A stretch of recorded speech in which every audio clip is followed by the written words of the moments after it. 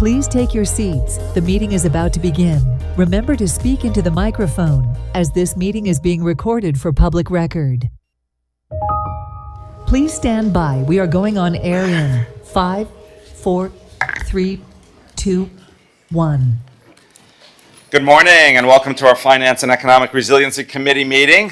Looks like a commission meeting here as we have the whole body here. Thank you so much to all my colleagues, to the chair of the committee, Commissioner Magazine. I'll just say a couple of words before turning it over to Commissioner Magazine. First of all, big shout out to our entire city staff, our residents for an incredible World Cup. We're all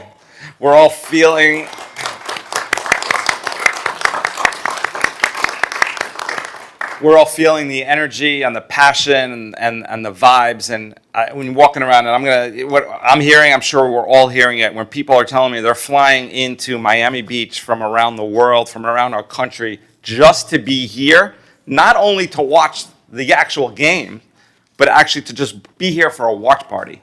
That is incredible. And we've really showcased our city, and we are a world-class city. But certainly this has elevated us in a big way. So thank you for all the entire city, police, fire, sanitation. I mean, that North Beach party, you had 5,000-6,000 people, and by the next morning, it didn't look like there was anything going on there the night before. So great work. The beautiful thing about this budget, we are in a unique position and working from a position of strength. So while we're talking about a lot of areas where we can streamline, where it can be leaner, we're also talking about, we had a surplus last year. I'm guessing we're going to actually have a surplus this year. We're talking about issues like whether we should either keep the millage rate stable or lower it. Many cities are not in that luxury position where they have to raise taxes. We're actually looking at potentially lowering it or keeping it stable. So as we have these discussions, I think it's very, very important to keep that in mind, that this is a position of strength, and we're just looking to make our city even more efficient. And for example, and we'll hear from Jason, we're talking about issues where we have asked for a budget that has potential $21 million in cuts, but in essentially, to balance the budget, we need $7 million, which is much more attainable. So again, a position of strength that we are working from. I'm very proud of our city to be able to do that. The one thing I will say, and I think all of my colleagues share this, and I will fight this to the max. There is absolutely nothing we are going to do in this budget that cuts services in any way that would impact our residents. I mean, this is about quality of life, a safe city, a clean city. We have worked so hard to get to this point where we have improved our city. There's nothing that we're going to do that's going to hurt that, or any resident is going to notice any cuts in services. And we can do that. We can do all of that, and that's why we're sitting here going through the budget. So I'm going to turn it over to the chair of the committee, Commissioner Magazine. Thank you, Mr. Mayor. Thank you, colleagues. Thank you to our employees that are here in attendance. Thank you to our community members that are here in attendance. I truly believe this is one of our most important and consequential meetings that we have on our calendar throughout the year. We'll be reviewing our operating budget here and setting us on the path. I'll echo the comments and sentiment that the mayor made. We do tackle this process, as we have in each of the past several years, through a position of financial strength. Our reserves are at record levels. We have fully funded our reserve positions, both in the general fund and within our resort taxes. So what we're looking to do here is similar in years past, where we are looking to run a more efficient government. Every single dollar that is spent by this body, and I truly believe that being responsible stewards of taxpayer money is our utmost highest priority, along with public safety for our residents. Being responsible stewards of that comes with a tremendous deal of responsibility. And I'm very proud of this commission over the past several years for really being one of the first to truly take fiscal responsibility seriously. This year is also compounded with the uncertainty of what is going to happen in Tallahassee through the voter referendum that will occur in March that could take further revenue and resources away from our cities. we don't have control over that. We will react both proactive and reactively and address that as it comes in. However, it would be a dereliction of duty if we at least didn't start planning for that. And what I'm proud of is, even though we had no idea that was coming on the ballot several years ago, our fiscal responsibility actually leaves us in a better position than just reacting to this as a new.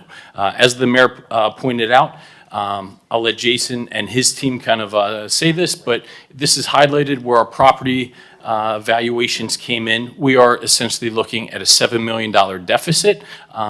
And we've been preparing for these moments where over the past several years, we have been seeing data that shows a deceleration in the growth of property values. And from everything that we're able to see kind of around our ecosystem, I expect that to continue. So what we're essentially looking to do here is continue managing proactively rather than reactively, and making sure that we don't find ourselves in a position one day where we have to make massive, massive cuts because we hadn't been fiscally responsible and preparing for this for years in advance. So with that, I'll turn it over to Jason to make you have quite a robust presentation here. What I'm going to look to do is really streamline this process. We have a lot of important discussions here.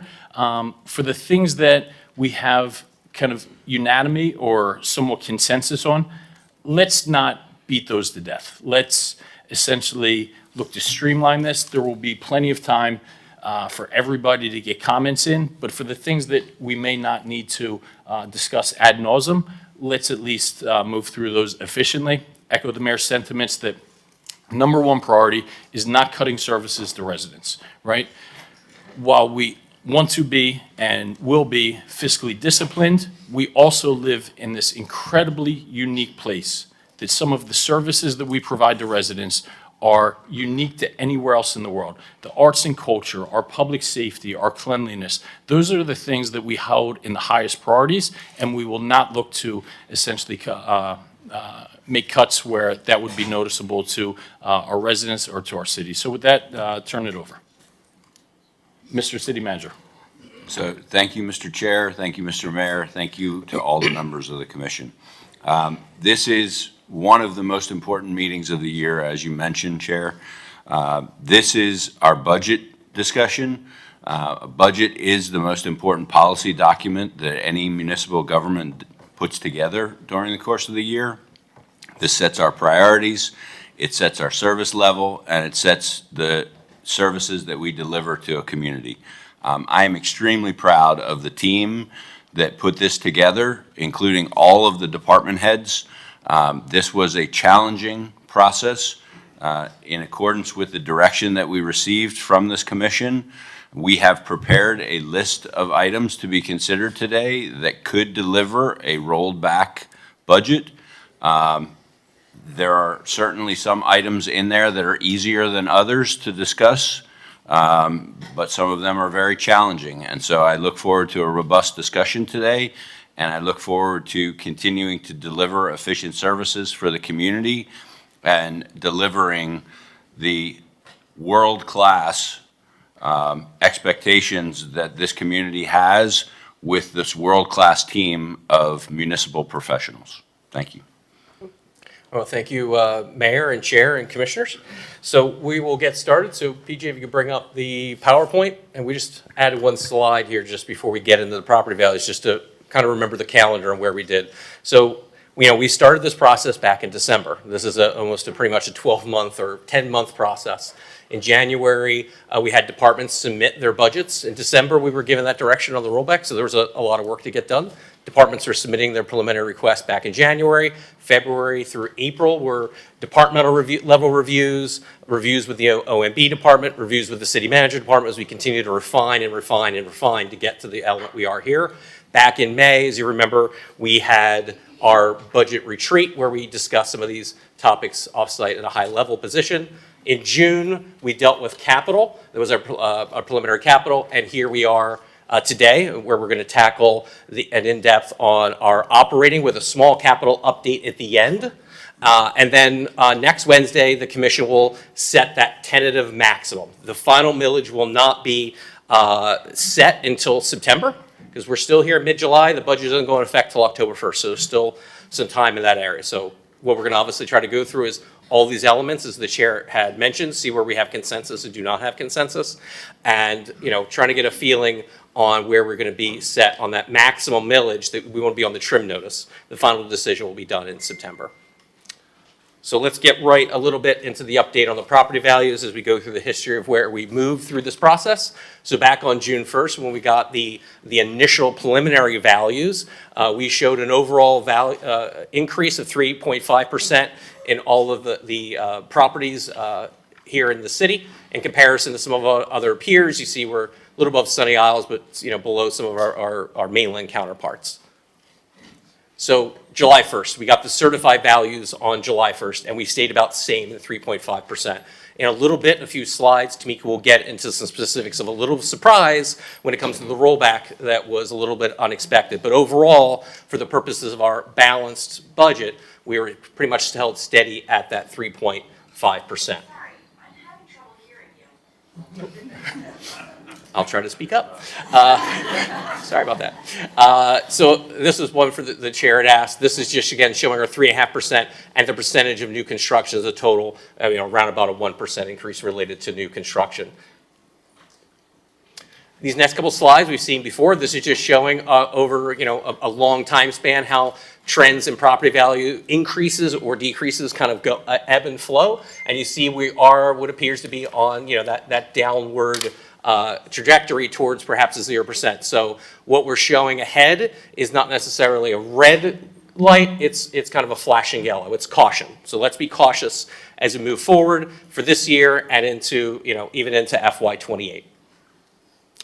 So here's our existing property value trend for our existing properties, 2.6%. Again, basically along the same trend lines. And then new construction, very spiky. You can see we had $500 million in new construction. And then we'll discuss a little bit about the millage rates. So where we were back on June 1st, this is where we were showing our flat operating millage, and we were having a slight decrease in the voted GO bond debt service based on the valuation increase we had June 1st.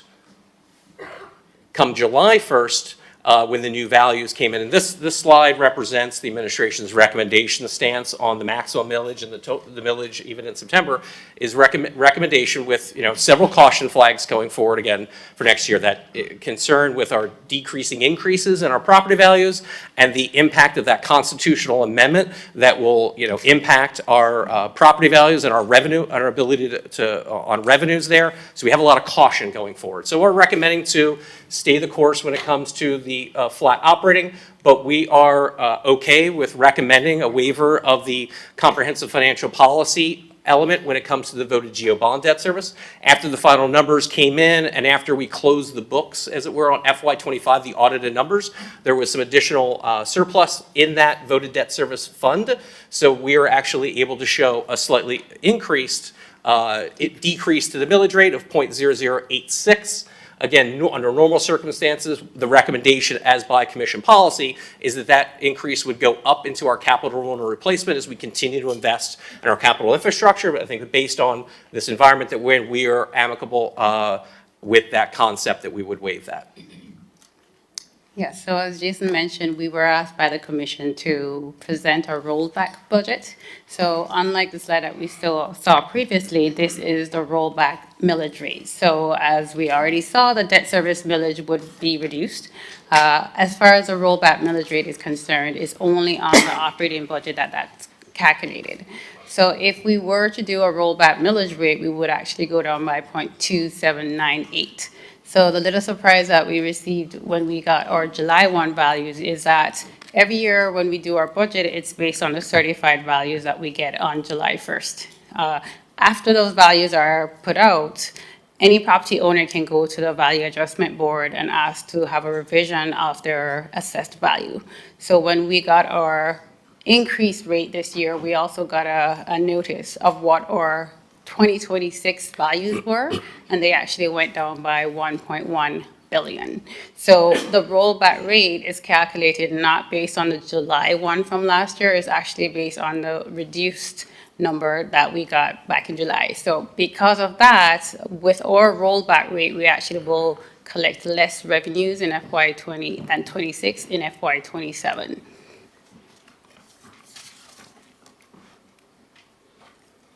So this just shows a history of our millage rates. Last year in FY '26 budget, we did do a slight reduction on the operating budget. The column right beside shows the FY '27 budget that we're recommending, and that recommends leaving our operating millage rate flat and doing a slight reduction on the debt service millage rates based on the calculated number. The second slide to the far right is the rollback millage rate. That rate of 5.8455, it would be the combined millage rate if the commission adopted a rollback millage rate.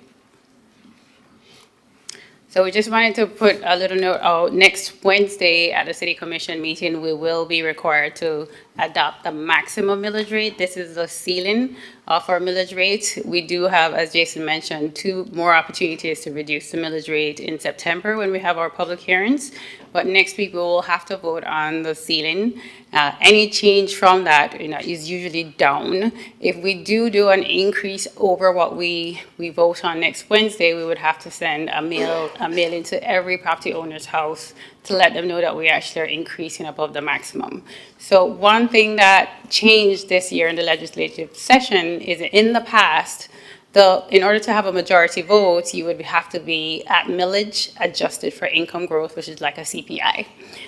This session, they actually changed that requirement. So moving forward, if you're voting for a millage rate that's below the rollback rate, then you're still at majority vote. Anything over or at the rollback millage rate will require at least a 5-7 vote. That's not terribly different for the city of Miami Beach. Most years, we do require a 5-7 vote. And then this just shows a comparison that, this is a decision we have to make. If we are going with a rollback millage rate, we have a $21 million budget gap. If we are going with our recommendation of keeping the millage rate the same, at least at this point, we'd have a gap of 6.5, and that's just based on our property tax revenues. So we have about 3 slides that list all the commission priorities that were either through a resolution or city committee discussion for, discussion and consideration as part of the FY '27 budget. Any item with a check mark is what we have recommended for funding. There are over $3 million of requests. We are only recommending 3 items at $221,000. And again, that's just because of the situation that we're in, trying to reduce the budget by over $20 million. So I'm not going to read everything on the slide. I'll just focus on the items that are recommended. The first one is the mental health position for fire that was recommended by commission at the last commission meeting. And then the last 2 items were the blood transfusion dollars, also was recommended by the commission at the last commission meeting. And then the bust of General Jose de San Martin, that was on the capital budget that we discussed in June. The commission actually reduced what was recommended, and now it's below the threshold of a capital project. So we just brought that 17,000 over, and nothing else is recommended at this point.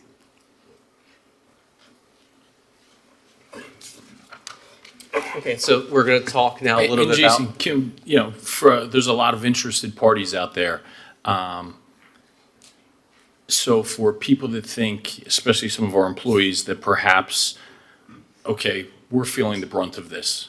What that means, commission enhancement request. That means every legislative item that we have essentially put forward and proposed. As you saw, paving of pickleball courts, paving of basketball courts, if we wanted some sort of enhancement for new playground equipment.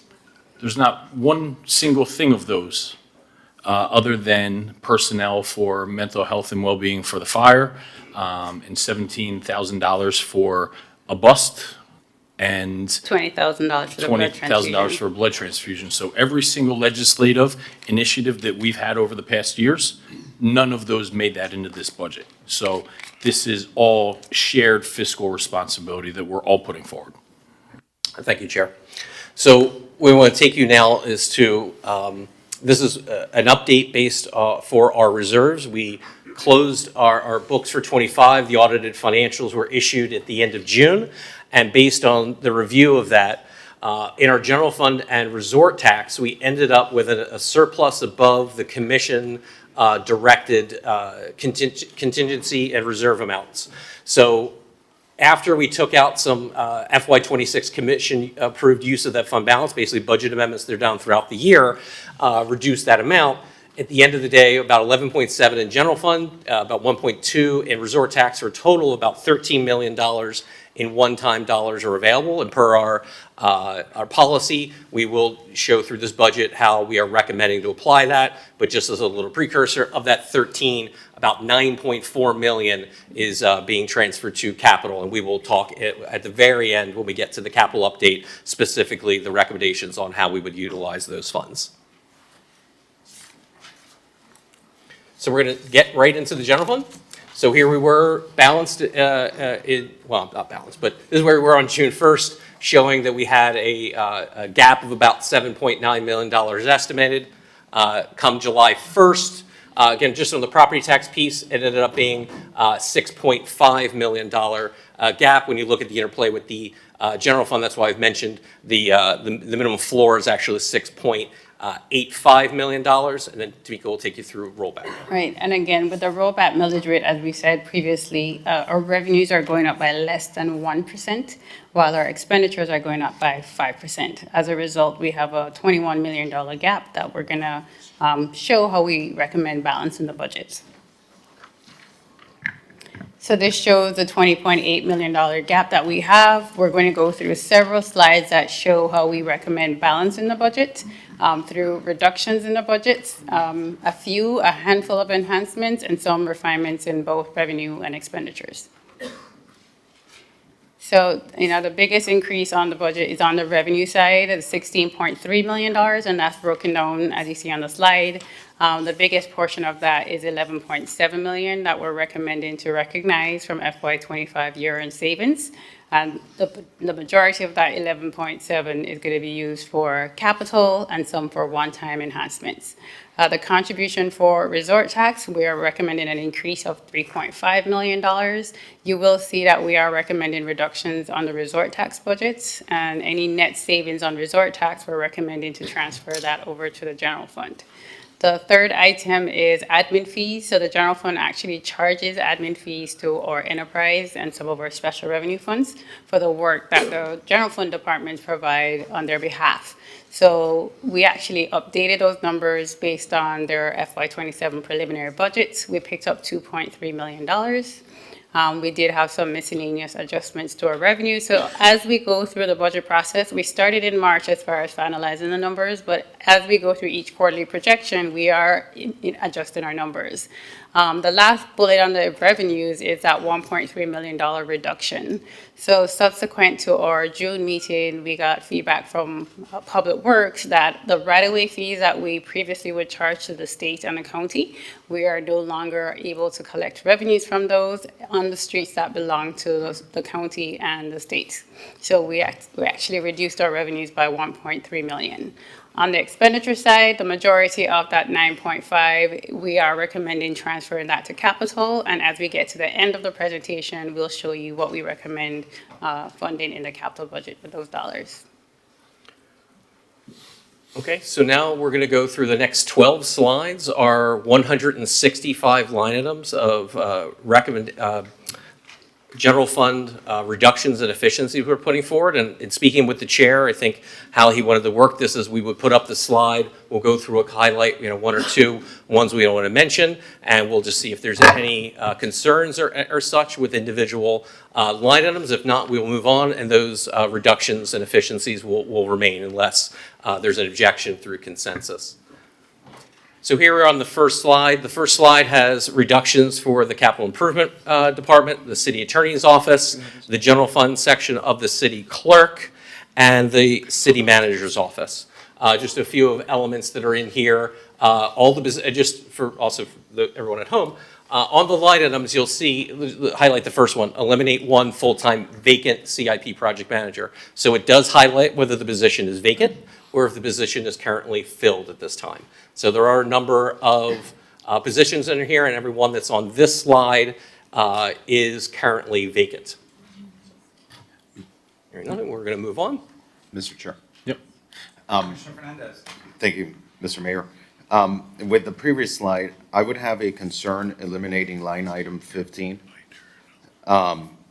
reducing our budget for state lobbying services. If the property tax reform at the state level does pass, we're going to be more reliant on subsidies from the state. And this year, we had great success with appropriations. I think we got $3 million worth of appropriations. And so just understanding the uncertainty that we have in funding and revenues, I would want to make sure that we retain the lobbying services that we have in Tallahassee to help us with those dollars. If I could clarify one element, that's both federal and state. So of that 114 cut, 54 is from the state and 60 is from the federal.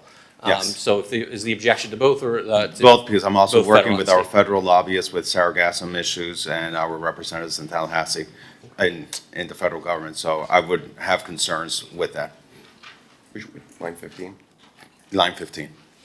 Is there, so I got just through consent, is there a consensus to remove that line item from consideration? Correct. And how should we do this process? And I'm collectively looking for people's input. For the line items where there may be concern, do we want to make a finite decision today? Do we want to say, you know what, let's put that on the back burner and we will, that's one where we won't push forward for an elimination today, but that doesn't mean it's binding, right? We can continue that discussion at our next meeting. Does that work? I defer to the chef in the kitchen, and sometimes it's not good to have someone chefs. But yeah, I mean, I'm fine with, I don't want it to be a surprise when we get to the 22nd, that I would have concerns with that specific line item. I mean, this year we got $3 million, I think we got in appropriations. So that's a position that is generating dollars for us. I wouldn't. Okay. So however you all feel is best to handle that. I just Deci- can't agree to that. Decision cut. could be made today, or it could be made the first budget hearing. You know, obviously the second budget hearing, you usually don't like, you know, but it could be today or the first budget hearing. And I know in speaking, you know, through the briefings, I think these categories, again, assuming that we will, you know, go with the administration's recommendation on a millage, there's an opportunity to remove things if you feel, you know, not comfortable with them. And I think there'll be a group of these that we will be very comfortable with and not have an issue with. You will have some that today there'll be a discussion and maybe a consensus to remove them from consideration immediately. And then another group that perhaps you need some time to digest them and to think about them. So there's kind of the three categories. So I guess the feedback we would need to know is today, are we going to remove that or are we going to leave it for now? So I'm fine with today moving that on to remain in the budget and possible further consideration at the 22nd meeting. That work? It would be the meeting in September. It wouldn't be next Wednesday. Next Wednesday, you're just setting max millage. We won't get into that. So if the commission's okay, we will leave that item for now. Okay. So let's move on to the next slide.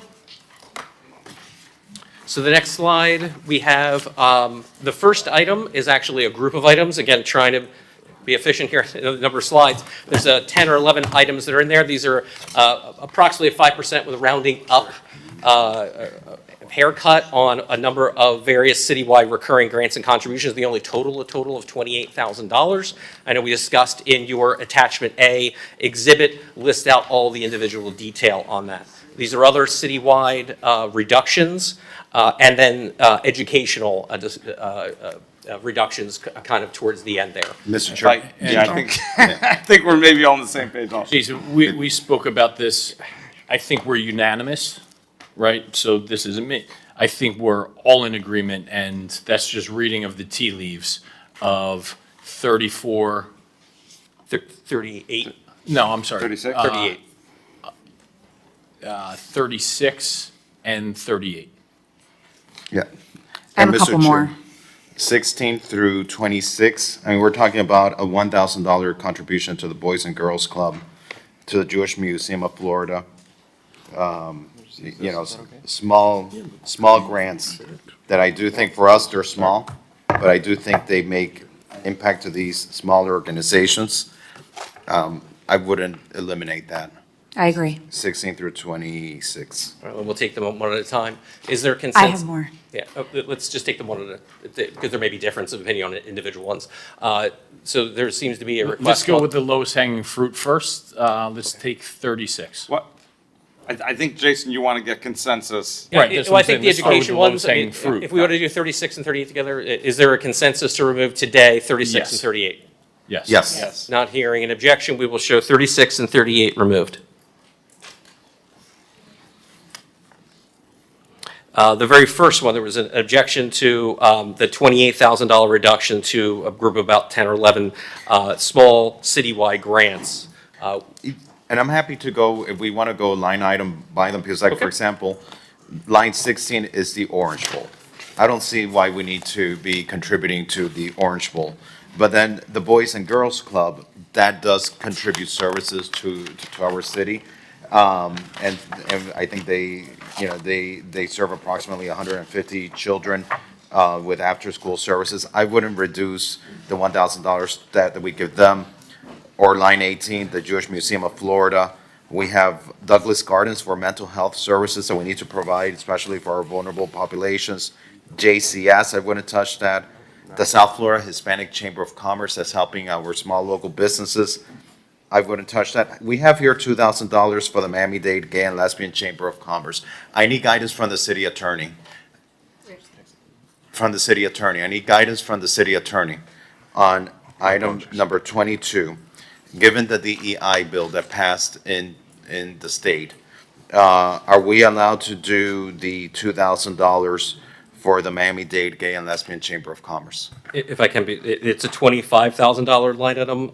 This is a $2,000 reduction, bring it to 23, so it's 25 total funding. I'm aware. Thank you. That would be a grant that I don't believe we would be allowed to. Okay, so even the total amount was something that if we need to balance, you know, that there might address the majority of the $28,000 that we were looking to solve. So I think we need to, you know, realize that unfortunately, we're going to be preempted in line 22, and that line 22 might cover, you know, the amount of efficiencies we had in 16 through 26. I wouldn't cut the community health center or the visitor center, and these are small grants that I think do good in our community. I would say probably if we're going to go down this path, the consensus would be reducing number 16, but leaving the rest. Yes. I don't know how we feel about 22, given the change in state law. I would leave that for the city attorney maybe to discuss with the CFO, if that's something we can keep in the budget. And I don't want to open Pandora's box. I don't know if that would be the only one, if that's the guidance. There's going to be others, So unfortunately. Perhaps what we could do is guide you, the CFO, and the city attorney to have discussions in the interim about the funding of some of these.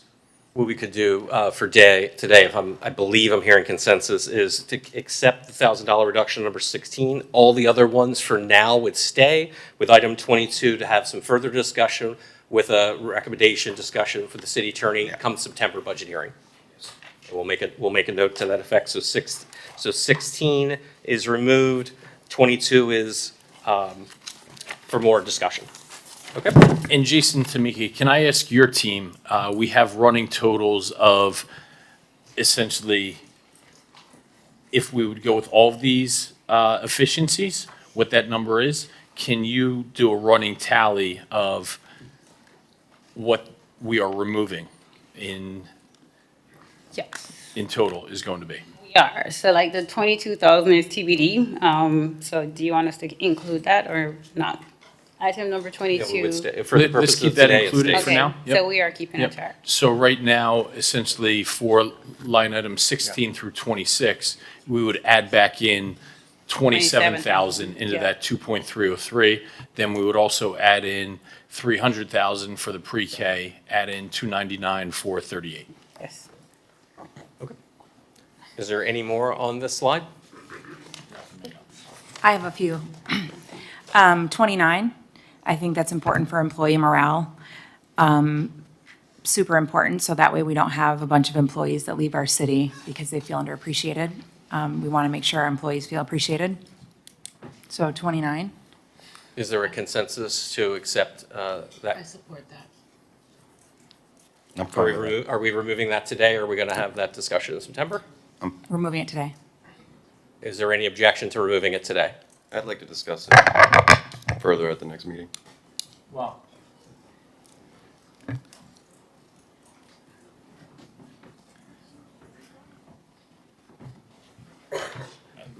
let's discuss now.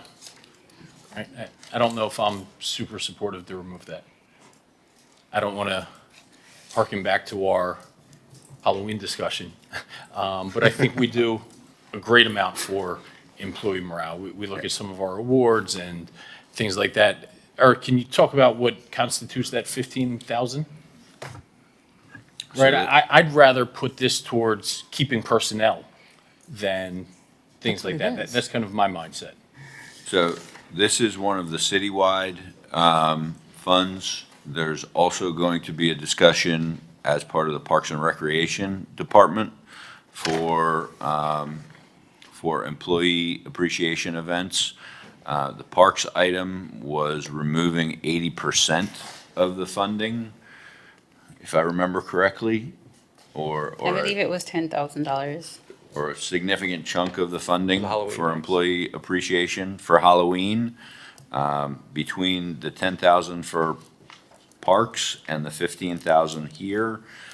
The 25,000 is for basically the facility, the food, and the decorations to be able to have a Halloween event. And I guess here's how I conceptually look at it, and I'll just share my litmus test, right? All of these amounts, while small, can add up. We have a finite pie, right? And full disclosure, my daughter goes to school there, but she doesn't use the basketball courts. But the parents at South Point Elementary have been asking me for years to have their basketball court repaved and a basketball hoop put on, right? It's not a huge amount, but what, maybe $150,000 or something like that. And we're telling them in 4 years. So some of these small things add up. It's at the expense of something like that, right? So that's kind of the litmus test that I use. Every single thing that we see in these efficiencies has some degree of merit, right? That's why they got put here in the first place. It just becomes at the expense of what? And that's how I look at it. It's not because I don't value our employees or want to share in these happy hours or things like that. But whether it's this or some other things that we look at, it's just a simple trade-off. And my litmus test is, do I want to go back to our residents and say, I'd rather choose X than paving that basketball court that the community uses at South Point Elementary? That's kind of how I just simplistically look at things. So I don't mean to sound like an ogre and say, no, I don't agree with this $15,000. Doesn't mean I don't appreciate it, but every dollar has to now come at the expense of something else, and that's just how I look at things. If I may, Mr. Chair, I think this year, we're going to have so many serious discussions. The most important thing, I believe, is to save as many of our employee positions as possible, given the challenges that we're facing and potentially facing the coming year. I think we need to prioritize. I think the key thing is, number one, save as many of these positions. And so if we can, I think at the end of the budget, as we're going down, do we have the ability? If we have the ability to save it, I would save it. The priority is, keep the education funding, keep things like the CAT funding, keep public safety, police, fire, continuing to operate at the current level of service without sacrificing positions. And then if at the end, Mr. Manager, you feel that we can balance a budget and save these positions and keep something like this, well, of course, we should be doing that because we do, as Commissioner Matos Salinas has highlighted, we do want to make sure our employees feel appreciated. I think right now the biggest thing we can do to show appreciation for our employees is to save each one of their positions in our budget, and then consider this at the end that we have that available. Can we do that? Commissioner, if you're asking me if I want to save people's jobs versus have a party, my obvious answer is save people's jobs. Right. But that being said, I think we just need to look through the entirety of the budget, see what makes sense, and see where the right landing spot is. You know, I've made a commitment to all of the department heads and all of the employees that we are going to try to find a chair for everybody to sit in when the music stops, even if there is currently a funded and filled position that is being considered as part of this process. May I add one last comment? We can do both. We can save people's jobs and also make sure our employees have $15,000 to enjoy working here in a place that they spend a lot of time and they do a lot of hard work and they, you know, are happy to meet the needs of our residents here. We can do both. I mean, it's not an and or at this point. I don't think $15,000 is too much to ask for. And I understand Commissioner Fernandez, I agree with your point, and Commissioner Magazine, yours as well. But we don't have to throw the baby out with the bathwater and make this experience worse for people that work here. Let's make it better. This is about team morale, and we're a family here. You know, neighbors, I mean, I want every employee here to know that I've had a bunch of calls and, you know, everyone appreciates the work that you do here, no matter what department you're in. And, you know, if there's any way that we can express that through this $15,000 allocation, I hope we keep it. Yeah. And I'll fight for it. So, Chair. yep, please. Jason or Tamika, the recommended reductions in efficiencies that you're proposing gets us to the $7 million shortfall or the $20 million shortfall? No, the recommendations here are get us to the rollback, so this is the 21 million. So anything that Okay, we've so- removed, now we've already removed some, we're off rollback. Okay, so these recommendations to reduce and maximize efficiency are totaling slightly less now, but approximately $20 million. However, as a body, we have not made a decision if that is the direction we're going to go in. So there are things that we've already hit a couple of them. I'm sure we're going to hit a bunch more, where we can come back and see what the total is and see, well, we're not at 20 and we're not at 7, but we're at 10 and we feel pretty good about it. Or we're at 15 and we feel pretty good about it. I don't think to make a decision on a $20 million cut when we haven't made the decision about whether that is the right number is the correct way to proceed. I don't want to say at this point that it has to be 20 or it has to be 7.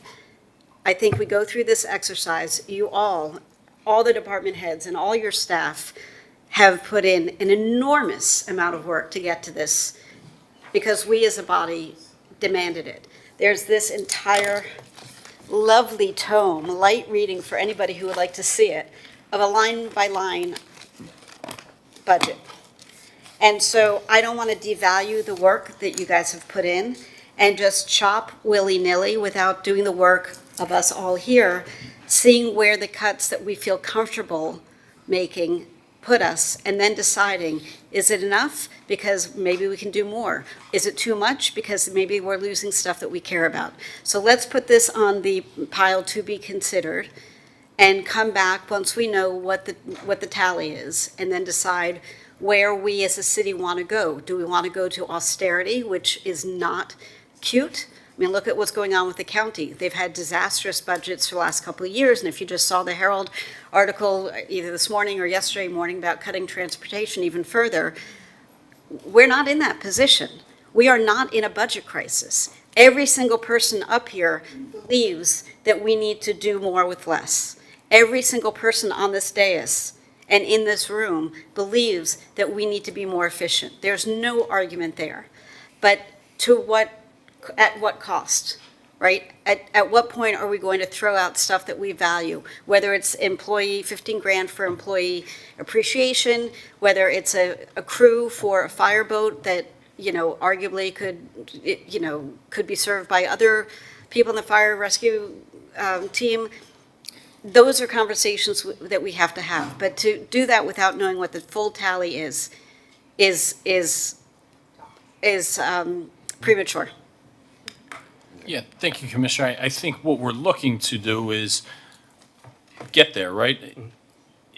If they gave us the recommendations for a fully rolled back rate, by definition, everyone that we add or remove from a reduction, we're not going to get to that rolled back rate, so we are going to be settling somewhere in the middle. Now, whether it's closer to the mandated millage rate or keeping it flat or the rolled back rate, that's what this line item analysis does. So I think for the items where we have easy consensus to remove from the efficiencies, we do so, such as the STEAM funding, the grants and things like that. And then where there's a little more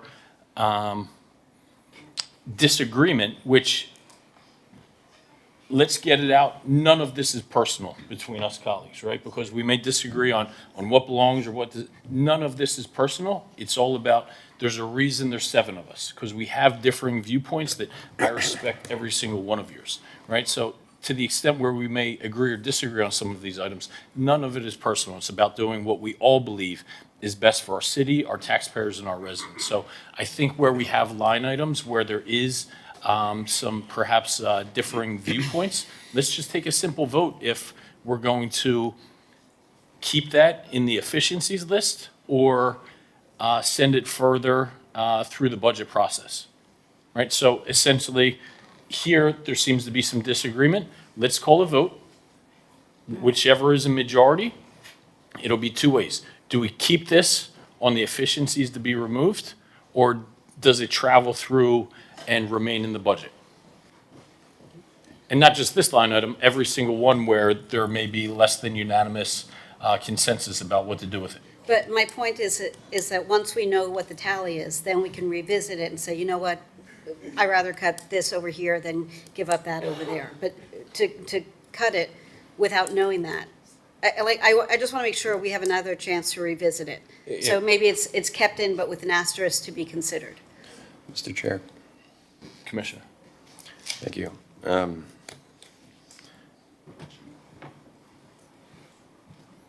Wait. Okay, a couple things.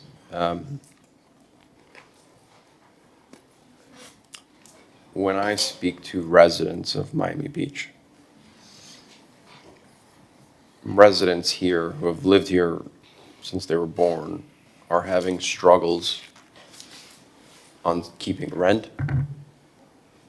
paying groceries, basic living expenses.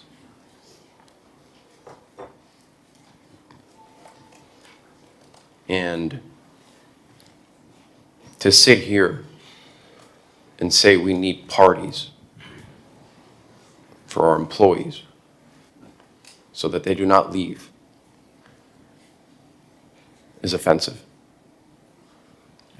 It's not offensive. We all have differing viewpoints. I'd like to finish. Yeah, that's fine. Let's keep this not personal. I want to continue with my train of thought.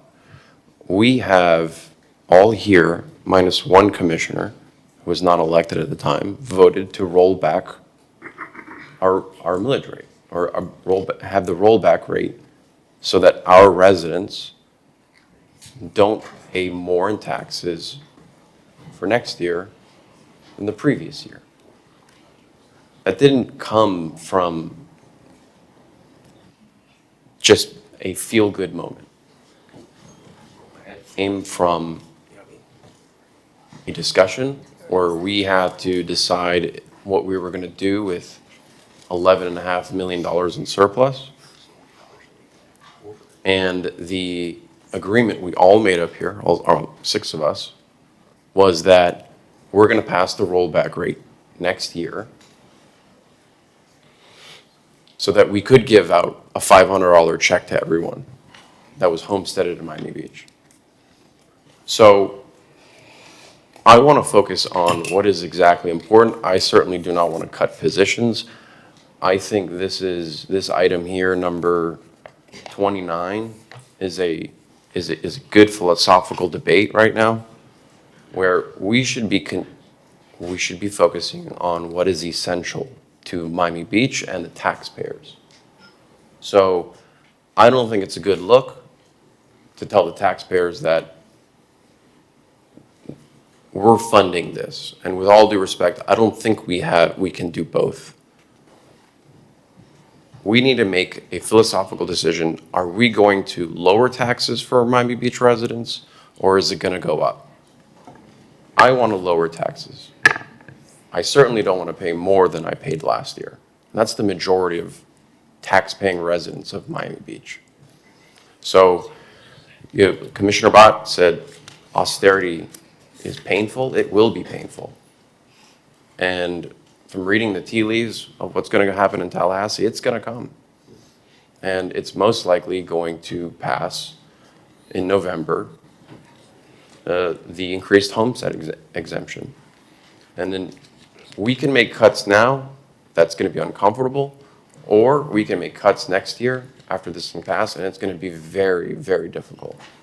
So focusing on these items, and spending, I think, 10 minutes on this, I don't see that this is a good use of our time. Commissioner Dominguez, and then let's bring this in. We're going to have much more controversial things to discuss than this. I hope everybody kind of got their high-level philosophical talking points out on this item, and it's not just debate on this, because I promise it'll get more controversial. But Commissioner Dominguez, Commissioner Bott, if you want to speak, and then what I'd like to do, Jason, is call a vote for this specific item, and that'll kind of be the process that we carry along. Thank you. First, Jason and Tamika and the city administration, thank you for your hard work in really going through line by line and presenting things that could be enhanced or reduced or whatever the case may be. One thing I do want to correct the record, the commission did not vote on a rollback rate. We voted for the city to present it to us. And so thank you for presenting it to us. And this exercise that we're going through of saying yes or no for the different items is so important and critical. And as has been said on the dais already, we all care about efficiencies. We want to make sure we're running better.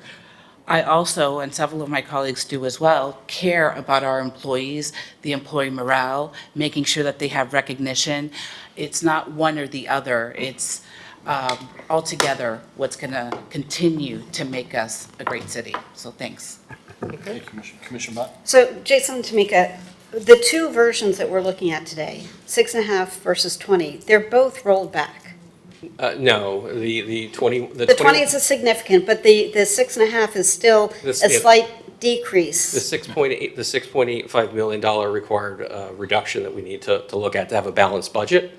We assume our flat millage on the operating side, but it still would have a reduction in our GO bond, so the overall millage rate would go down. Correct. Yeah. So under no circumstances, unless we start adding things willy-nilly, helicopters for everybody, we're not going to present a higher millage rate. It's actually going to go down than what it was already. The administration's recommendation is a lower millage rate from correct. 26. So nobody is proposing higher taxes. And one way or the other, we are going to come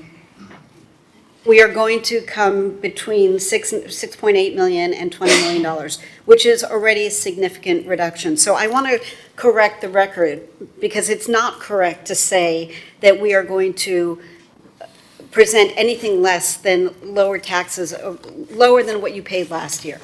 And I might be getting the exact terms wrong from a CFO perspective, but for the net layperson, nobody's going to be paying more on our millage rate.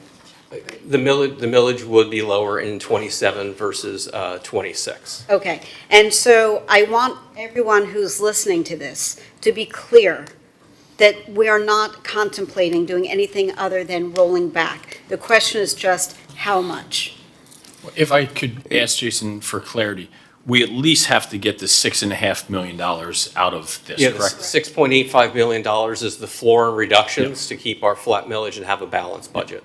So just to be clear, Jason, so my colleagues can understand this, you can lower the millage rate, but your taxes still technically go up, correct? because you have a valuation increase in your property. If you had a flat millage, you would definitely could be paying more in So total can we- dollars to. Can you reiterate that just one more time? Sure. On the operating side, because of that being a flat millage, if the value of your property to go up, you could pay, especially on the homestead, I think the cap wasn't 3% this year, right? It was 2.7%. So the max you would pay additional homestead would be 2.7%, but obviously partially offset by that decrease in the geo bond millage. And statutorily, if we do not meet the rollback rate, Yes. what does the state of Florida send out as a notice to residents? It would show as a tax increase, and the reason is that Excuse me? It would show as a tax increase. Show it as a tax increase. So Right. even though we lower our millage, but we don't achieve a rollback rate, it is by state law a tax increase, correct? Correct. State law requires, the only tax that's like this, I mean, it would be analogous that, because it's based on the value of your property, would be, on a state sales tax, let's say, if a loaf of bread went from $2 to $4, you paid more in taxes. Would the state say that they increased taxes on people? Probably not. There's not a rolled back sales tax. Property tax is the only one in state law that requires that concept that if you pay more than the prior, you have to follow that. And It's if a you, specific millage you need to just follow. one more second. And if you do not pass the rollback rate, you need a supermajority vote, correct? We need No, a we want 5-7, Excuse me. 5-7. 5-7. It's not a unanimous which is vote. typical. There's, I think, Correct. every municipality I've been at, it's always been a 5-7. And if we pass a rollback rate, It would then it require is just, 4/7. it's a simple 4/7 vote. So in essence, if we can still lower the millage rate and taxes can still go up, which means people pay more. So it is a accurate statement that if we do not pass the rollback rate, your taxes will go up. In fact, the state of Florida sends out a notice that your taxes are going up. And there's a certain higher threshold for us up here to vote on the matter. So I want to make sure everyone is clear on that. So if we, Those are not city taxes. We do not control those. And we are going to cut between $6.5 and $20 million from the budget. They are city taxes. Property taxes, Jason, my understanding was that property taxes are not city taxes, that they're county and state taxes.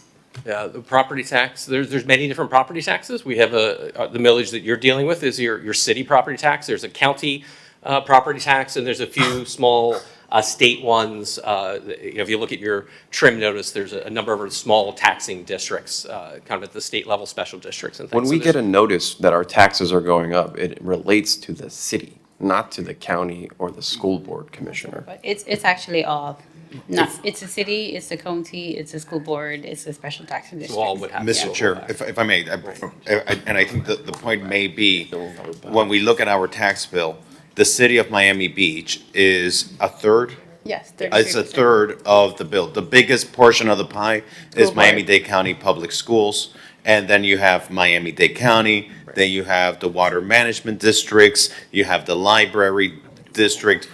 So you have all of these other portions of the pie that go into that property tax bill that our residents get. Miami Beach is only a small slice of that pie in reality.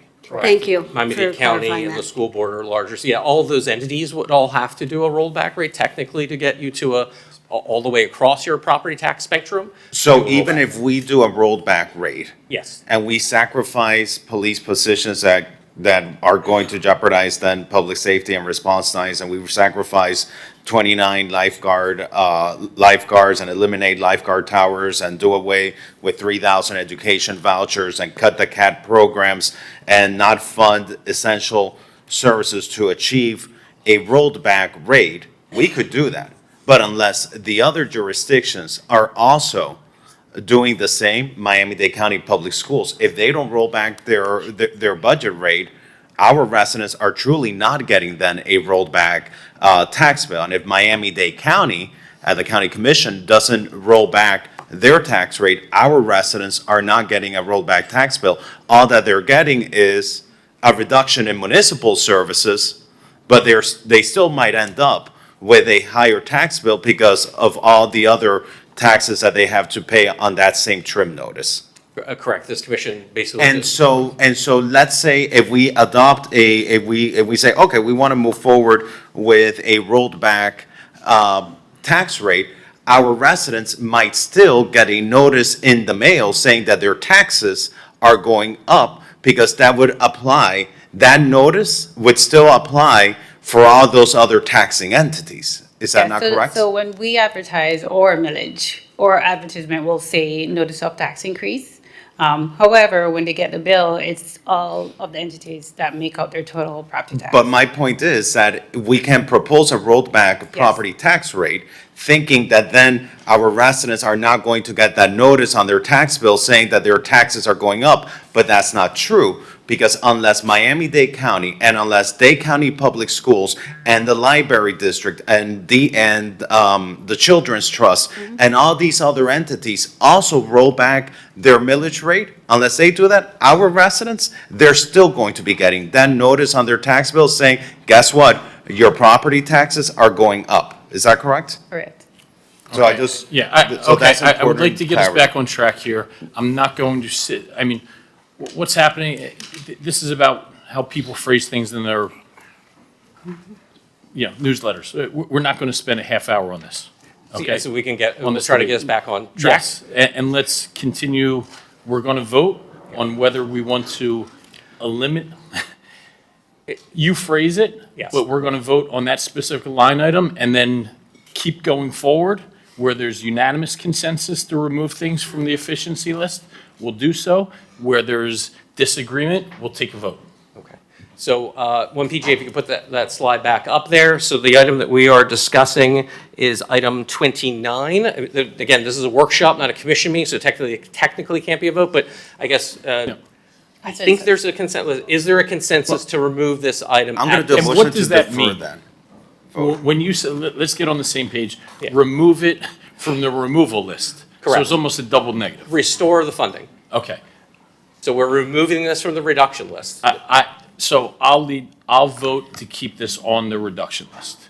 Okay, so let's take it that way. Is everyone, again, there's always an opportunity in September, as I know we are another element there. At this point, are we okay with leaving this item? Do we have a consensus per the chair to leave No. this item for now? I want to defer that. I want to move to defer this vote, because if at the end of this exercise, we have capacity to absorb this cost, I don't want to vote to remove something that's good for employee morale. I mean, I don't know at the end of this exercise if we're going to have capacity for this. So I'd rather do a motion to defer this till we can make a fully informed decision on that. If I may, what I think what we can do is, it doesn't need to be a consensus, but it seems to be maybe a consensus to deal with this at the end. So we can make a note to revisit this at the very end. Thank you. So at the end of the appropriate section, which is probably at the end of resort tax. So, all right, so let's move on. No, I'm sorry, I have more. Oh, there's more, okay. 34, I'd like to point out that some of them, we might not be able to fund because we might be preempted by the DEI grant that was mentioned earlier. But there is one in here that's a $10,000 allocation for Feinberg Fisher After School Art Program, and I'd like to keep that. The Feinberg Fisher piece is $500, I believe, because that would be the 5% allocation there. There's a request to restore that $500 allocation to the Feinberg After Consensus, School. yes. Is there a consensus to restore that $500? Yes. Okay, I think there's a consensus, so we will show a $500 reallocation there. Number 35, the Common Threads program, that is cutting a service for our residents. It's 162 families that it affects, and I'd like to keep that in there too. Explain what that is, please, Jason? The or Common City Manager? Common Threads program, we discussed this last year as a possible reduction, which was restored by the commission. This is basically, it's a hands-on cooking and nutritional education for youth and families. So if there's a request to restore that funding at this time, do we have a consensus to restore the funding, or? I have a How many question. participants does this? The Cooking skills and 162. work cuisine is 54 participants. Family cooking, 20. Ask a Chef, 88. So it's a multiple set of 162. programs. From 88 to 50, down to 20 participants in the various programs. So again, this is one that could be restored immediately, talk about at the end, or talk about in September. So there's a request to restore that funding now. And I have a question on this program. Is this for individuals experiencing food insecurity in our city? No, I don't believe so. I believe this is Well, just. it's for everyone. I mean, yes, if they are I mean, experiencing they that, could then be, but yes, this is, I believe, open for all families and youth. Okay, so let me ask you this, because going back to line item 34, again, one of the line items that we have there are programs, when you look at the description, programs that we might not be able to fund, including a $25,000 grant and a $50,000 grant that we potentially might not be able to fund because of the change in the state law, and that's not considered here. Could we use that to help then fund the common threads and not experience then a deficit in our savings projections? If the interest is to, on 34, fully eliminate the $25,000 and $50,000 grant. That we're preempted on? Now, If I may, I don't believe we're preempted on the SAFE. On Project Dollars. SAFE, we're not preempted on Project SAFE. Correct. How about Safe Space program? We are still evaluating that one because it's a combination of So I would say, what I want to make sure is that we have a balance. And so I would wait to see what is the finding on that. Because if this is, and I want to make sure I'm fine keeping the funding if we can find an efficiency. SAFE is absolutely okay to keep Okay. if you'd like to. let's keep it. Yeah. Mr. Chair, if you're done, Commissioner Latcher. Yeah. Okay. Tamika and Jason, sorry to go back a couple of minutes, but you mentioned that even if our taxes, if we do the rollback rate, and the county and the school board does not, we still technically get a notice? Yep, so Okay. we will have a notice that our taxes are kept flat if we adopt the millage, the rollback millage rate. Yeah. So However, I just, and PJ, if you can pull up the screen, because I want everyone to see this, especially my colleagues, that here is a notice of proposed tax increase. Okay? PJ, if you could put it right here so everyone can see. I can't really see that much, but. Notice of proposed tax increase. City of Miami Beach. So there is a notice that goes out that says, we are increasing your taxes. Even though we lower the millage, your taxes are going to go up. So I just want everyone up here to know that everyone's going to get this notice in the mail. And everyone's going to be informed that our taxes are going to go up. So again, I'm sorry to beat a dead horse here, but I think there's a lot of misconceptions, unfortunately, up here that that should have been thought through, that we need to do everything we can not to raise taxes. And simply lowering the millage rate a few decimal points is not going to cut it. So point of Hey, information. okay, I am not going down this path. This is politics, this is semantics, and we're not playing this game, okay? This is ridiculous, okay? We are all sitting up here trying to govern for what our next social media post is, our newsletter, about, oh, he raised tax. No, I want to do what's best for our city. I want to do what's best for our residents, okay? I'm not going to sit up here about what I can put on my next newsletter, about, well, was this a tax raise, how much, okay? We need to run a more efficient government, a more efficient government, a more effective government. Okay? And where those chips fall, they fall. Whatever notice goes out, notice goes out. I'll either take the heat or I won't. I'm not going to govern on what notice and what verbiage or what semantics are put there.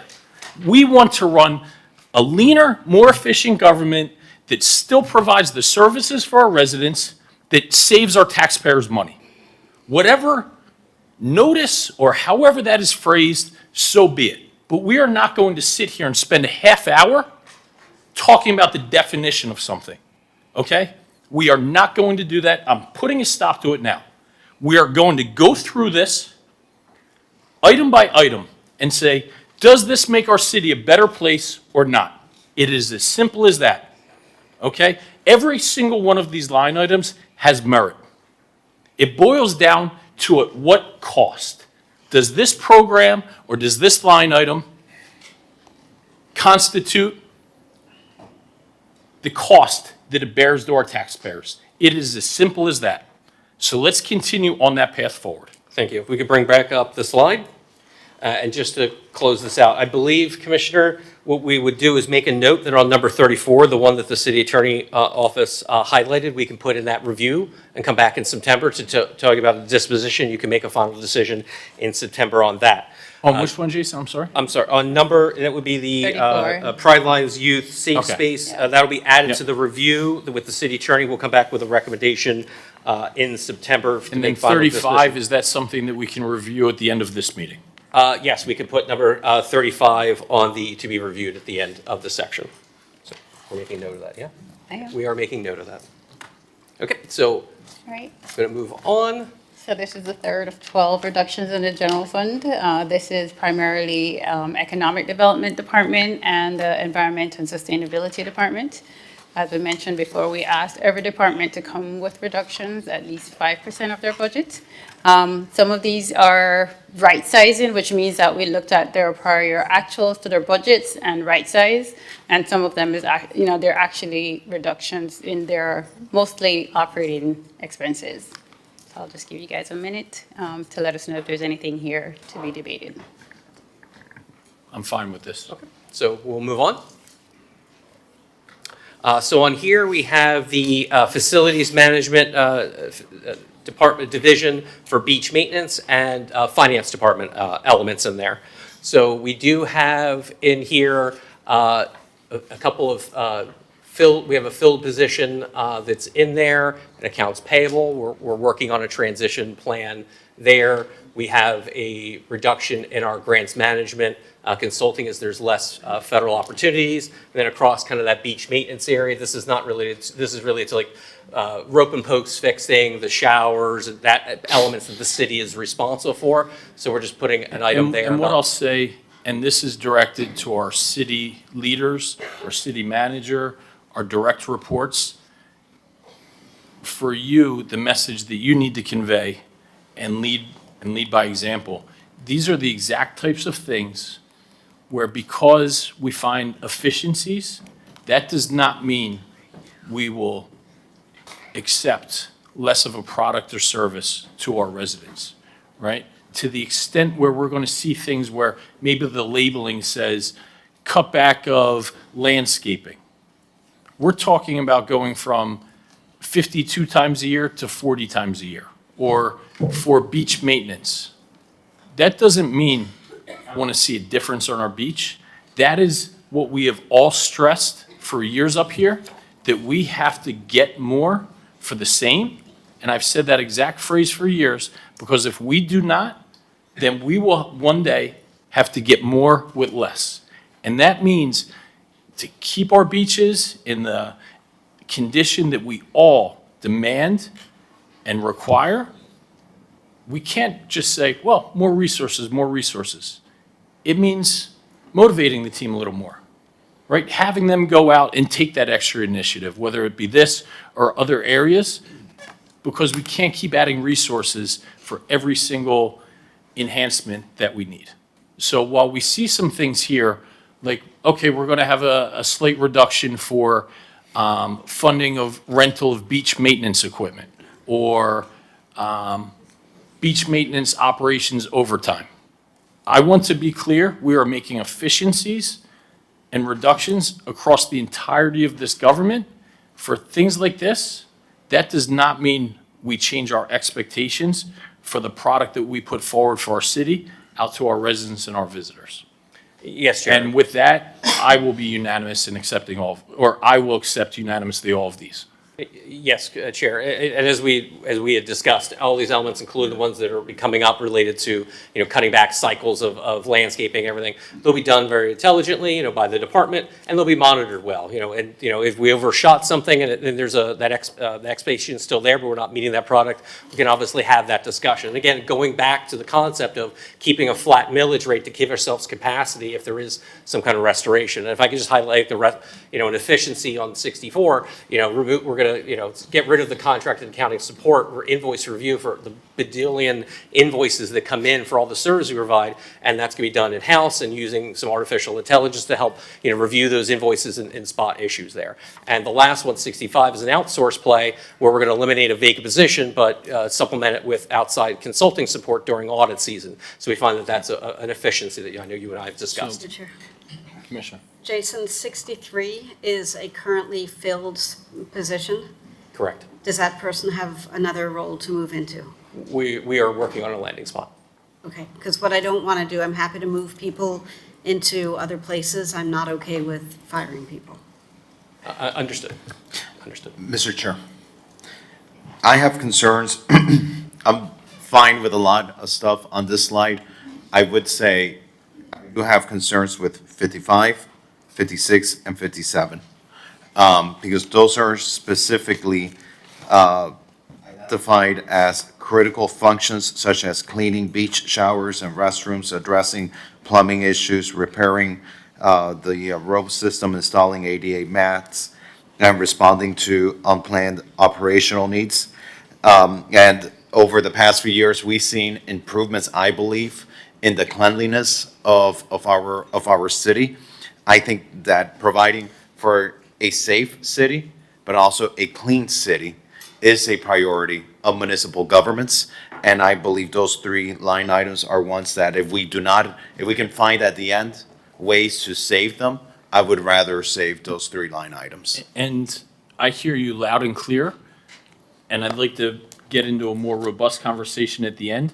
Eric, this is where I'm asking you to step up. You and your directors, we're not eliminating these. We're just eliminating some superfluous funding for it. I want you or some of your direct reports who are well paid in the city and deservingly so. We run an incredible city, truly. I want you or some of your directors to raise your hands and say, yes, we understand the importance of cutting some of this superfluous funding. And if it takes us going out there on our drive home and taking out an ADA mat and getting in a little earlier in the morning and putting that together, that's the lengths that we're going to do to get this done. I'm not asking literally, but you know what I mean. Like, Understood. leaders have to lead. It's I'll about- chalk that up to my friend Adonis. It's about finding ways to do things more efficiently, but deliver the service levels that our residents have come to expect. Yeah. So for these three items, let's have a more robust discussion at the end of this list. And if that doesn't work, obviously, I wasn't literally saying, you stop there, but I want to hear your analysis. Or perhaps I'm lying. I actually was looking for you to say that. But I want to hear from you your honest assessment if we can eliminate some of that superfluous funding, but still maintain the quality of services that we have. But let's kick that to the end for these. Happy to have that discussion at the end. Not sure I would go so far as to call it superfluous funding, but certainly we can look at whether or not we can achieve some savings through efficiencies. Thank you. If we're okay, we'll add that to the list at the end, but we will highlight items that are right sizing and which would not impact operational ones. I know these were not specifically of that ilk, but we will add that to the list to discuss at the end to see if there's an interest at the end.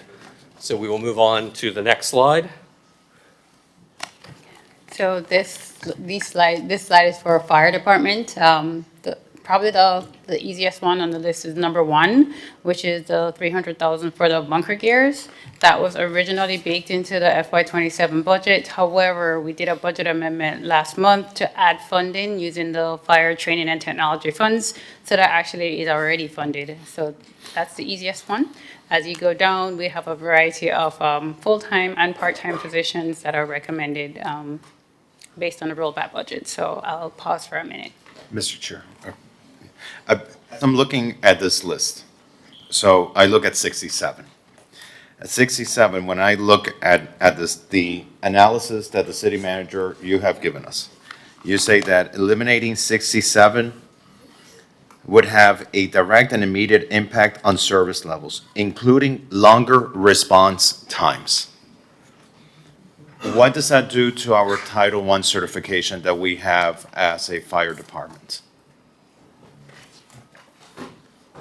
So I think that there are a number of cuts within this department in particular that potentially could put at risk some of our accreditation facts. And I do think that there are cuts that are offered here that significantly reduce our service delivery.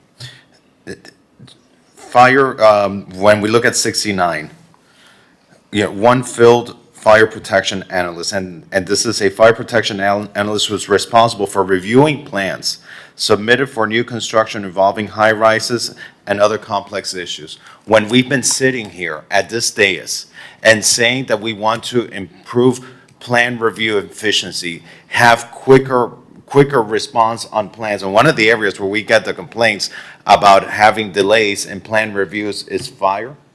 And now we're going to go in and eliminate positions that is going to cause delays. By the way, in the new constructions that help fund and balance our budget, as we saw earlier in that slide, that Jason showed us. When we look at line item 75, when we look at line item 75 to reduce the ocean rescue boat coverage, aren't these the individuals who showed up to the tragedy that we had outside on Biscayne Bay, where unfortunately we had even children pass away? Chief. Yes, sir. Good morning, Fire Chief Avalo. Yes, these were the first individuals that were first arrival on the scene because our fireboat was stationed at the 69th Street Fire Station, hence why it was adopted to fund for the fireboat to move to the Purdy Marina. Chief, would this have an immediate impact on the level of service and the response times on critical water incidents? Absolutely, because the Ocean Rescue is responsible for patrolling the Atlantic side of the city of Miami Beach, from 1st Street to 87th Street and the Government Cut area. And what are we doing a week from today? There's many things. We're opening a Purdy Marina, groundbreaking. Groundbreaking. And what is that groundbreaking for? This is to fund public safety for police and fire marine patrol. And so we would be here, we're building a facility, but doing away with the ocean rescue boat coverage that would potentially benefit from that facility. And the fireboat, yes. Okay. Commissioner, are you in line? Which line are you on? But let me finish, please. I just want to know which line. 75. Okay. So line item 76. Line item 76, 29 part-time lifeguard tower positions. What is the effect of eliminating those lifeguard tower positions? We would have to eliminate the physical life safety coverage for that area of 26th Street, 55th, and 62nd Street. Why were those lifeguard towers created? Those were created because we've had several residents and tourists that have died in that area. And beyond the tragedies that have occurred at those towers, we currently have legislation to create a marine park. to support our tourism, and it's the request of our residents, and I think we all have unanimously supported the creation of this marine park. What impact would the elimination of these lifeguard positions have on the potential creation of this marine park? Well, prior to that, we've also have the reef vehicles that were put in several months ago, and that's attracted a lot of tourists for that area, and this is going to attract more individuals to this area that is going to have limited coverage. And how about our ability to extend the swim zone, which is another legislative item that we as a city commission are working on? How would the elimination of these 29 positions affect that?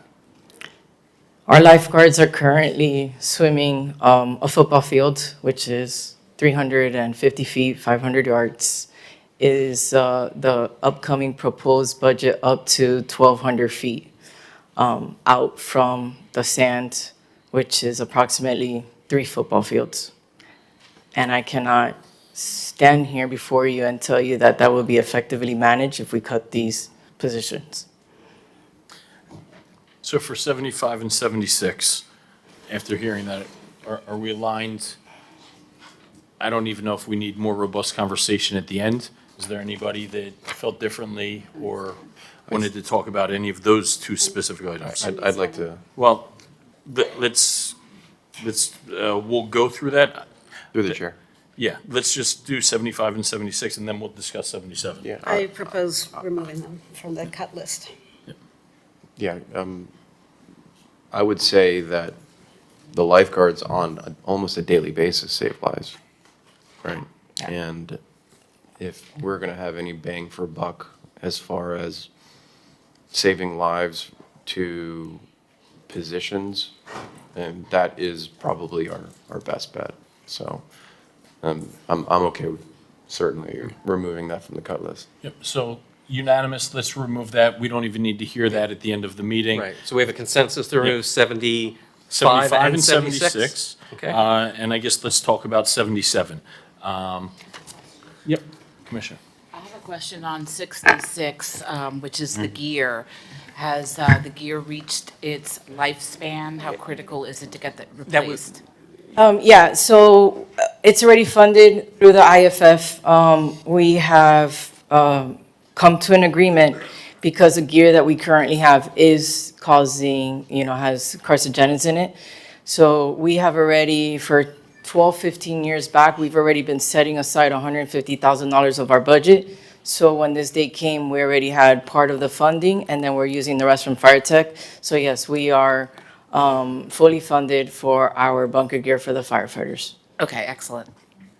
Thank you. I think the chair wanted to talk about, to get consensus on 77, where the commission wanted to go with that. Through the chair, I don't think this is on the cut list. This was in the beginning of the presentation, but there was an enhancement for a mental health counselor for the fire department. And Correct. Well, we'll get to that enhancement, but yeah, it was mentioned during the commission. are we getting to that Yeah, why don't later? we talk about this just because it's Yeah, part of the fire? Yeah. I think we look at this comprehensively. So I talked to both the chief and the fire union president, and they both agree that they would rather have this money, this money put toward another body who is a firefighter.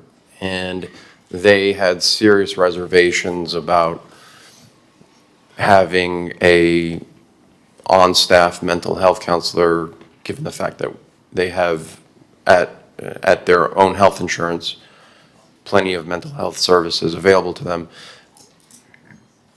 that they don't want that. So I think we can certainly save money, and through the chair, if the union president can speak on this, I'd be more than happy to hear him. First of all, let me back up to Commissioner Bott and the rest of you guys pushing for this originally. I'm very, very thankful, and we all are. I think you see something of the stresses of the job that a lot of people haven't gotten to because you guys actually come by the station and see the things that we're facing. But I will tell you, while I thank you tremendously, if it's between jobs and this, I'm gonna respectfully say that I'd like to revisit it maybe another time, but right now, it's not the time for it. And in a collective effort to try to work with you, so you don't have to make other cuts of people who aren't, who are actually here, we're more than willing to work with you on this and forego this. Yeah, and thank you. And what I will say is, I don't want to get the narrative twisted, for lack of a better word. It's not that we're foregoing mental health services or things like that. We have an incredibly, and we discussed this at length, an incredibly robust resource program that is available to every single firefighter, every single police officer, every single city employee, I believe. If I may add to that, you guys have blessed us where we've been able to have our own health trust, and we have a phenomenal outreach program in that sense. So I would like to lean on that more. And, we've had our own internal discussions that I don't want to speak about out loud, but I feel very comfortable in saying this. Thank you. Through the chair, if I may. Of course. Chief, I don't mean to put you on the spot, and I don't want to come between you and the union president, but there are a lot of us who have had conversations with each of you and other people who are both in the audience and not. I am not willing at this point to say it's a choice of either or. And I am very eager to hear more about how a position could be funded through the health trust or the fund. I don't think that an EAP system is what critical extreme needs will address. It's great for ongoing stuff, but not for crisis. And people committing suicide because of the stresses of the job compounded by stresses of regular life is an unacceptable cost to me. So I hear all the conversation about how to do more with less, and I'm very open to having a conversation about how to potentially fund it through your fund. But at this time, I'm absolutely not going to take the suggestion to take it off the table. Perhaps we'll get to that in a month, and that's fine. But one suicide is one too many, and we've had more than that. We've had 2 in the last year and a half.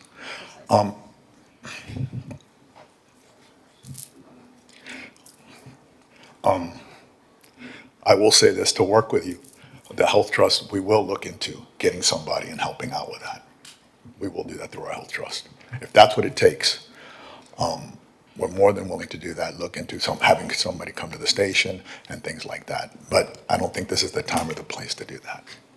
Agreed. So and I would like to have more in-depth conversations with both of you and anybody else on your. And we can't even before September, but I promise you that I give you the commitment from our health trust that I love your idea about working together on partially funding or funding it. I'm good with that. So for now, let's keep this in, and then down the road, if we can get rid of it, then let's get rid of it. But I'm not willing to take it out right now. I'd like to clarify 2 questions that were raised. One, that why wasn't this put in a reduction aspect? And that's because it's part of the enhancement. However, the fact of having to speak to the 29 part-time lifeguards and the other members who are actual physical human names to positions, I would rather forego, unfortunate for the purpose of this exercise, a person that is not here versus the individuals that are sitting here worrying about if they're going to have a job come October 1st. And that was my commitment and my, benevolence with him. And we've done a lot with our own health trust, and we're trying to do a lot with more. But if it comes to bodies, then I can't. Well, I don't think anybody is suggesting that, and I agree with you. I'm not, a position to be filled later versus jobs and humans who are our colleagues and literally saving lives every day now. It's not an either-or choice. So let's keep it where it is for now and then come back and figure it out. Commissioner, if I can add to it. Commissioner Fernandez, then Jason. I just want to also ask, since we have the chief at the podium, what I'm seeing here, we have a lot of sworn positions here to be eliminated. I see them in 67, in line item 67, we have sworn positions. We have sworn positions being converted to civilian, which actually I don't mind. I think that's good in 68. But in 69 and 70, we have sworn positions in 75 and 76. We have more sworn positions in 77, we're looking at eliminating sworn positions that are currently vacant, but those are needed for marine response, and eliminating those would affect the fire boat and potentially increase overtime. But then when we go to another line item, we're looking to decrease reliance in overtime. And so you can't have your cake and eat it too. You can't say you're eliminating something to rely on overtime and then say, well, you want to eliminate overtime. Well, if you do that, you're then reducing the level of service that the public is receiving. So let me ask you this. Are there not operational cuts that we can look at? Are there internal expenditures? Are there not staff positions? Why are we only looking here, the bulk of the reductions here? The bulks of the reductions here are to sworn positions that are public-facing positions. The ones that show up to our homes, the ones that show up to tragedy, God forbid those occur, unfortunately. But where are the staff positions? Where are the administrative positions? Where are the operational cuts so that we can protect the positions that are out there saving lives in our community? The exercise and direction that was given by the body was to come in with 5% reductions. The two operating costs that are before you is line 66 and 73.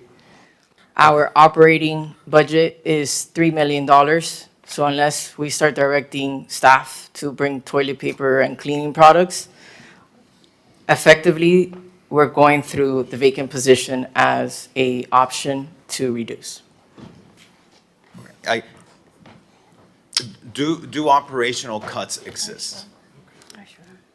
I can't shoot off the hip right now, but I believe that we have an approximate 1%, 2% that we may be able to look and coordinate. And if those exist, I want to see those when we come back, because I am not going to support eliminating any of these sworn positions.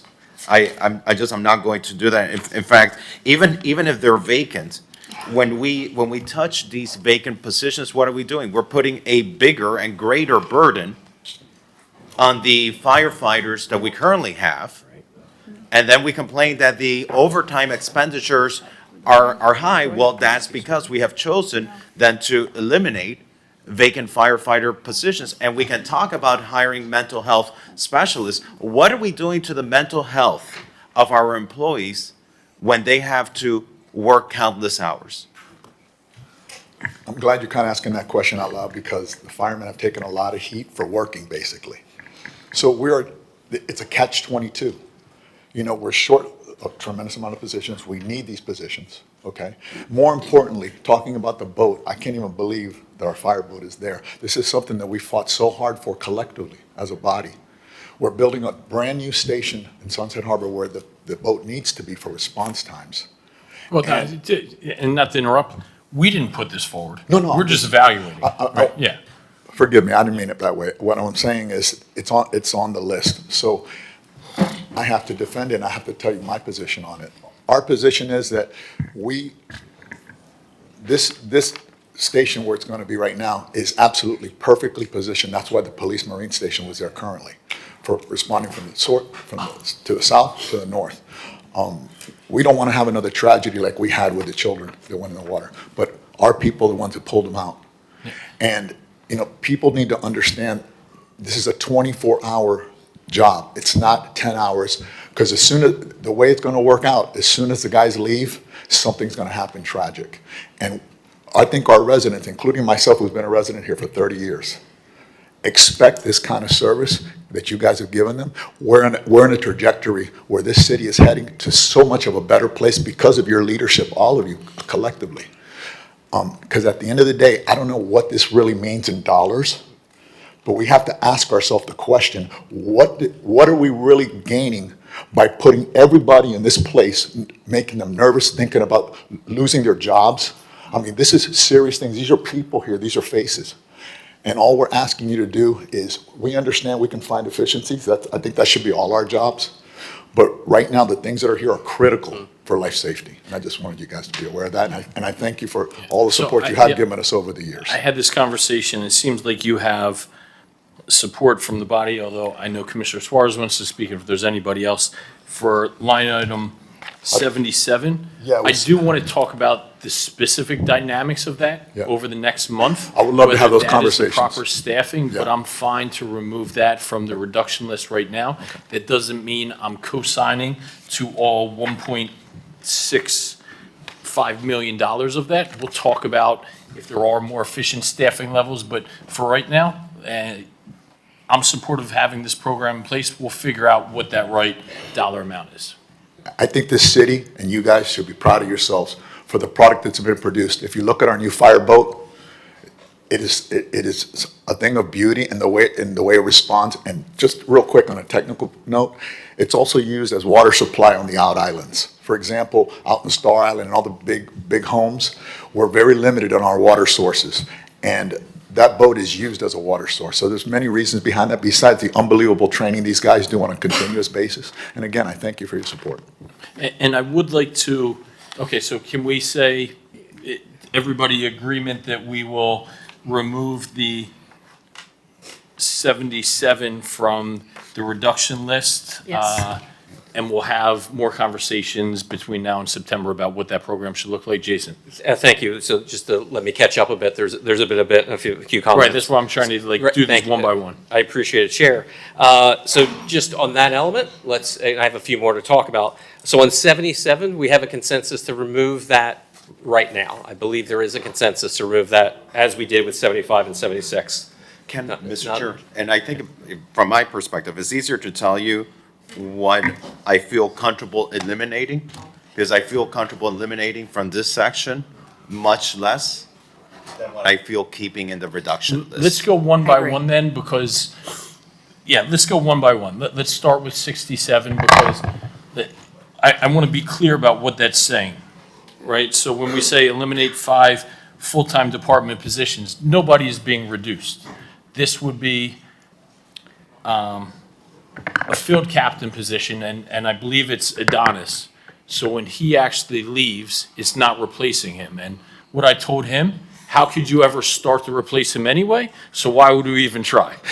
But kidding aside, what this is not refilling his position and then 4 unfilled positions. And Jason, yes. I think if we want to go one by one, that's fine. We can start right at 67. And, let me know, is this one we are keeping on the I'll reduction? say I will vote to keep this on the reduction list, being very clear, none of this is a filled position, right? So nobody in this room is at risk. It means Adonis isn't filled and 4 positions are not backfilled. I understand the overtime versus things like that. We need to start somewhere, right? We need to start somewhere, and if it's having less staffing at events to help reduce that overtime, we can figure it out. But you get to $1 billion budget by not doing some of these things. Commissioner Mr. Chair. Fernandez. Yes, but I just want to make sure that we understand, because there are 4 vacant positions that are going to be vacant as we go into fiscal year 27. 2 of them are vacant by tragedy. 2 of them are vacant because there were individuals who we lost from this department, but the department relied on them. And so while they are vacant, those positions should never have been vacant today. Those are lives that I believe all of our firefighters would cherish to have with them. And the other 2 are positions that they're relying on. There are 2 positions, it's not that they're vacant today, they're positions that they're filled today, but going into fiscal year 27, those are individuals who are going to be retiring. And so eliminating this is going to create a burden. And I have to go based on what was given to me in writing. And what the city manager has given us in writing, and this is why I cannot vote to eliminate these positions, is because then I'll be voting on something that is going to have a direct impact, including longer response times. I'm not going to vote for that. I'm not going to vote for for eliminations of positions that are going to delay response times. And we know, from what I've seen from working at the county and from every other jurisdiction, when you delay response times, you affect your certification as a fire department. And when you affect your certification as a fire department, Chief, what happens to your insurance rates and to the insurance rates of our residents when response times go up? Your insurance rates go up. And so while on this side of the paper for our residents, it looks good that we're creating an efficiency, we're going to cause an increase on their insurance when their response times I'm go sorry. up. Eric, how many firefighters do we have? I don't have the number off the top of my head. While we're looking that up, I'd like to make a Yeah, quick reference. just real quick. 235. 235. And we're talking about two less, right? If you're telling me two less firefighters than we currently have now are going to lead to longer response times, and you put that in writing, that is offensive. Okay? Out of 235 firefighters, if you're conveying the message having two less is going to lead to across-the-board longer response times, that is offensive.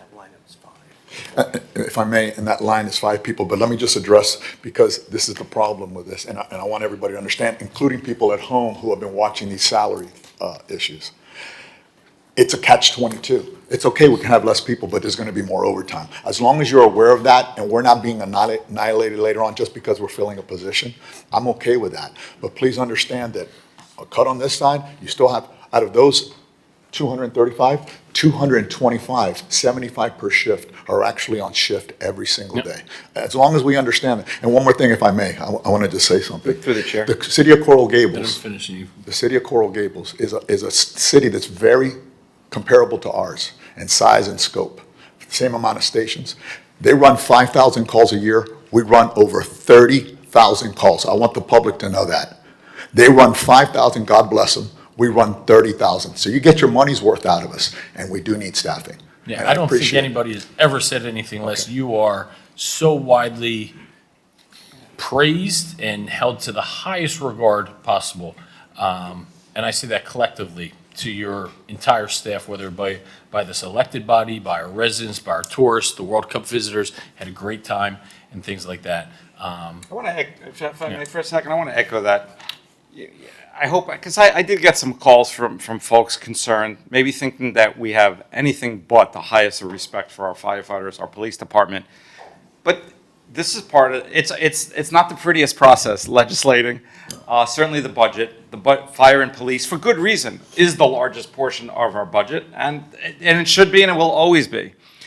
But I understand the frustration because you don't know, our residents don't know what we're ultimately going to decide. So yes, we need to hear the feedback. It's great. But also this is part of the process. We have to go through this and determine, is there a position or two or more that are redundant or what have you? And I'm not saying they are. I'm just saying that's part of the process. So I think it's good that we're going through this exercise. No, and I look forward to the conversations. Yes, look forward to it. I want to reiterate, and I think you've heard it from all of us, and I think I'm just reiterating what's already been said. We have the utmost appreciation and respect for all of our firefighters, all of our police department, and we're just going to go through this process as part of the budget. I know you mean that, Mr. Mayor.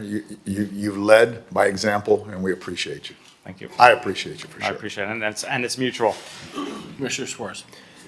Adonis, while you're still up, and, we're talking about not filling some very important positions, obviously.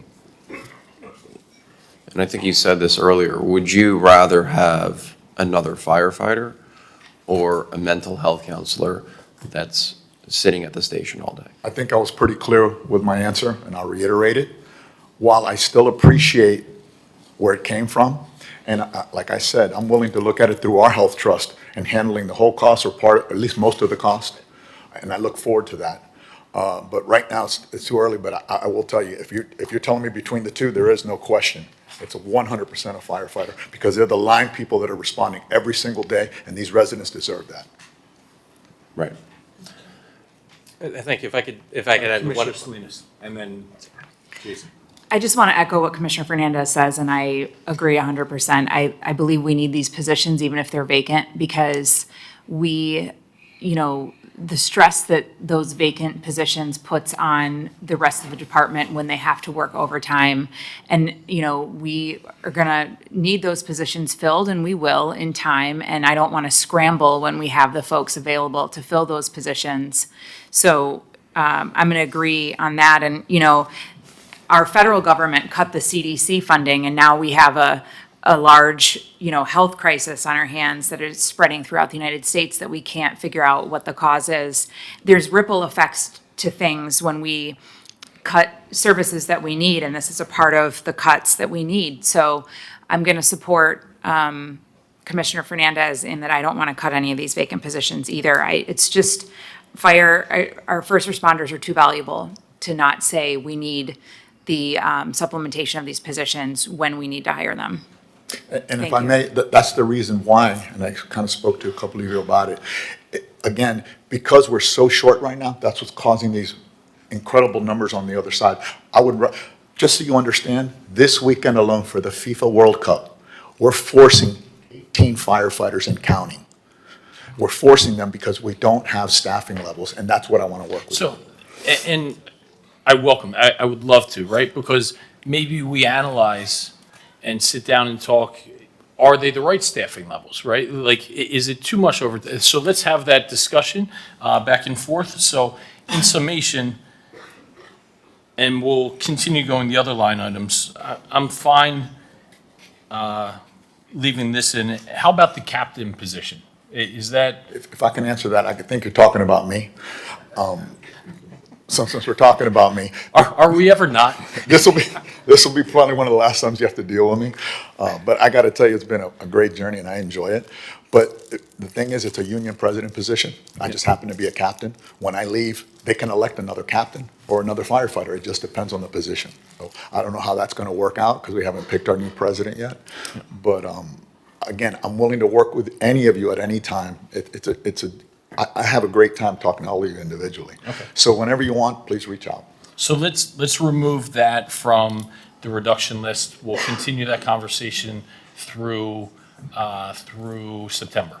Okay, so if I may, Or 67. So item 67, the firefighters and the captain position, we're going to remove right now from just like we did with 75 and 76. Is there a consensus on that?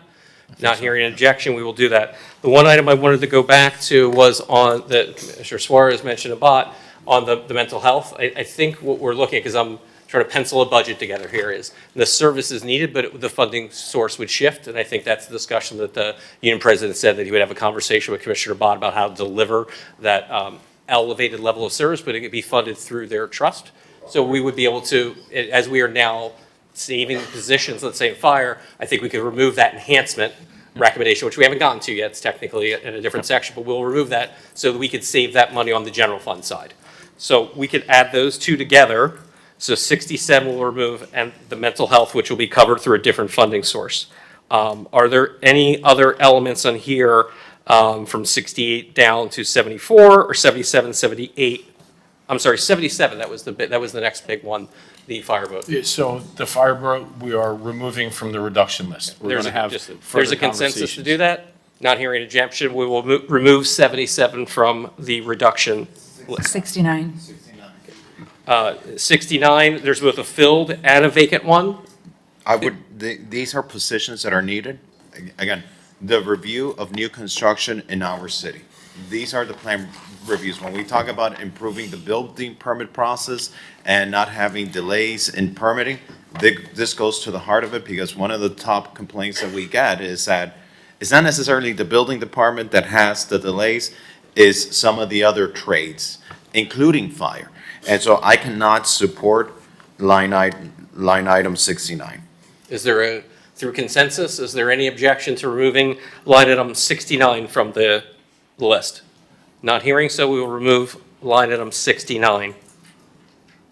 There were a number of other elements there. Are there any other objections? Should we move on to the next page? Well, with the overtime. I mean, if you, like today, like. Overtime's not on the list. 70, line item 70, reduce funding. That's not recommended. Yeah. That is not okay, sorry. I have a question about 71 and 72.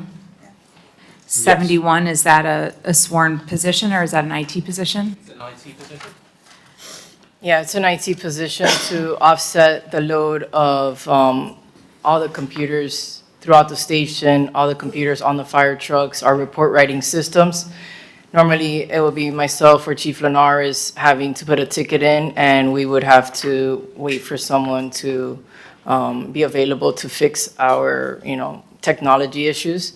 And that is funded so we can have someone at the department readily available should we have something go down with technology, our phone systems, everything that is from ocean rescue, dispatchers, and the fire department, 22 vehicles. It's just an extensive amount of technology that we would have to just absorb the workload between a sworn position. And so if you lose this position, then what happens? How do you get your technology fixed? It would be through the IT, just like every other department, the IT department internal service fund, it services all of the other departments. Fire has one dedicated IT person. So our emergency services will not get an emergency response when their emergency services system goes down? It would just be a delayed in getting that technology up and running, depending if it's one computer, two computers, whatever, our bell systems, that's. Our bell system, okay. And so our emergency systems will be crippled if this position is lost, basically? That's not true. If maybe we could have Let me Frank, just our say a IT rule of director, speak very quickly to that.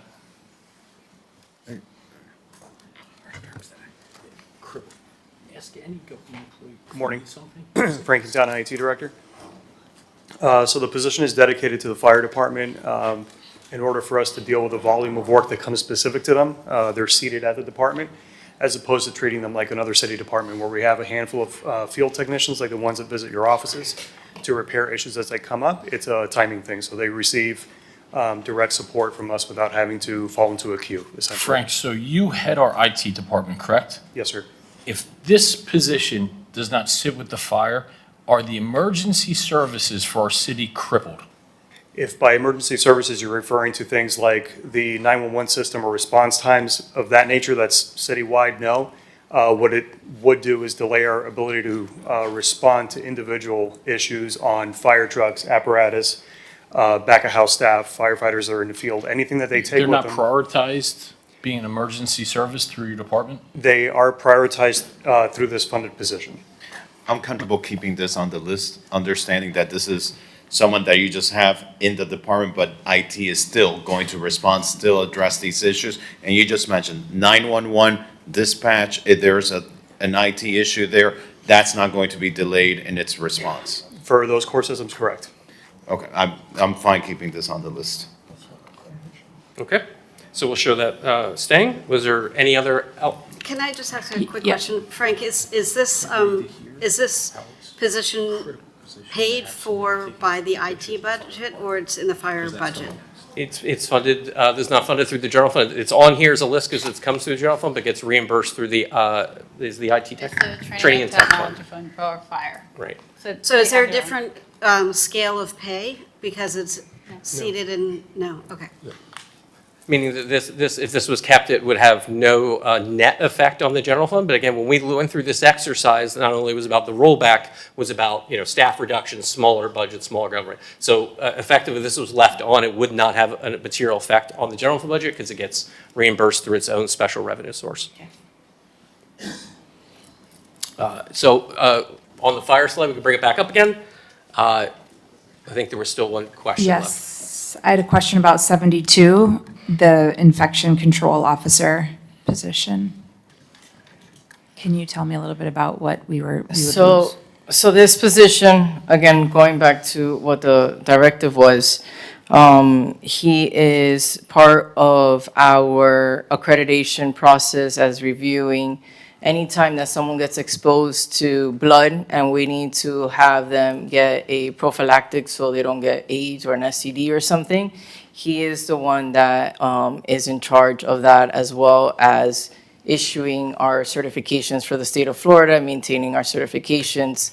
Now that we're going to be doing this bloodborne, the field blood, he will be managing that. He's a nurse, and it's a non-sworn position, so that would have to be taken up by someone in the department that is accredited as a nurse or nurse practitioner or something. So I'd like to suggest that we remove this from is that the language we're using? We're removing it from the reduction list? So Chief,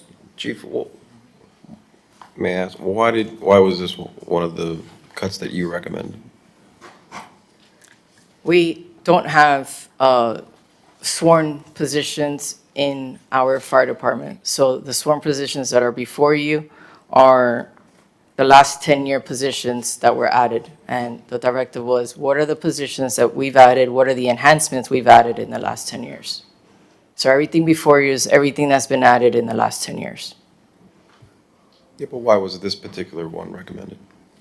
Because that was a position that was added in the last 10 years for the pandemic. So I am not in. Right, so I guess the directive you got from the city manager was anything added within the last 10 years, offer up as a cut? Directive we got from the body was put positions, put reductions, operational, salary savings for the city that can be absorbed by someone in the fire department. So can this be absorbed by someone else in the fire department? It could be absorbed by someone in the fire department, but now we're reducing a head count on the floor. Because I would be putting a sworn firefighter who is a nurse or a nurse practitioner to fill this job. So I'm taking from Peter to pay for Paul. Yep, sure. Through the chair, I will tell you that, similar to many other things in life, there are certain things that kind of fall on the bubble. This one was one of the ones that was hardest for me to include because I've seen the value of this position to the department. And this was one of the last ones from my perspective that made it on. So I would just offer that. The chief and I had several conversations about this position before it was included on the list. So there's a request by a commissioner to remove this one for consideration, remove it from the list. Is there any objection to removing it from the list? All right, hearing not, we will remove number 72 from the list. And if we bring the slide back up, I believe we may be good to move to the next slide. Okay. Well, Oh, sorry. Confirming we're moving on to the next slide, Chair, or? It's 73. What are we doing with 73? 73 is getting rid of a contractor to bring a service in-house. It's an efficiency. All right, and we've removed 75 and 76. 75, 76, 77 are removed. Removed. Okay. We're going to move on. Out of fire. Okay. Okay, that's fine.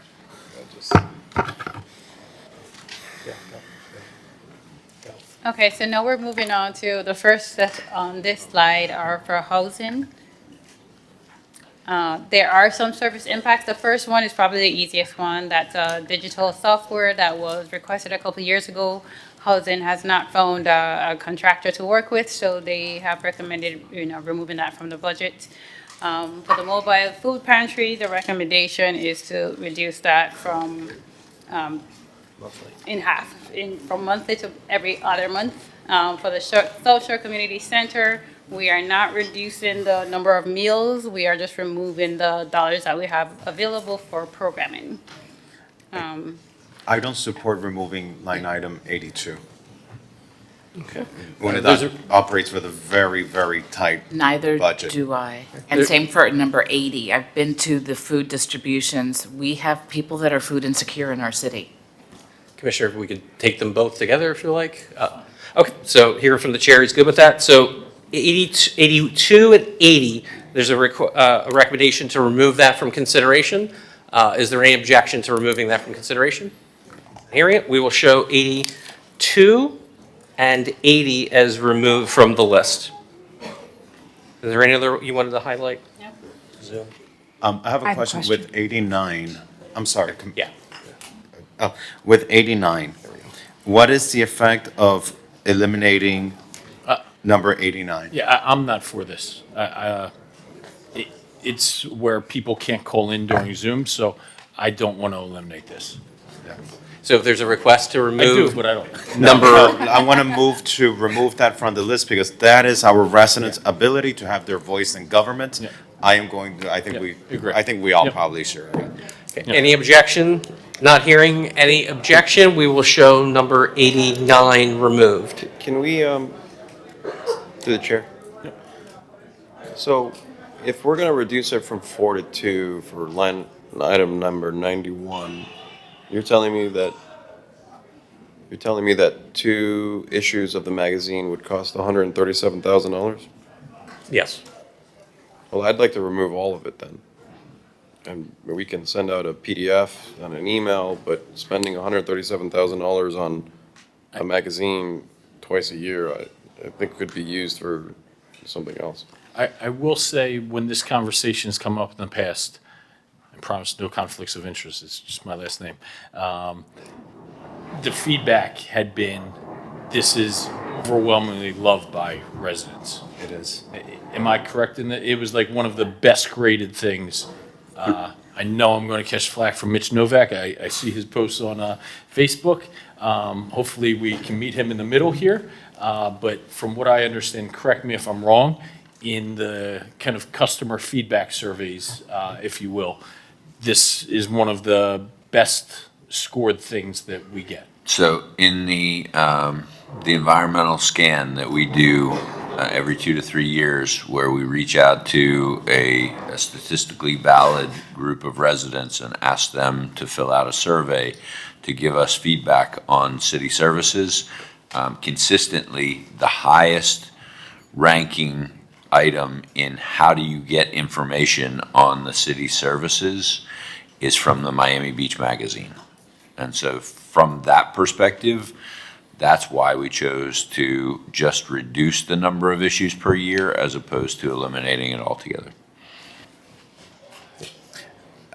And I think our team does a fantastic job on that magazine, by the way. It is incredible. It's an award-winning magazine, and I think, PJ, I don't know if you have the email that I just sent to you, but when you look at that same Mitch Novick post talking about eliminating the magazine, you also have people that, for example, contrary to popular opinion, I guess, I love these magazines.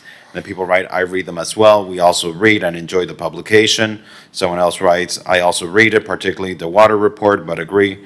Then I enjoy reading it as well. I was the CEO of a real estate company here in Miami Beach, and some of our agents pay to have advertising in the publication. It is easy to target, and it's easy to criticize, and it's one of those things that when you put it on social media, it might get a lot of attack, but it also is something that is widely popular. People appreciate it, and it's informative to them. Why? Because it's not political. None of us are featured in it, and so residents like it because they get factual, non-political information about the city. And so I'm for keeping the magazine. Through the chair. Yep. I would rather have one more firefighter than another magazine. I mean, 'cause if it's $137,000 for 2 magazines a year, I would much rather have a firefighter or save a position. Again, we have a finite pie. Money doesn't grow on trees. And here we are printing out something that costs $137,000 for 2 magazines a year.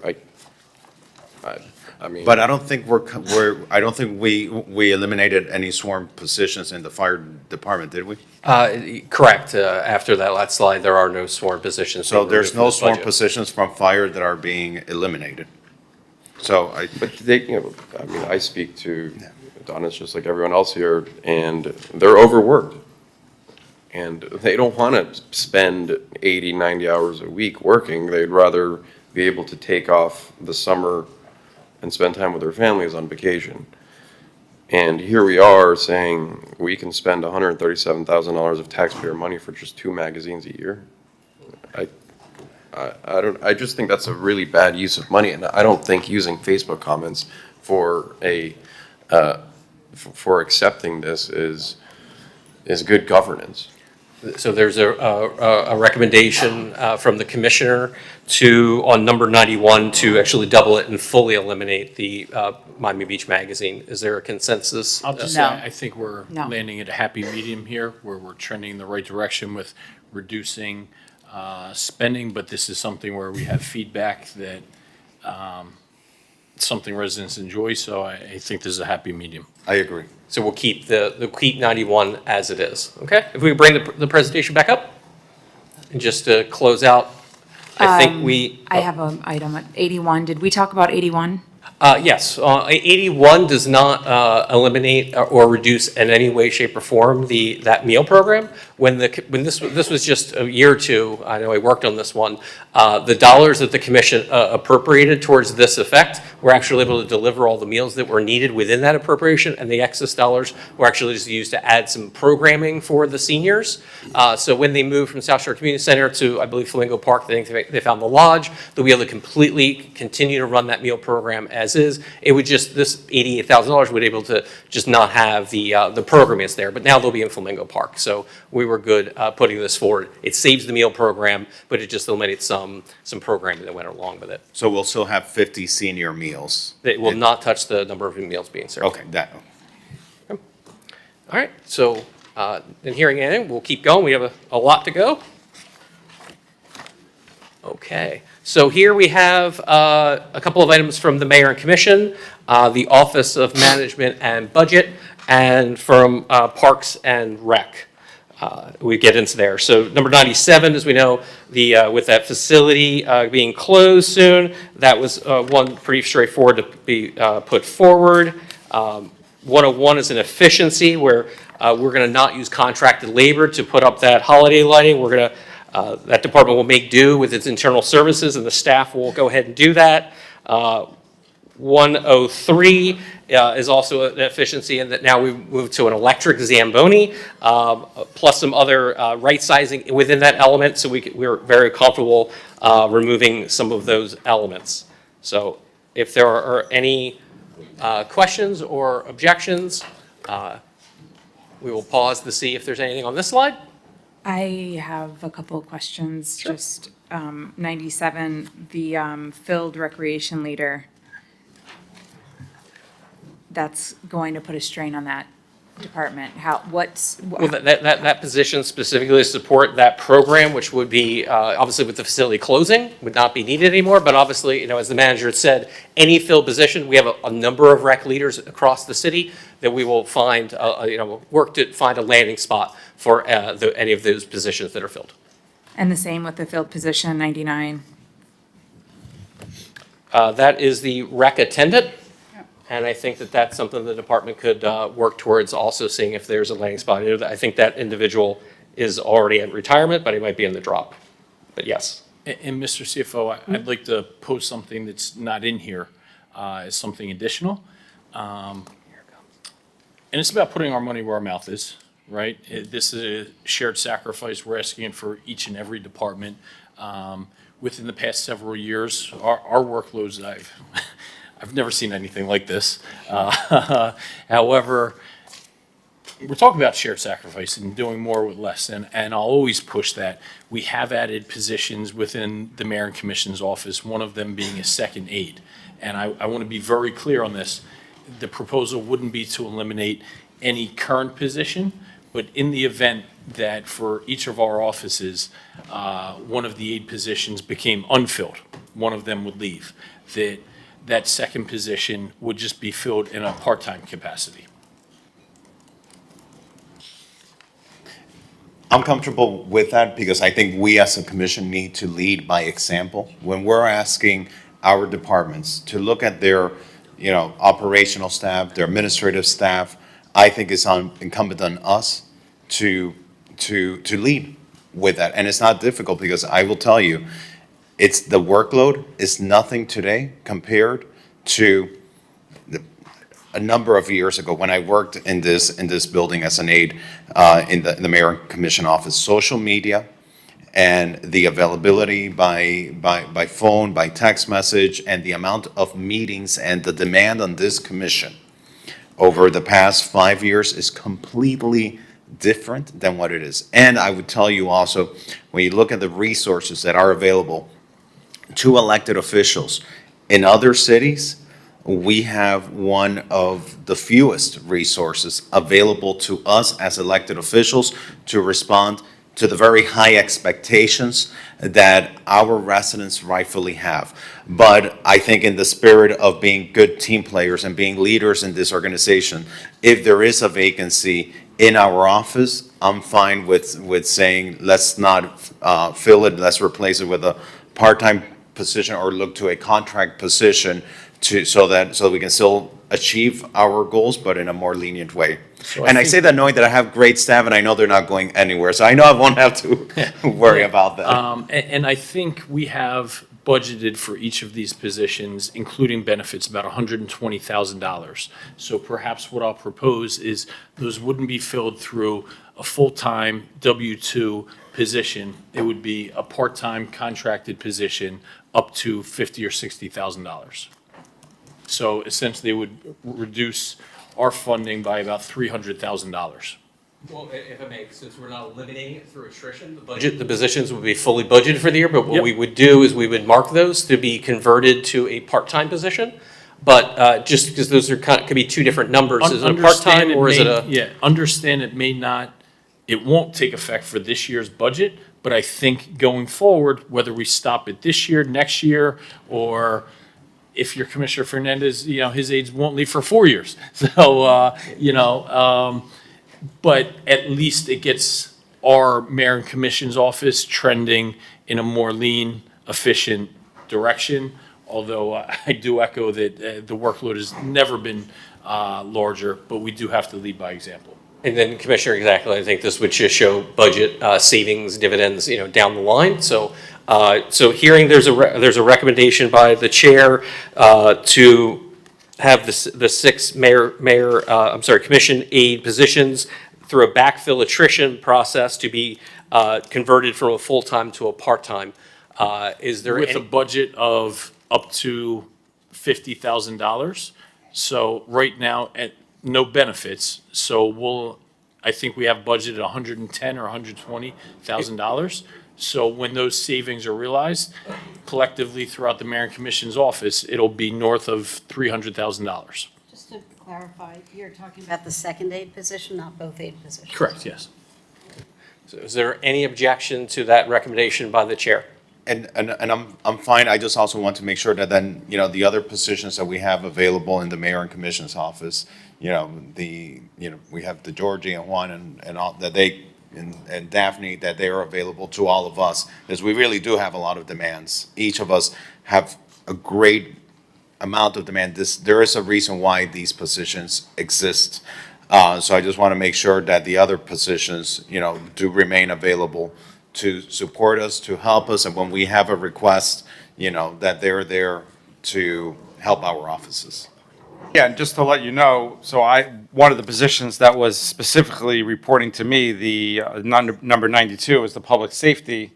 I am not replacing that position, and I've asked my team, specifically on this issue, Danny Summer, public policy advisor, to pick up the load on that. But yeah, and obviously, when I started, there was only one commission aide when I started as commissioner. Now each of you, I have different titles, so they're not called aides, but each of the commissioners have two aides when it used to be one not that long ago. So we show, is I think there's a consensus, we'll show, I think from hearing is it's not really a part-time position, it'll be an ICA consulting up to and we'll show a $50,000 budget when and if that does happen. And that would be, so we'll fully budget the positions for now, but again, as they backfill, that'll show budgetary savings in the future. So hearing consensus, no objection, we'll add that item. Thank you. And we bring that back up. And if my aides are listed now, they can't leave because that means I'm short. So you guys stick around, please. Gotcha. Okay. So we're going to move on to more, the next slide is mostly parks. So from reference, item 104 through 108 are all right sizing, though they're showing reductions in reducing the budget allocated for specific programs. Those programs, 104 through 108, are all right sizing. So the hockey, the baseball, the ice skating, as an example, the level of service and programming that the Parks Department is putting out right now will not be changed. There's just some additional dollars that were added in that area. And then the scale back production on the summer showcase, they'll still have that. We'll just be able to kind of cut out some of the outside contracted services and still deliver a nice program. For 109, is that one that we can look at the end if there's fair enough money left over that we can include? I think we're okay with that. I think this goes in the same vein as that element that was earlier there, so we get under citywide, so we will. Yeah, Commissioner Suarez. Oh, you go ahead, Commissioner Dominguez. Oh, and number 114, Agreed. it's something that we've had in place for a number of years, and to eliminate it, I think could cause confusion. We'll have more mess in our parks and sidewalks. Agree. How about we eliminate that unless anybody Is there differs by I think consensus, by not consensus, even to be discussed. Do we have any again. objection to removing item 114? Hearing none, we will show item 114 removed. And Commissioner Suarez. That's what I was going to talk about. Okay. I don't know if there's any other, Veterans Day especially just parade. some scaling back. Commissioner Salinas and Fernandez. I also want to bring our attention to 116. Right. I want to make sure that's fully funded and not cut at all. And also 115. This is again, cutting services to residents and our resident children.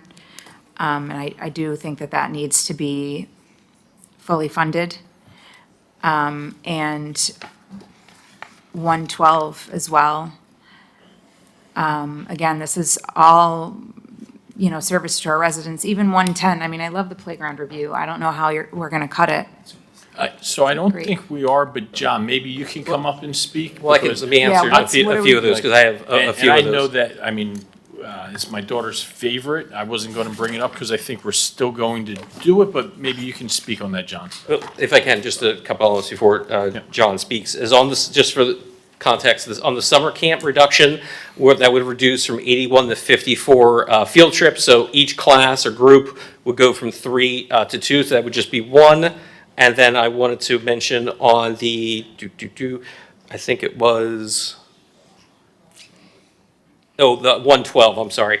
That one, if I recall, that was the Photos with Santa, and that was taking 4 programs and putting them into 2, where you have a separate Photos with Santa and a Winter Fest, and you have a Easter Bunny and a Easter type event, and was combining them. So it'd be saving staff labor related to that. So you would still have those programs. Easter Bunny is the Santa Claus?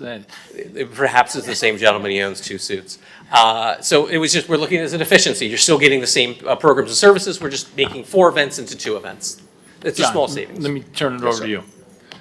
And you and playground your review? team actually do incredible across the board. But, for the summer camps, which my daughter is in now, I'd love to be able to send my daughter to our own local camp facility, as I know hundreds of other families are. It's a true amenity of our community. So that being said, you and your team do a fabulous job. Tell us about Thank you, the summer review. If that's really scaling things back, is it just kind of doing things in-house? We would move that to an in-house performance. It would be at a park or inside the auditorium, the cafetorium, that we're going to call it North Shore Youth Center, that we would, instead of going to the Fillmore or something like that and paying those rental costs and those staging costs. They charge us for that? We do have an expense. I don't. Let's have a discussion with the Fillmore about that. We do a lot for them, do we not, Mr. City Manager? Yes, sir, we do. Let's keep this in place. Okay. And not keep it in place for elimination. Let's not eliminate it, but can I ask you to lead some of those conversations with the Fillmore and say, we have elementary school kids that do a musical. Do you really want to charge us for this? Absolutely. Thank you. So in that element, if I can, it seems that we can leave this on the reduction, because it seems like either way it'll be handled through this alternative venue that the director mentioned, or perhaps a waiver. And if they are not amenable to that, maybe we come back for a mid-year budget enhancement or something like that. Sounds good. So that's on that element. John- But you're not done. And then I have, just on 116 that Commissioner Mateus Salinas mentioned, so the reduced Parks and Recreation funding for Veterans Day Parade event, my understanding is there's a $40,000 expense, this would reduce it by $5,000, so the parade is still going on, it's just, can you tell me? Correct, we would be just doing, see what we can do with a less of a budget. It wasn't an elimination of parade in no way, it's just reduced the budget by a small amount.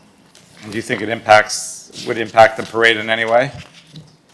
Parade gets bigger and better every year, so that there would be some, we haven't identified the exact impact yet, but there would be something missing, yes. I wouldn't, yeah. I just want, thank you. And also, this is for Fairfax, Veterans Day. but what day, what year? For this coming? Every year. It would be, yes, It would be this this November. November. This November, And when we're celebrating America 250. Yeah, I wouldn't touch it. Okay, so let me, is there a consensus that item 116 will be removed? I think if we'll go consensus to remove 114, 115, 116. I think that's where we're at. Is there any objection to, for those three, is there any objection? Hearing none objection, will show adding 115 and 116 to be removed. I'm sorry, I don't have an objection to that. I wanted to go back to 110 real quick. So are we closed out on 14, 15, and 16? Yep. Yes. Okay, so 110, I appreciate what you said, Commissioner Magazine, about having the Fillmore have discussions with us about not charging us. But I still want to remove it off of here, so that way, in case those discussions don't happen, would this affect, this wouldn't affect this year's summer? No. You know, and again, it either, I guess, through a waiver through the Fillmore, if that is, and if not, there's an alternative facility that the director has identified that would save $38,000. And also, there's Like the to band push- shell. I'd like to push for this to be removed on here. Okay. There is a request to eliminate item 110. My only hesitation, right, is removing this, and then we get a waiver of the Fillmore, and then this just kind of sticks in purgatory, right? So I'm 100% aligned with you, Commissioner Salinas. Perhaps I think the just way to run a kind of better process is eliminating it. And if we'll give 2 months to the city manager to have those discussions with the Fillmore. And if they are unsuccessful, we'll come back for a budget amendment, add it back. Because I just feel as if we lose this opportunity, I'm confident you're going to have that successful discussion with the Fillmore. If it was for this year, I would agree, right? But we have 13 months to have that. Let's give it 2 months for the city manager. If you come back and say, nope, they couldn't work with us, then I'll sponsor a mid-year amendment. If I may, I think that may be a prudent approach. I just talked to the director that they'll try to have that conversation between now and the September 1st budget hearing, and we'll give an update then. So we can leave it now, then we'll give you that information, yes or no, and you make the ultimate decision in September. Perfect. Okay, thank you. So I think we can bring that back up. I think we're done with this slide. Wait a minute. Oh, sorry. And 109 was removed, did we? Oh, no, there was no, the 109 was listed to, like the Okay. other previous one to be discussed at the Okay, end. okay, that's right, I'm sorry. So that's a TBD. Okay. All right, so we're going to move on to the next slide. So the next slide actually continues on parks programming. The first two items we have been funding for several years, so we are doing reduction on those first two. And then for the cultural arts programming, that's a program actually done by the Parks Department. We're recommending a reduction. The senior field trips, that was discussed last year, that would be recommending going from 12 for the year to 6. Okay. I'm just going to have you look at the rest to see if you had any comments. Mr. Chair, I'm going to request for number 128 and 129 to be removed from the efficiencies list. I'm certainly with you on 128, and I don't want to speak for others, but I think we'd have consensus there, right? 128, that is the full filled park ranger positions. Is there any objection to removing it? Hearing none, we will show item 128 removed from consideration. And my concern with 129 is that, again, when we're talking about expediting the plan review process, expedite permitting, This is one of those positions that I believe, Mr. Manager, correct me if I'm wrong, how does this relate to that? This is the peer review. Yeah, this is not a position. This is actually contracted services. We can have the director. Oh, and I see we have our planning director. And Good morning. So this is for an outside consultant that we paid to review applicants. Primarily, it would be a traffic study and/or a sound study. These are applications that go through, typically it's the planning board, but it could also be the design review board or the historic preservation board. Their professional submits a study, professional study, and then we have the peer review. Now, And- that is reimbursable by the applicants typically. So, okay, so this is all reimbursable. Yes. Okay, and so, Maybe not all of it, but the majority of it is charged back to the applicant, and, yes. okay. And so we don't carry the real burden of it. And if we eliminate this, how does that peer review get done? It would still get done because, again, we're charging back to the applicants. The amount that we're budgeting for it is just not what we see being spent. Okay, so this is at right sizing? Yes. Okay, so I'm fine keeping the right sizing in the efficiencies. Thank you, Madam Director. So let's bring the slide presentation back up. Are there any other elements on this slide? Yes. Okay. 127. My phone blew up. John, you run a phenomenal program. This teen club, my phone blew, this one I got the most. They do not want these teen programs to be collapsed into one. I got folks that called and were naming the people that work for this program, that they do such a great job. And I really, this is, again, another service for our residents that's beloved. So thank you for running a great teen program at Nautilus. There's two, I understand that. And folks want to keep it that way, and I just really want to highly suggest that we take this off the cut list. I have a question, because I would love for us to keep it to the extent that we can. I see part of this is funded through state grants. Yes, there's two elements. There's two programs that run concurrently, I believe, at Nautilus. One is through Parks, which is done by staff, which is the reduction that is listed there at $392,000, and through our community and Housing and Community Services Department through Alba's team, we have a Children's Trust grant that runs that program for free for our residents. So they do both run at Nautilus, both related to teens. And the discussion was, again, looking for reductions and efficiencies here, was we had two programs at the same facility, kind of the same concept, was that we could eliminate the one that we are funding and then kind of hold on to the one that was being fully grant funded.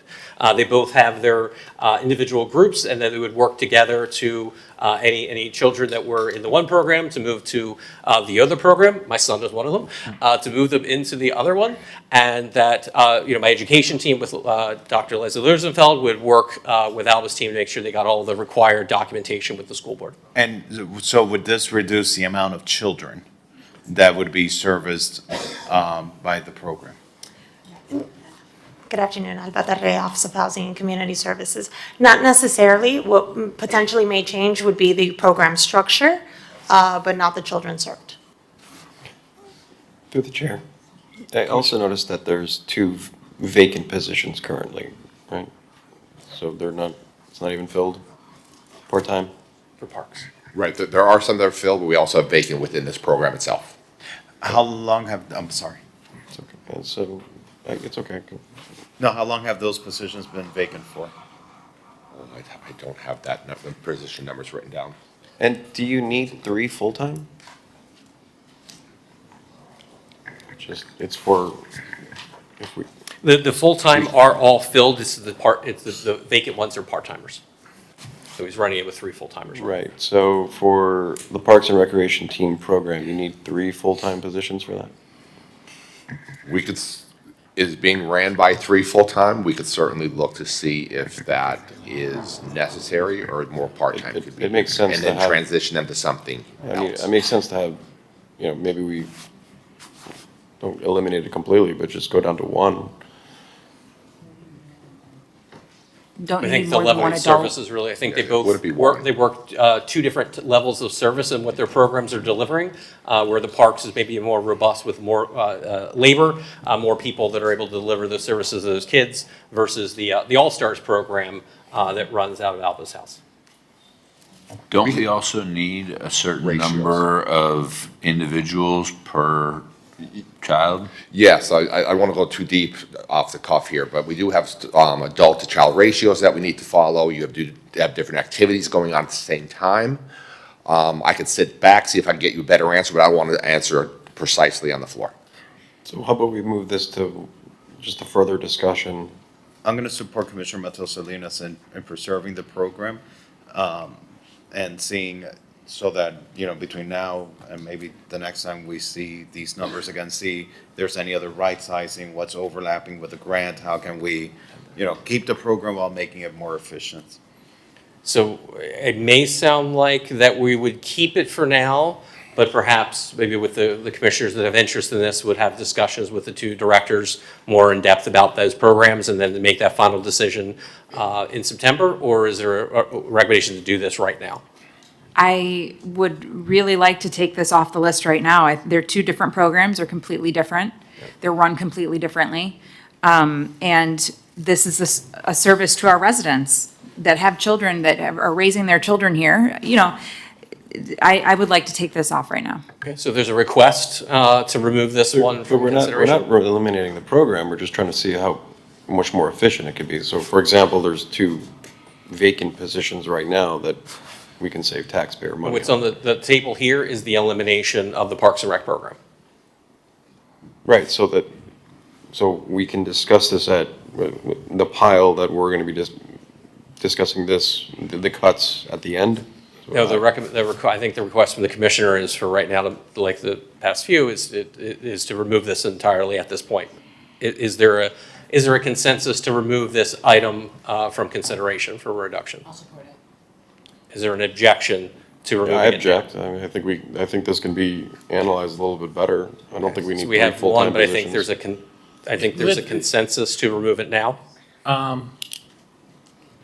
There is some ambiguity, so maybe it can just be discussed. I'm not going to vote to get rid of anything that is serving our teens, but there seems to be some ambiguity if there's a degree of overlap or things like that, so maybe we could. Why does it go from 392 to 455? Yeah. Seems pretty This year, high. too. The second year, you'll have certain benefits like pensions and things like that. So you have your savings of the immediate elimination of the salaries, taxes and benefits, but then the second year, because the way the actuarial analysis on pensions happen, they always take it 1 year to go in. That's why you always see the difference with any position, whether you're adding or subtracting, is you always, that's why we say, was look at the second year when you're looking at staffing to see what your true savings or cost is. Yeah, Commissioner Salinas, I'm not trying to kill this item, I'm just simply saying, let's trim it down, make it more efficient, because clearly, I mean, it's going up, quite a significant amount from next year, from 1 year to the next, and it's just gonna keep on going. Well, but isn't that the reduction from 1 year to the next, because we're reducing the program? The item that's before you is the elimination of the parks program. But I believe there's a consensus, not unanimous, but I believe there's a consensus at this time to remove this element from consideration. Again, it could be brought up again in September, but. The efficiencies list. Right, Remove so it this from would the be, efficiencies. this would be removed So for we'll keep consideration out of the the cut. program. All right. Yeah, I do want to talk more in September if we can, kind of thread the needle with Commissioner Suarez's points, if we can make this more efficient. Understood. I don't want to do anything to remove a critical program, but perhaps we can talk about the details of having this more efficient. Yeah, again, I'm not trying to, I think it's a great program, I just don't think you need 3 full-time positions. I and 2 understand the vacant point. positions. So what I think we could do for now, I think probably the consensus is to remove it from consideration now, but John I would understand the maybe point. work with the chair to maybe bring back a slightly modified one to see if there's So able to then be when would it some come back savings. to us? September, at the first budget hearing, just like the other elements we're talking about. Is there gonna be like a list of items that we have singled out? The only ones so far specifically that we brought back were the items that with the city attorney's office, we requested to come back with a recommendation on that. And this element could come back for consideration on a scaled back reduction. But for now, we would show this removed for the purpose of our preliminary budget. Okay, all right, let's move on. So we'll show that there, and we'll make a note again for the director to work with the chair. All right, bring that up, okay.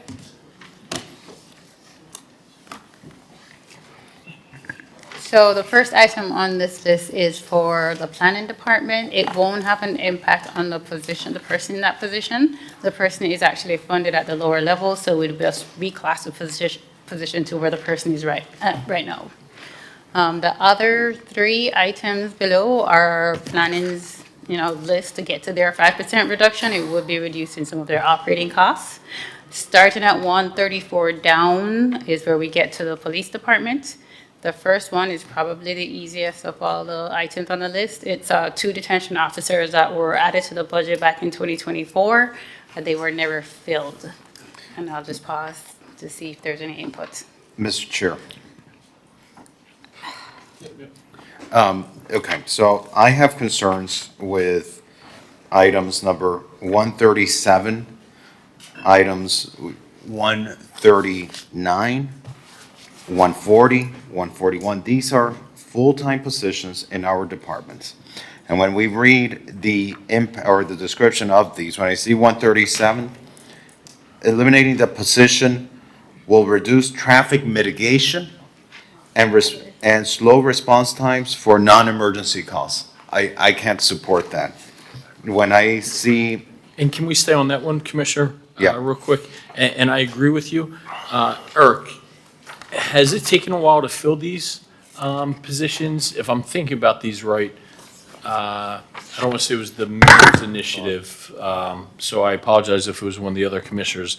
I know the mayor highlighted it, but this is having, in a way, saving money because we're having lower cost personnel out performing duties that police officers have to perform now, such as, traffic mitigation duties. Right, it's non-sworn positions performing services that hopefully free up our sworn officers to do the more important. And when you see this, it tells you their removal will increase the workload on sworn officers and diminish overall service delivery. Agree wholeheartedly. I guess I'm asking, why are there 3 unfilled? Chief, I'll turn it over to you. Has it taken a while? Anything we can do to help with that? Good afternoon, Mr. Chair. Good afternoon, Commission. Wayne Jones, Police Chief. As it relates to the public service specialist, we were actually at full staffing, but we have had a number of people that left the position. Okay. We just hired one more. He graduated Public Service Academy about 3 weeks ago. So we took a hard look at the positions we had available. The whole idea was, and I worked with the city manager on this, we wanted to offer up nameless, faceless people. In other words, people who are not physically here. And since those positions are vacant, we thought the most feasible, sensitive to our people that are here thing to do was offer up these PSSs, despite the impact it has on our overall operational needs. And Chief, maybe a discussion that we can have or you can give consideration to in the interim. I think you're going to see probably a lot of support to keep anything that has a face to it, or even in this case, is going to get in the way of operations, even though it is vacant. If there's things outside of our frontline police officers that we all value, there's possibilities there, because I think we're going to give a lot of these. Because, we prioritize public safety and things like that, but if there are, whatever it may be, right? Like, I want to echo you, because I'm, similar to the question I asked of Chief Abello. I mean, what are the other vacancies that exist in the department? Operational costs, administrative positions, non-sworn positions that may exist inside the department that are not the public-facing positions. Because for me, when I get this document and I see an item like 139 to eliminate one full-time robbery detective position, which is going to reduce the capacity to handle complex robberies in a timely way and with fewer specialized investigators, we're going to impact the level of service. I'm not going to support that. I mean, you know, we've been sitting here, we've been complaining about car break-ins and the issues that we have with them. The same thing with, you know, the major crimes, where if we eliminate that 140, we're going to see an increased risk associated with unresolved serious offenses. To me, this is not the priority that I want to see us eliminating, but what are other vacancies that could exist in the department, or other operational costs that aren't here, that we could consider instead? Through the chair. Yeah, Chief, for 139, year one impact it's 136, but year two, it's, you know, more than double. How is that possible? I'm going to defer to Jason to answer that question in terms of why the cost is, or the savings is much greater in the second year. But Commissioner Fernandez, to answer your question, we put a lot of thought and effort into this. Would love to recommend the cutting of more administrative support, but we can't. We're as lean as we possibly can be. We had commissioned a matrix study on this about 1.5 years ago, and quite frankly, their recommendation is to hire more admin support staff to support the police department. When I was hired, this police department is well under 300 police officers. About 10 years ago, it was 307 police officers. Right now, 437. In 2008, 2007, the city, because of budgetary constraints, asked us to cut up to 2/3 of admin staff. That has not changed. The police department has grown in terms of sworn police personnel exponentially, whereas our admin support staff has remained flat. We cannot operate a police department without support staff. We cannot get any leaner than we are right now. And so, can you explain how it doubled? Yes, I wanted to. Yeah, I think items 139, 40, 41 are specific employees that were identified through their drop dates. So that year one is showing them partially funded until their retirement dates, and that's why you would expect to see a much larger. So the true cost would be 290. Yeah, you would look at that year two number to see your good impact there. Okay. And so, Chief, why did you think that was an appropriate cut? I'm sorry? Why did you think that's an appropriate cut? Well, retiring person, we simply wouldn't backfill that position. And again, if the alternative is to reduce someone who's already here. How many robbery detectives do we have? Off the top of my head, I think we have 5 plus a sergeant. 5 plus sergeant? Yeah. So we're eliminating here 20% of that. Yeah. Okay, and these, I guess, were created out of a need? It was created out of a need. Simply put, the folks that remain would have to pick up the slack, if you will. Prior to work our robbery unit do, in fact, compared to last year, our robbery is down 50%. Our robbery arrest rate, the closure rate is well above the national average, about 56%, when most of the country around mid-20s. They do great work. So are we going to affect the level of service that we're delivering? I mean, we see the stats, and the stats tell us that we're having less crimes, less of these major crimes, and is it because of the work of these detectives that we're seeing a reduction in these crime numbers? And if we eliminate this, Mr. Manager, this came from you, are we going to see an impact to the level of service that we're going to be able to provide in public safety? So one of the things that the city of Miami Beach does extremely well, one of many things, is we always catch our bad guys. And these detectives are instrumental in making sure that we can close cases and catch our bad guys in a timely fashion. There is no doubt that this would impact the timing of us being able to close those cases. But it's not just that. It's, going down this list, and looking at the ATV squads, the bike squads, the PSTs, all of these other things. Eliminating this, are we going to be affecting the level of service that our residents are currently getting on public safety? Yes. Yeah. Okay, So, and I want to understand, just so that I understand, because, we've come a very long way. We've come a very long way from the pot smoking and the robberies and the criminality that used to outnumber our police and hurt our brand and destroy our residents' quality of life to now. be considering something like this? And Jason, I want to understand, because these numbers are being made to achieve a rolled back budget. So I want to understand, if I'm considering to sacrifice this, what does that rolled back rate represent to our residents in terms of savings? Because I just want to understand what I'm sacrificing here and what the residents are going to get in return when I say I'm going to eliminate a robbery detective, a major crimes unit detective position, the ATVs and the officers and all these positions, is to achieve what savings to our residents? In total, it would be the 20.8, unless you're taking like an average or a median household. Yeah, directly for our residents. Let's see, for a median household, if we were doing a rolled back rate, it would be actually a $40 per year reduction. $40, okay, so for $40, to save $40, we are going to consider sacrificing the safety, the progress that we have made to finally make it over the curb when it comes to public safety? Are you kidding me?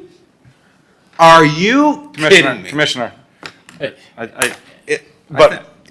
that's not what this is about. Look at the items that we. I'll wait my turn to speak. But. No, please. I mean, these are the same items that we have supported. And at this point, I don't want to cut you off. I'll speak after. Yeah, no, I want to. No, but I think we look. I look at it like this. I agree with. And mostly I agree with you. We're not looking to sacrifice anything. We're not looking to sacrifice positions. I guess there are many ways to do this. I'm throwing hypotheticals out here. I'm not proposing we do this. But let's say there was a management position that through a normal retirement was filled. Now you have to make your determination. Do you need to fill that? Was that person instrumental, or could you hire a new police officer that'll be on the street that makes significantly less, but will be a visible component of our police department, as opposed to replacing that with a management? Again, these are decisions that could impact in the hundreds of thousands of dollars each time. Again, that's a hypothetical. Conferences, travel, I mean, these are all things that all add up that we should be looking at carefully. But that's not what we have here. I understand. But by the way, in all fairness, we've tasked Eric and Jason and Tamika to come up with proposals.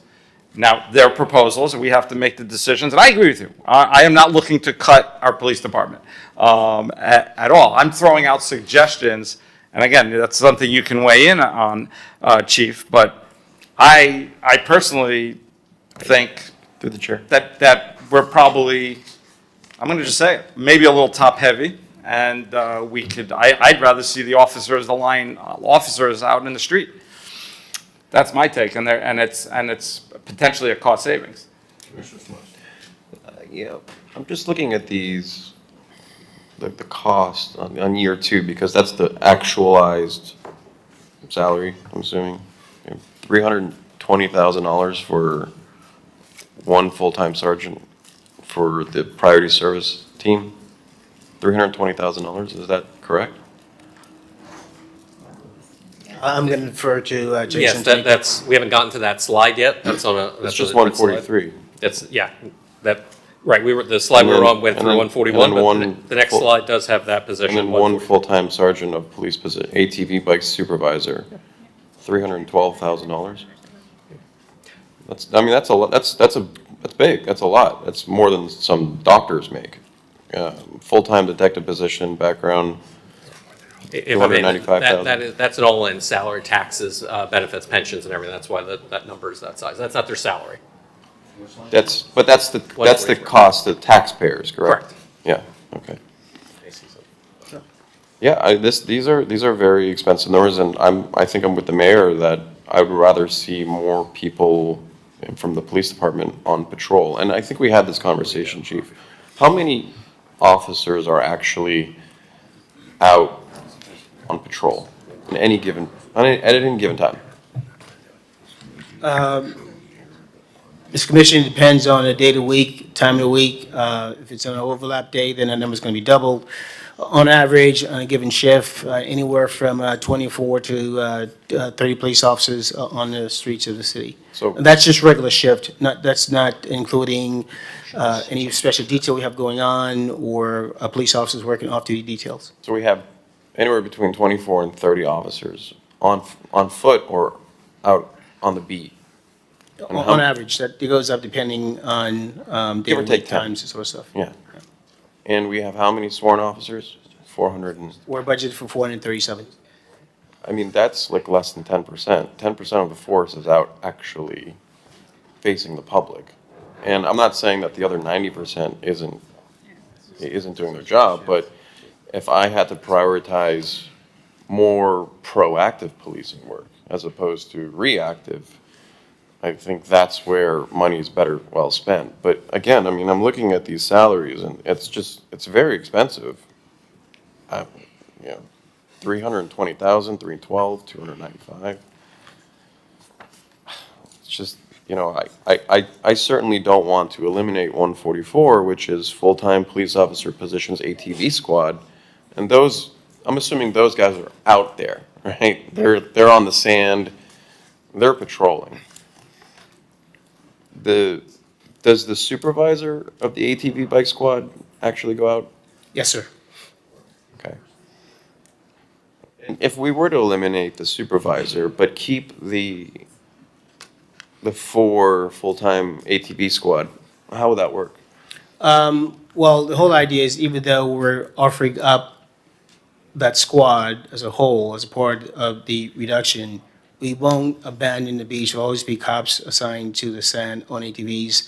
He or she would report directly to the area sergeant, area 4 sergeant in this particular case. But there will be presence So on they the wouldn't beach. Just won't have a necessarily defined need- squad per se.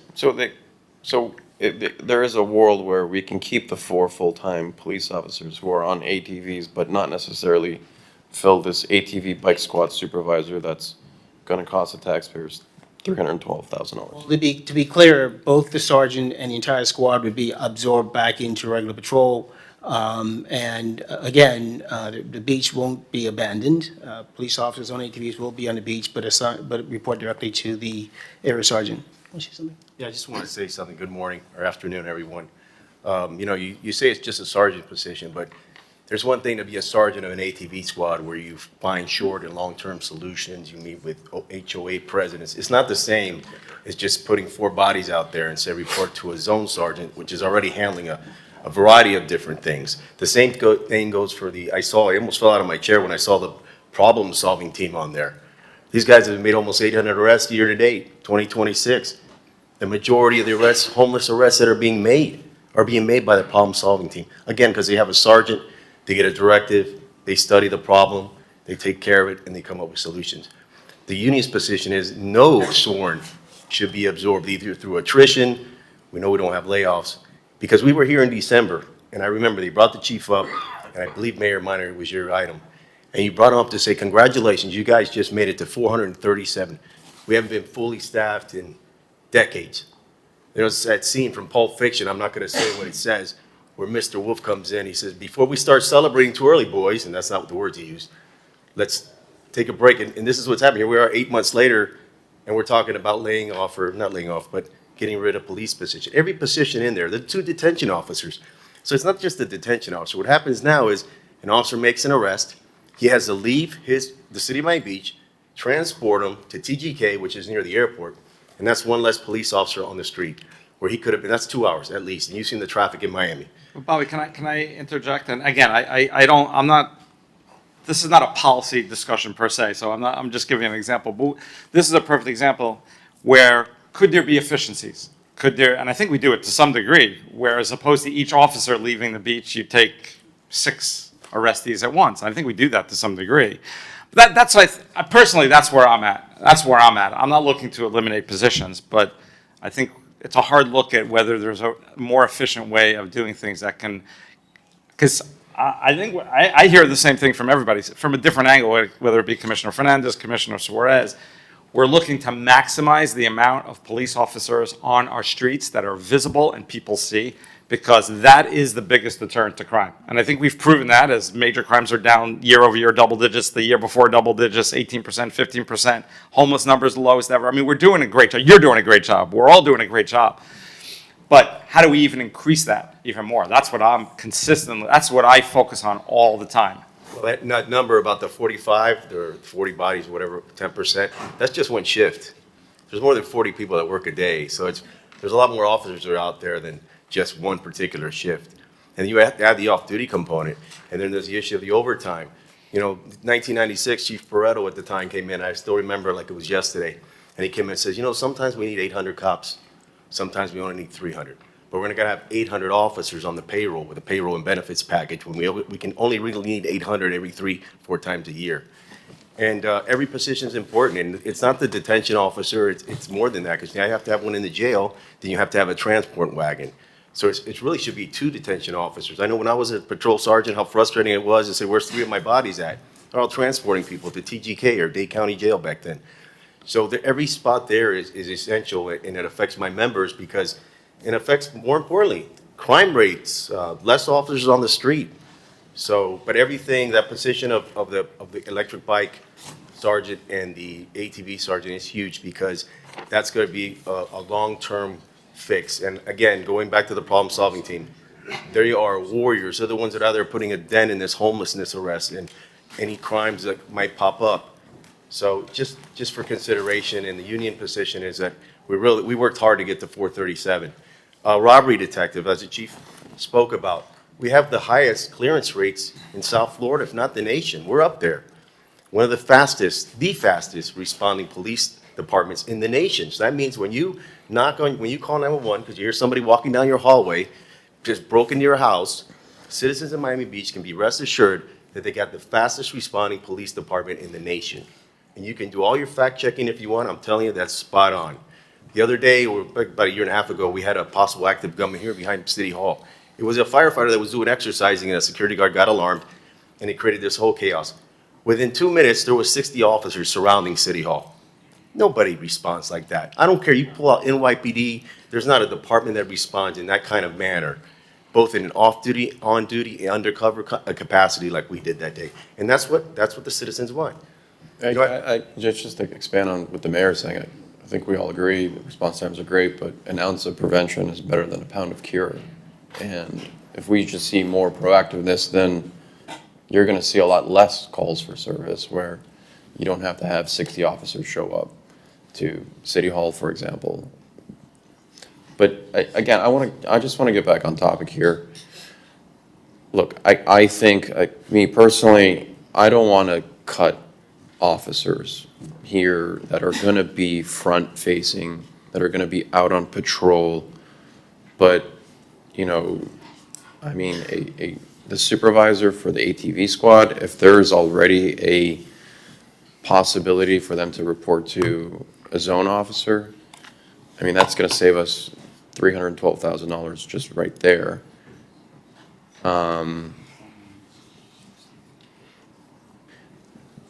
For the detective position, yeah, chief, is crime is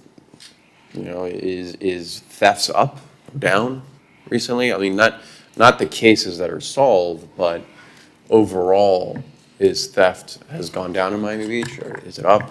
Yeah, year-to-date, thefts are down 15%, year-to-date.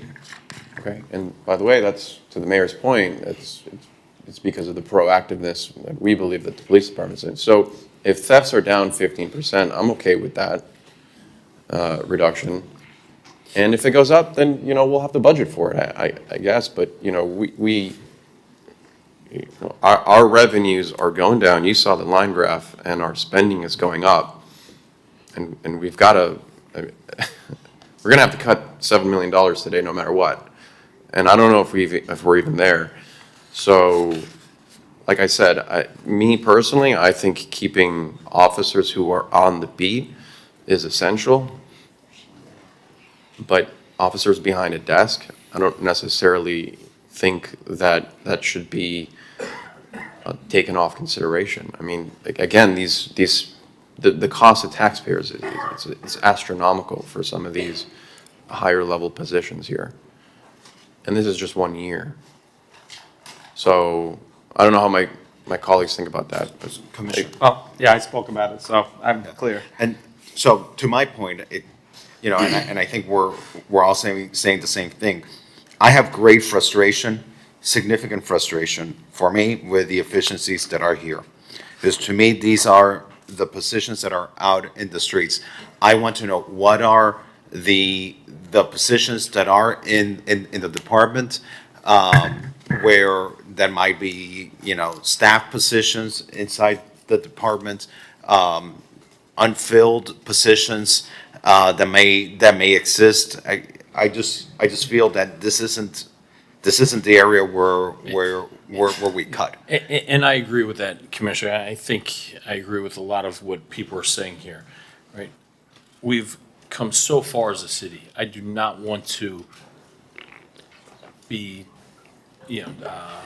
dollar short pound foolish and take away officers that are on the front line out on the street, that we all pat ourselves on the back for curing public safety or enhancing it. And it's, through a lot of the efforts of the police department. I think what we can do is work on better operational plans perhaps, especially, this is just through my anecdotal observations. It's kind of the same discussion with the fire as well. It's not so much how many people we have employed, but especially for some of these staff, special events. Are we overstaffed? Because that's where a lot of this overtime comes from. And I'll just put out different examples. The Food and Wine Fest, right? Are there more people there on that beach than on a normal Saturday? But we have, dozens of officers and firefighters and things like that. Can we look at better operational efficiency for things like that? The World Cup, which our city's been phenomenal for, being more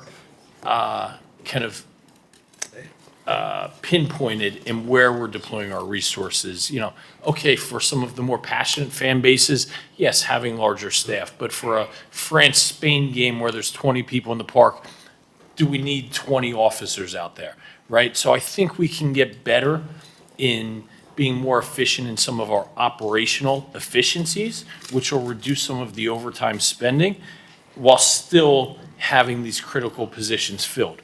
And I do think that there's some, I don't know if they're administrative positions around the edges, and I hate calling anybody out, and it's not personal or things like that, but I saw it with the fire and with police as well. We don't need like social media PR people for the police department. They show up with a camera so sophisticated, it looks like the Hubble telescope, right? I'd love one of those for my staff, but we don't have it. I'd rather have our frontline workers in fire, our frontline workers in police. We need your help in identifying that. I only saw that because I see with my own two eyes at the Columbia concert, the concert with the Colombian artists for World Cup. It's like, we don't need a social media person to show up and take pictures of the fire or the police. Is it nice to have? Sure, right? But I don't want it to come at the expense of our frontline men and women within the police or the fire department and things like that. So I'm not going to be very supportive in removing many of these efficiencies. That doesn't mean we can't do self-evaluation to see if there are other areas where I think where you hear this conversation going, if there are further further introspection that we can do between now and September. So right? if I can make a proposal, we should keep 144, 145, 146, which is 13 officers who are on foot, on patrol, and eliminate the priority service team, the PST, the sergeant there, and the bike squad supervisor, and the detective position, since thefts are down by 15%, and the robbery as well. And that's $1 million. If I can, Commissioner, to assist, I believe it was because everything right now is on the list. I believe your recommendation is to. Maybe we can just go from the top, right? Is that okay? Sure. Yeah. Maybe we start with 130 and we'll just kind of make our way down the line. For police, we'd start at 134? Yep. Okay, I'm sorry. I thought that said police. Yep. So is there any, I guess, going down the list, is there any issues on 134? How long have these been vacant for? I believe they were added to the budget a year or two. 2024. Yeah, they were added 2 years ago and have never been filled. Okay, I'm fine with that. Yeah, Yeah, a couple of years ago almost. yeah, give or take. so they were And I added think and it have never was- been filled. Mr. Mayor, I think this was your initiative. But, It was mine. oh, yeah. And just so you know, we work desperately to fill those positions, but becoming a Miami Beach police officer or detention officer is a very, very difficult process. Dozens of applicants and just couldn't find anybody who made the cut. And Bobby, hear exactly what you're saying. I'd rather give up something we haven't had for 2 years and make sure we're firing on all cylinders in these other areas. And there are a number, these are vacant, and as we go Right, through and them, it's some are been vacant and for some are 2 filled. years. Yeah. So I think have a consensus there. 35 is a vacant crime analyst supervisor. How long has this been vacant for? Oh, I don't know. What do you? 2024. Yeah. 24, okay, I'm fine with that. Same for the next one. The next one also. So the real-time specialists, those are full-time and vacant, and those are also been vacant since '24. I'm fine I with think that. we should, I mean, we've invested so much in Arctic, and to not have somebody monitoring in real time. Chief, maybe Yeah. you can Is there speak to something that, your staffing level. we have hired some of them. We actually have one person on deck that, depending on what happens today, may not be hired. But again, getting hired in the police department, folks have to go through an extensive background check, and despite the fact we get lots and lots of applicants, many of them just don't make it. So on, it sounds like 36 we're talking about, it sounds like they're vacant, but there's one position that is ready to be filled? Yes. Over here? How many positions do we currently have in the real-time intelligence center? For that position, it's total of four. I'm sorry? Four, total of Also four. supervisor. Four, a total of four. 2 are vacant, but you Total have of six, I'm someone. sorry. I'm sorry? Six. Total of six. We got 4 out of 6 hired. Okay, all And right. did you say that there's one that you're about to hire? Yeah, yes, it's ready to So be hired. there'll be 5 out of the 6 will be filled. Pending the It- disposition of today. Correct. What's that? Pending the disposition of today.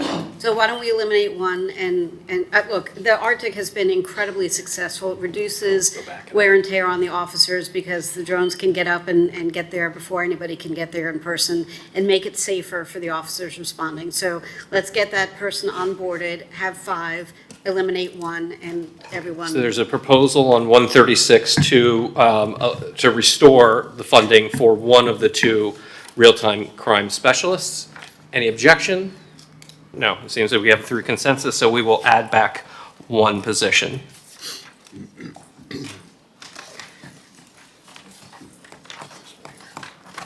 Okay, keep going on. 137, there are 3 vacant and 1 filled public safety specialists. Chief, of those, we would eliminate current public safety, people who are hired and now we're gonna terminate them? 3 No, are no, vacant, yeah, 1 are no. filled. No, 1. Yes, the whole idea is, we've had a couple leave recently. I think one of them applied to go to the police academy, another one left because she's having a baby. We've had people leave, and the whole idea is to just, through attrition, not backfill the ones that are vacant, just not backfill those all. What's your thoughts on that? The program has been Yeah. widely successful, Program's been so. successful. Yeah. It really helps us mitigate traffic during rush hour time, particularly evening time.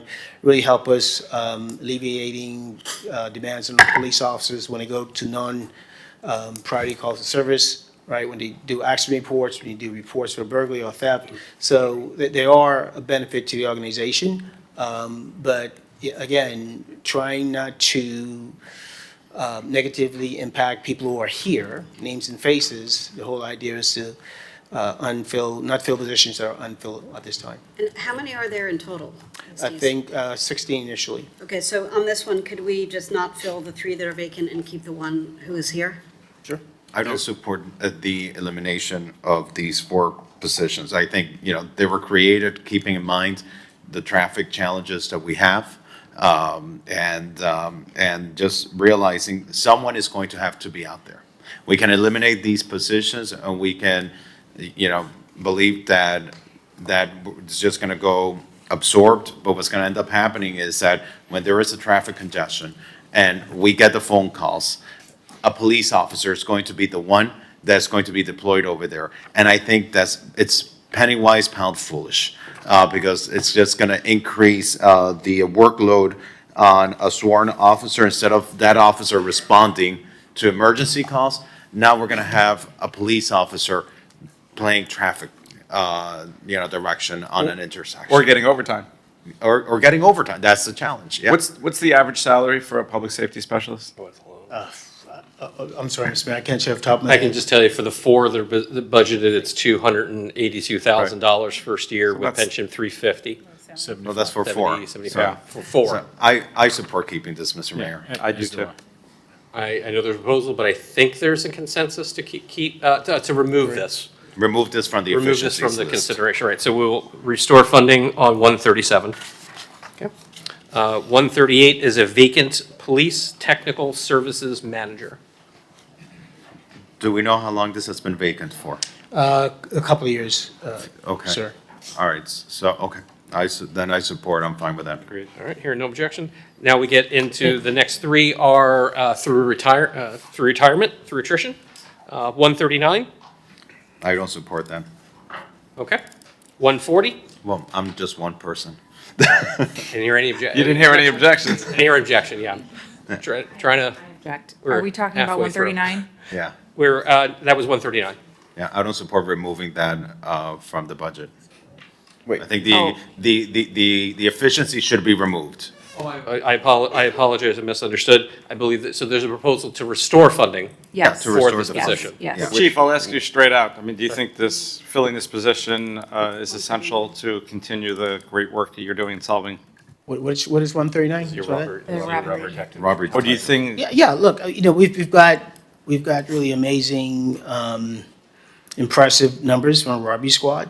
If there's a way to keep it, I'd love to keep it, right? But again, if we have to give up a position, I'd like to give up a position doesn't have a face or name to it, and will be one of them through attrition. just one more one. I assume I shouldn't assume, but I'll ask you, are we, and obviously we're always going to need our officers, but are we utilizing the latest technology and AI and incorporating all of that into our investigations? We are, and I'll tell you, and thanks you, Mr. Mayor, and your entire commission, the Arctic that you guys built for us and the money you gave us to get the technology to run it has been absolutely amazing. It's been a complete, not a game changer to where we do police work.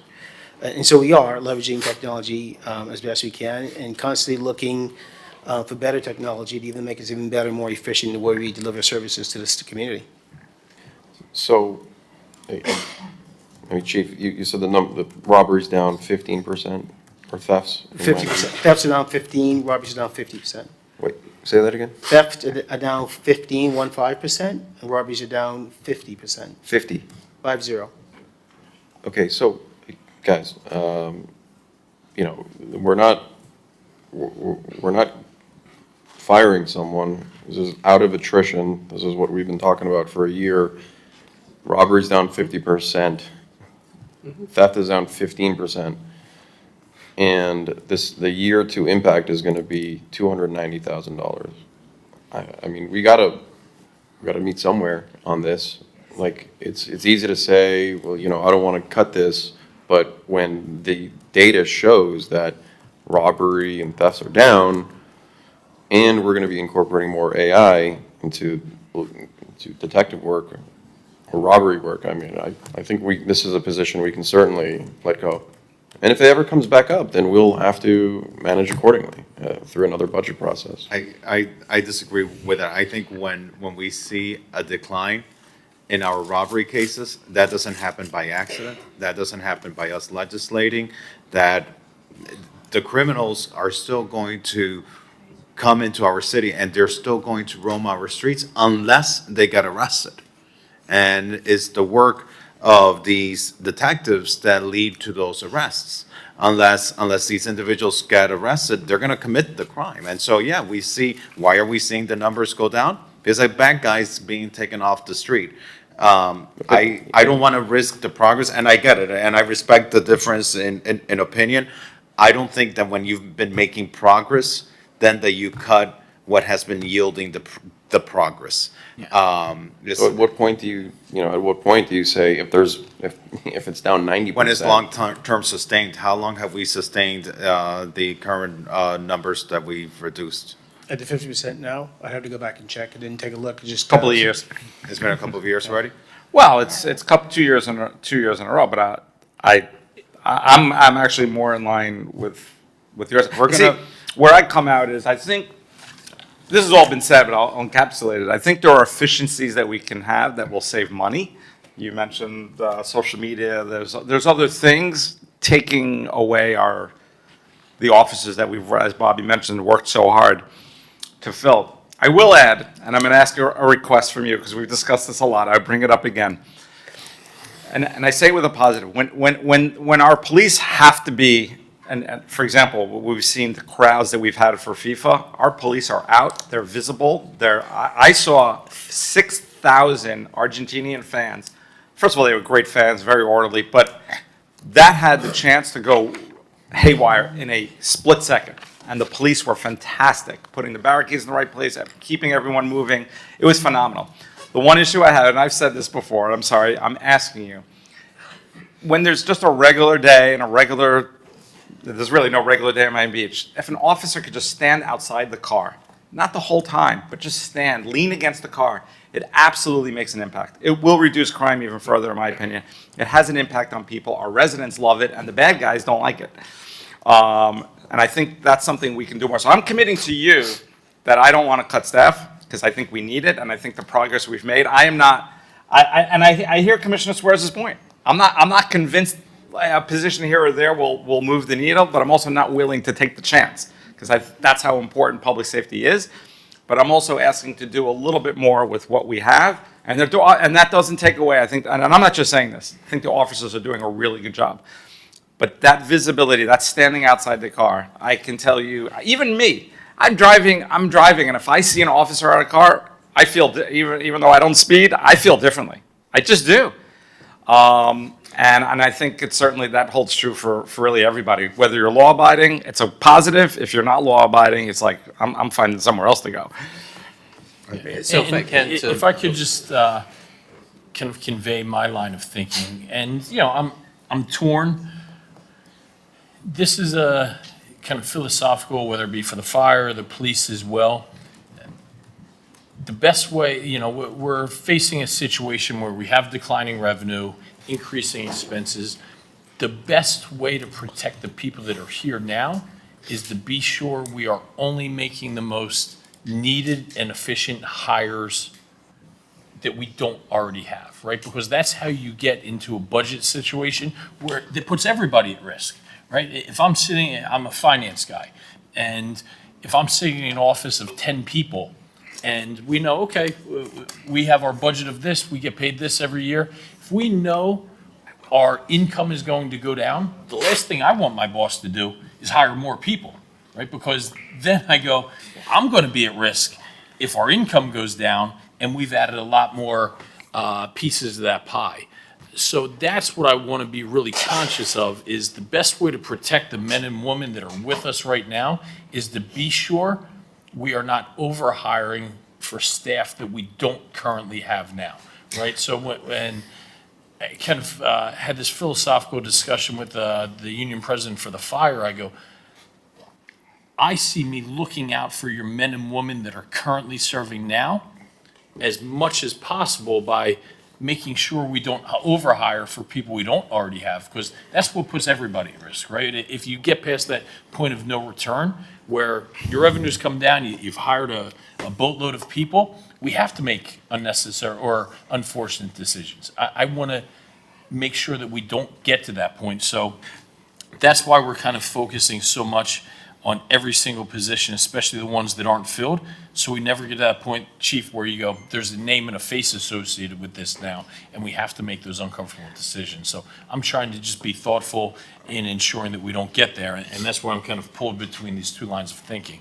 I think my overarching belief is, though, that we don't want to go back on the progress that's already been made, and I guess I'll kind of flip the script to you, Chief.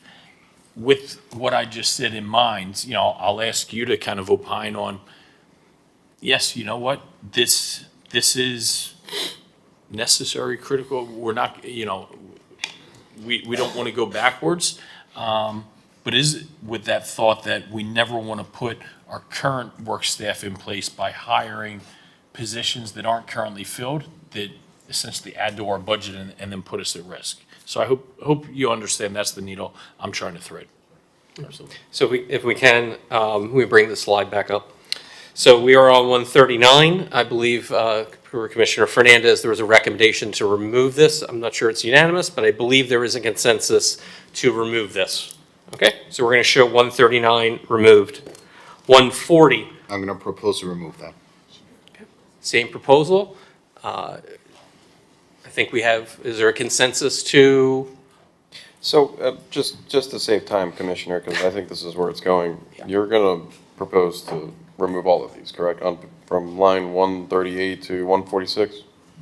When I'm reading from the administration that these are proposals that will decrease investigative capability for violent crimes, yeah, I'm not going to support removing that or removing that from a budget. That shouldn't be an efficiency. Because then I'm seeing, for example, in the enhancements, we have $115,000 in enhancements for community affairs. I'd rather see us fund violent crimes than, you know, community affairs. Like, I love community affairs, but, you know, my priority is, you know, robbery positions. My priority is major crimes. My priority is detectives. To me, these are important. And by the way, they've all come because we've all sat in here and we've all highlighted the importance of police presence in Loomis Park, which is how we ended up with a bike squad and an ATV, the priority service teams who tackle, like, for example, we ask our police department to take a greater focus on issues related to homelessness. It's the priority service teams that address homelessness. Is that correct? In part, yes, sir. All right. And so, you know, it's not without an impact. It's not without an impact to the quality and the level of service that our residents are providing. I mean, we have Joe Manning sitting in the audience, who was a victim of a homeless individual with mental health issues and got attacked. I'm not going to take away. Who the court had released over and over It's and horrible. over and over and over again, and I still have seen him out. It's horrible. And so I can't support removing these positions who are tackling these difficult things. I support seeing where else in the department can we find, Mr. Manager, where else in the department that can we find efficiencies that are not these?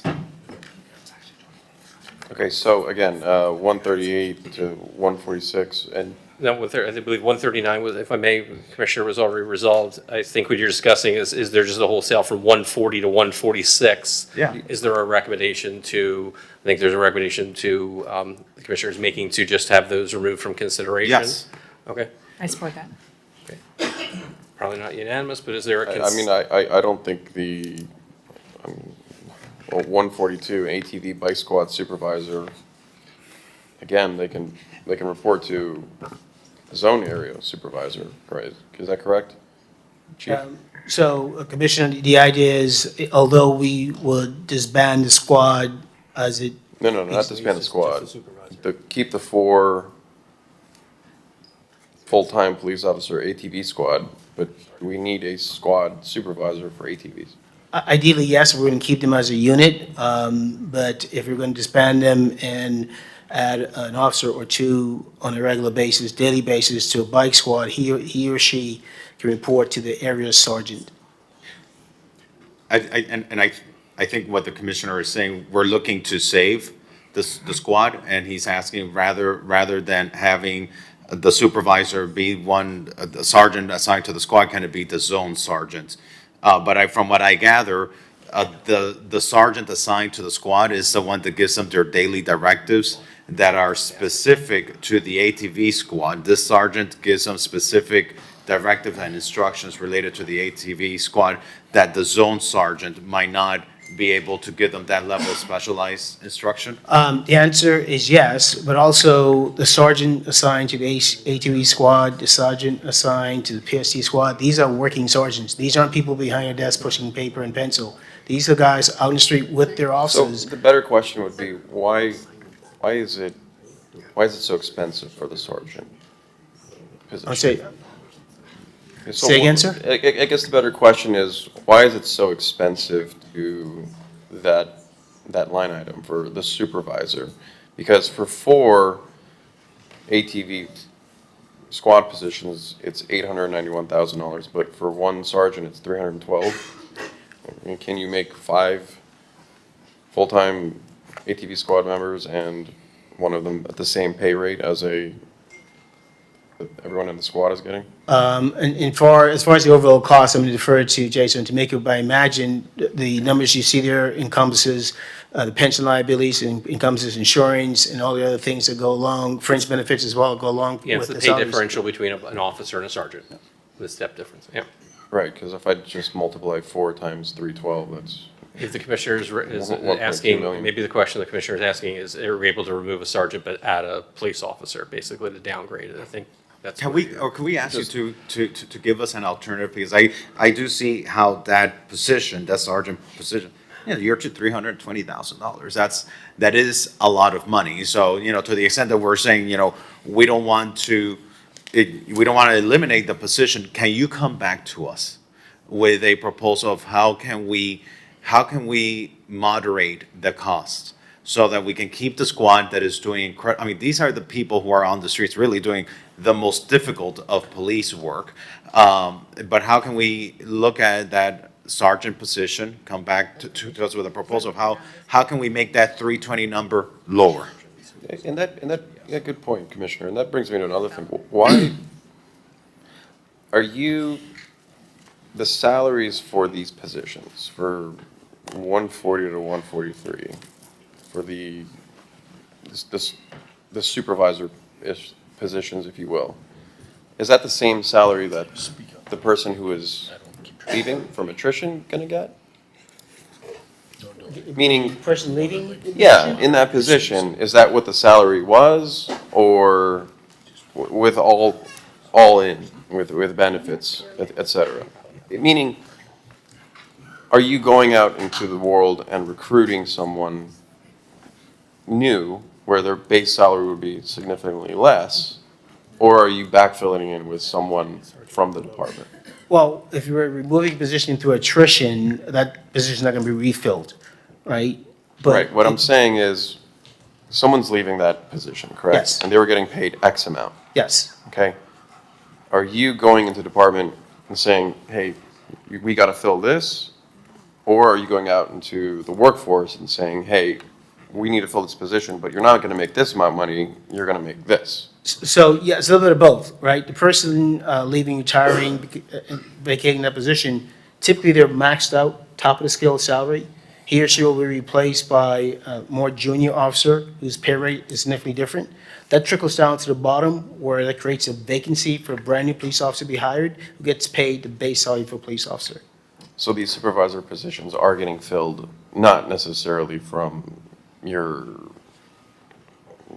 work hiring out into the real world, you're filling it from within.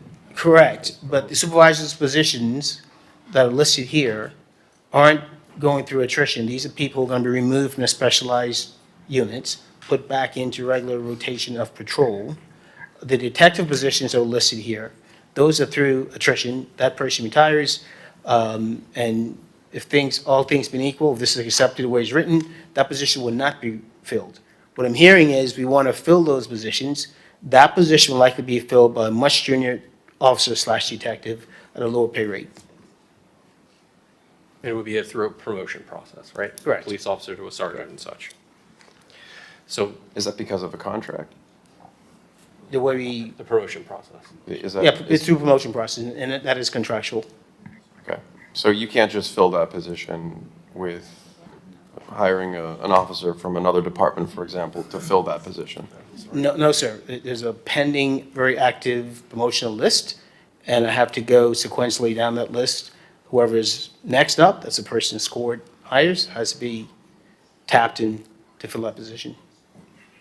Commissioner Bott, did you want to? Yeah, so thank you, Commissioner Magazine. So there are 10 people currently assigned between police officers and sergeant for ATV bike squad roles. And through attrition, we're proposing eliminating all of them, which means we would have no bike squad, no ATV. At the same time that we are facing increased challenges with micromobility, and we literally have accepted a gift to have e-bikes so that we can have an e-bike squad that can handle the challenges of people trying to navigate their way through change. So we don't have more deaths like we saw just a couple of weeks ago in North Beach, and near misses that happen all the time. Talk about being penny wise and pound foolish. I think this is a terrible, terrible decision to eliminate that functionality in the police department.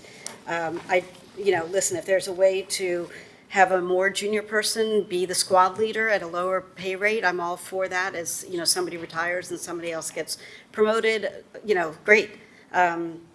But to get rid of these 10 positions is, I think, a disaster waiting to happen. Well, I mean, I don't think Julio's in the room right now, but when somebody comes barreling in and knocks out Julio Blanco, that's a tough, he's a tough guy to mow down. And we've seen it happen far too often. And until we, as a culture, as a community, figure out how to navigate these changes with these new, very dangerous devices. I mean, they go 60 miles an hour on a sidewalk.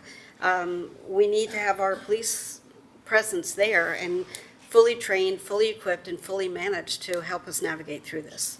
Commissioner, I'll tell you this, this decision didn't come lightly. A lot of internal conversation, debate about what was the right course of action to take.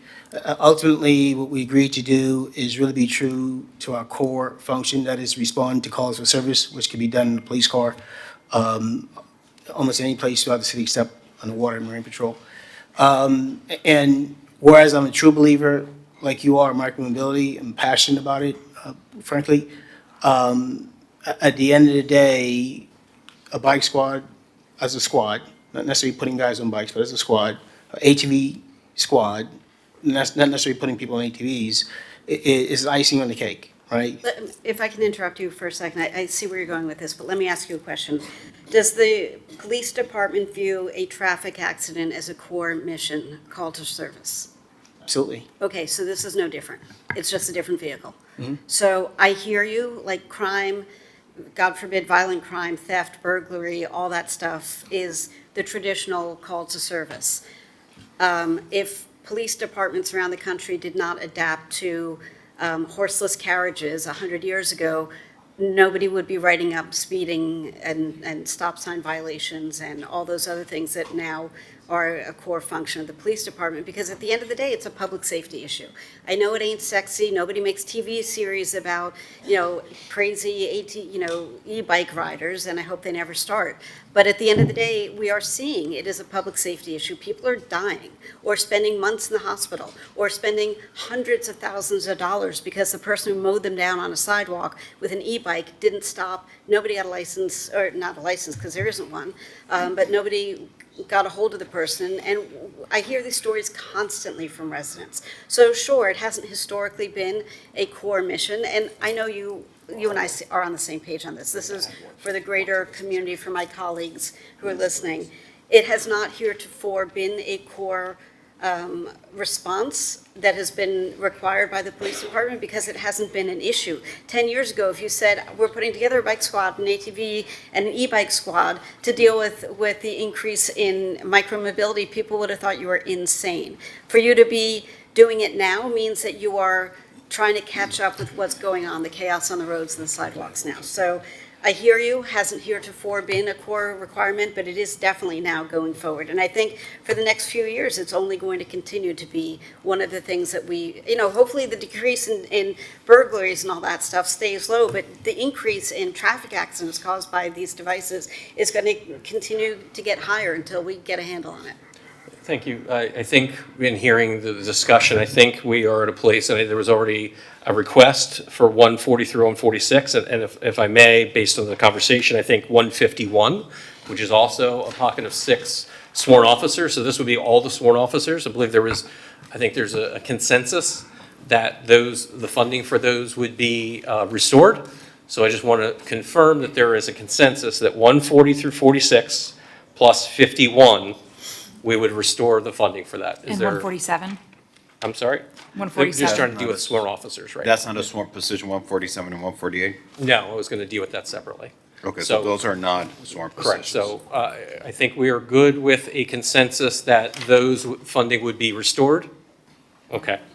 So we're going to show 140 through 146 restored.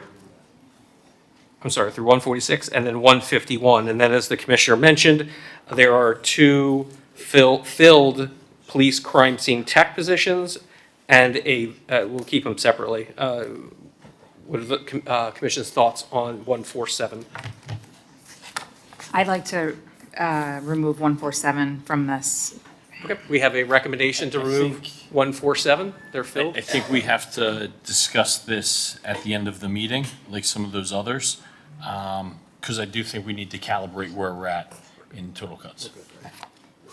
Chief, can you advise for 147, which is 2 full-time crime scene techs and 1 full-time property and evidence tech, how many does that leave you with? I think the crime scene leaves us with 10, and I have to double verify the property and evidence tech. I can't say off the top of my head. Okay, I mean, maybe one approach, and we can certainly discuss this at the end, but maybe one approach is taking, instead of letting these 2 people who are currently employed go, is keep one where they are in the crime scene department, and then moving the other one over to the property and evidence department as a kind of a splitting the baby kind of a thing. Okay, Would it be okay if we discuss these 2 items at the end of the meeting when we agree. come back and calibrate where we're at? I agree, Mr. Chair. And Mr. Chair, I want to thank you because you've been so great in running this discussion. It's so important. You've been handling it so. Only externally, internally. No. All right, so we will show Thank you. 147 and 148 to discuss at the very end. And I think the last police one was a right-sizing one related to security guards that we discussed. I don't think there would be an issue there. All right, I think we've completed police, and we're almost done with general fund. On the security guards. Oh, yeah. On the security guards, I don't know, I want to be realistic. Is during the last solicitation that we did for security guard services, we ended up with a company that gave us a low offer. And so we hired that company, and I'm getting complaints from neighborhood associations regarding the services that they're getting from that security guard company. And now to say that we're going to further reduce, I think we ended up getting what we were paying for, because it's just very, very challenging to see that we took out an incumbent vendor and then we brought someone in to save us money. Saving us money has resulted in a deterioration in the quality of service that the residents who are paying an extra millage are receiving because of the quality of the product. And now how are we going to further reduce this by $300,000? I think if anything, we need to be realistically saying we might need to at least maintain the level of funding that we have. And if we go back to the marketplace, we might possibly, realistically, probably need more funding. So I don't know, Mr. Chief, Mr. Manager, I need someone to guide me with this because it didn't come to me previously, so I apologize. It just dawned on me now, the challenges that we've been having with that contract. Would you mind if I weigh in also? Of course. Yeah, I know we've gotten some complaints from that neighborhood. Interesting, in that neighborhood, there seems to be a split, because some neighbors reached out to me saying they disagreed with some who were complaining and actually thought they were doing a good job. So I think there's some, and also that's the same company we're using in City Hall, so maybe we can get an assessment of how they're doing. I think overall there's more to the picture than just one neighborhood association. There is. Or at least a representative from that neighborhood association. Yeah, there is, Mr. Mayor, I mean, Dynamic has had some challenges taking over the contract this year, taking over during peak time, during spring break. Initially had challenges filling all of the positions we had asked them to fill, and they had assured us that they could. Along Ocean Drive in the Entertainment District, had challenges with that. Then most recently have had challenges with some neighborhood associations. There's a disconnect between what the association expects and what the delivery's been to that association in terms of service. If I could just add a little bit, this particular item is our best estimate on the right sizing of the security guard contract as it's currently in place.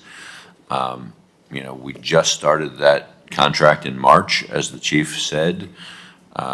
We're, at this point, comfortable with moving forward with this company and utilizing those resources. If at some point we have to change direction, then we would assess that at that time, and we would bring back any changes to the commission. But this is based on the current contract. Okay, so you feel comfortable with this company? I feel comfortable with this company and this dollar figure at this moment. Okay.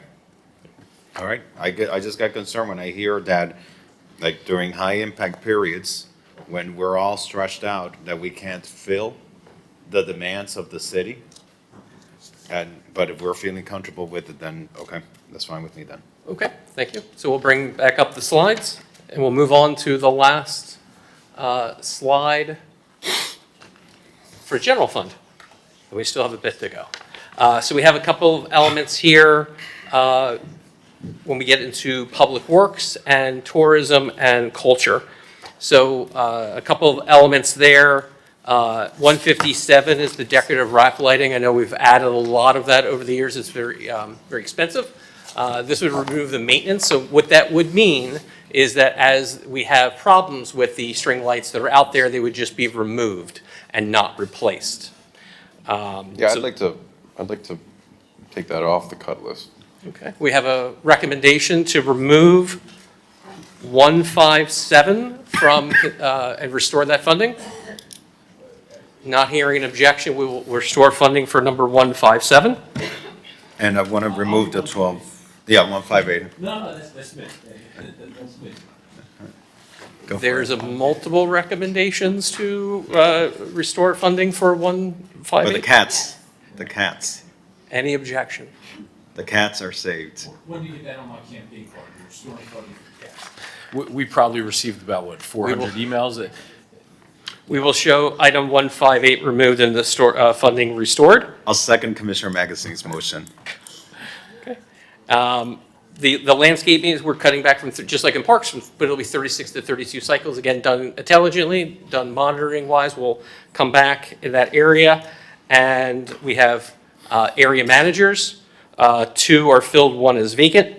And then we have what is, I think amounts to approximately a 5% cut, rounding on a few different management fees and such in the tourism and culture department. So if there is not, we do have a lot. I have a question on 159. 59. So the landscape maintenance Yes. services, and I think it was to reduce it from 36 to 32 to cycles per year. 32. Yeah, and they'll obviously work on that where it's more in the summer, less in the winter and things like that. So they'll just shift out by shifting out those 4, we're able to save $166,000. And again, we'll monitor that closely if we feel that we want everything to look beautiful, right? And if we feel that we're not able to maintain that, we will come back and have that discussion. So we can make a mid-year budget adjustment if necessary. If we feel that that's necessary, we have no problem coming back and having that discussion. Okay. And if we can, we have general fund enhancements next. So we're going to move. When we Sorry. look, for a small entity like the Normandy Fountain, they're a very small entity. For them, I think it's very hard to absorb that $5,000.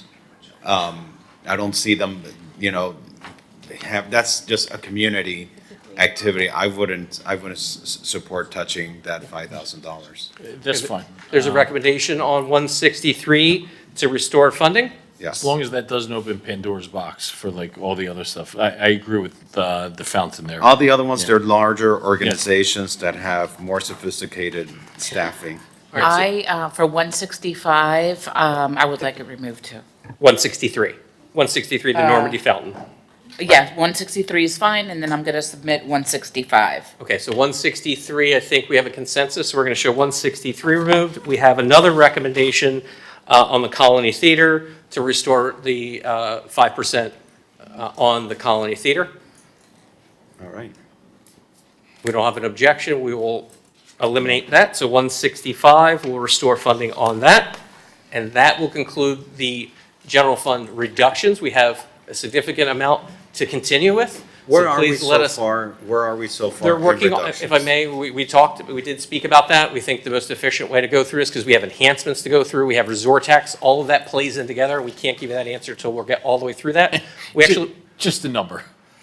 right, we don't, I can't give you that right now. Oh, But I thought you meant like you literally didn't want to. Oh, no, I okay. I believe the early number we looked at, we think we're still okay. But again, depends on what happens here with enhancements, depends on what happens with the general fund. I mean, sorry, resort tax. So,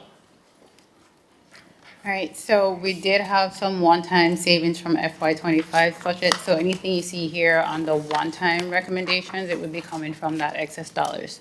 So for the police high visibility overtime, this year we have a budget of $1.8 million. PD actually asked for $5 million to continue at the current service level. We recommended half of that at 2.5. That's the only one-time item we're recommending on the public safety section. For the next items, primarily for the. Tamika, so we're actually going up in that? We're increasing the budget, but we're actually funding less than the current service level. Right. And maybe I make a suggestion that we keep that flat. Yeah, we need to At the continue 1.8. maintaining the current level of service when it comes to public safety matters. I don't want us reducing the current level of service, so. But, yeah, since if we're doing 1.8, I'll suggest that. it would be 5 million. The current service level of, talking with the chief, is that's a $5 million item. That is. So the $2.5 million allocation is half at the service level that's out there now. And the concept here is, the need from the community has been voiced many times. We want to make sure that we are keeping the budget consistent with what the commission has authorized us to do. And so what we want to make sure is we're putting in the $2.5 million, and then if we need to come back for more mid-year next year, we do that rather than. I'm seeing this is overtime. So overtime is based on demand. So I guess if the demand is there, then is what you're saying, you could come back, because we might not use all the 2.8 million. I'm hoping that we don't, but. I see. Yeah, I think we should call the chief up, because I think this is a citywide number, the 5 million, and I think we need to get some clarification. Thank you, Mr. Mayor. Wayne Jennings, Police Chief. Yes, that is absolutely correct, Mr. Mayor. In addition to the high-vis along the 41st Street corridor, we also have what we call high-risk directed patrols. That's covered under that as well. Those patrols citywide patrol our schools. They patrol our temples and our synagogues and churches in the city. They patrol our key and important infrastructure as well. It's all captured in that. During any major incident, whether nationally or internationally, we spool up the amount of resources we assign to those details. A classic example would be the shooting in Australia. A classic example would be the 2 young people that were killed outside a museum in DC. The concern is if it happens someplace else, There may be copycat folks may want to do the very same thing here, and our goal is to prevent that at all costs, and despite the expense of it. Do we get any supplemental funding from state or federal for? Not for this, sir. No, sir. Not for this? So maybe so you're requesting 2.5, and then if you deplete that 2 point, because I guess it's overtime, so it's based on demand. So if the demand is there, if you deplete that and you need more funding, I guess mid-year, we can always consider a mid-year budget adjustment if the demand and the need is there for additional funding, is what I'm hearing? Yes, sir, that's absolutely correct. We're hedging our bet that, all things being equal, there won't be another major incident nationally or internationally that we'd have to spool up, and we'll just keep things flat. And Tamika, we're this past year at 1.8. The budget is 1.8 this So year. I think what we do is we keep it flat. And if it's a on-demand service, then we react accordingly. But just adding $700,000 is a lot. If I may. I don't think he's adding, actually, I mean, I think we're cutting in half, because there was Well, we're- 5 million requests, and they're Right. saying Right, 2.5 the million. request, but what we did this past year was 1.8 million. That's not what I thought No. what we did this To year was, clarify, so what we budgeted is 1.8. we What is- budgeted 1.8. Yes. the We current- expended how much this year? We are on train to spend 5 million. Okay, and so you're saying hopefully next year, the risks, the safety risks are reduced, and so we don't have to budget $5 million. We should only budget the reduced amount of $2.5 million, and we might not use all of that $2.5 million, but if there is a greater need for more money, if the safety risks are there, obviously, like, safety is our top priority, we're not gonna allow these threats to dominate us, then we'll allocate more dollars to it.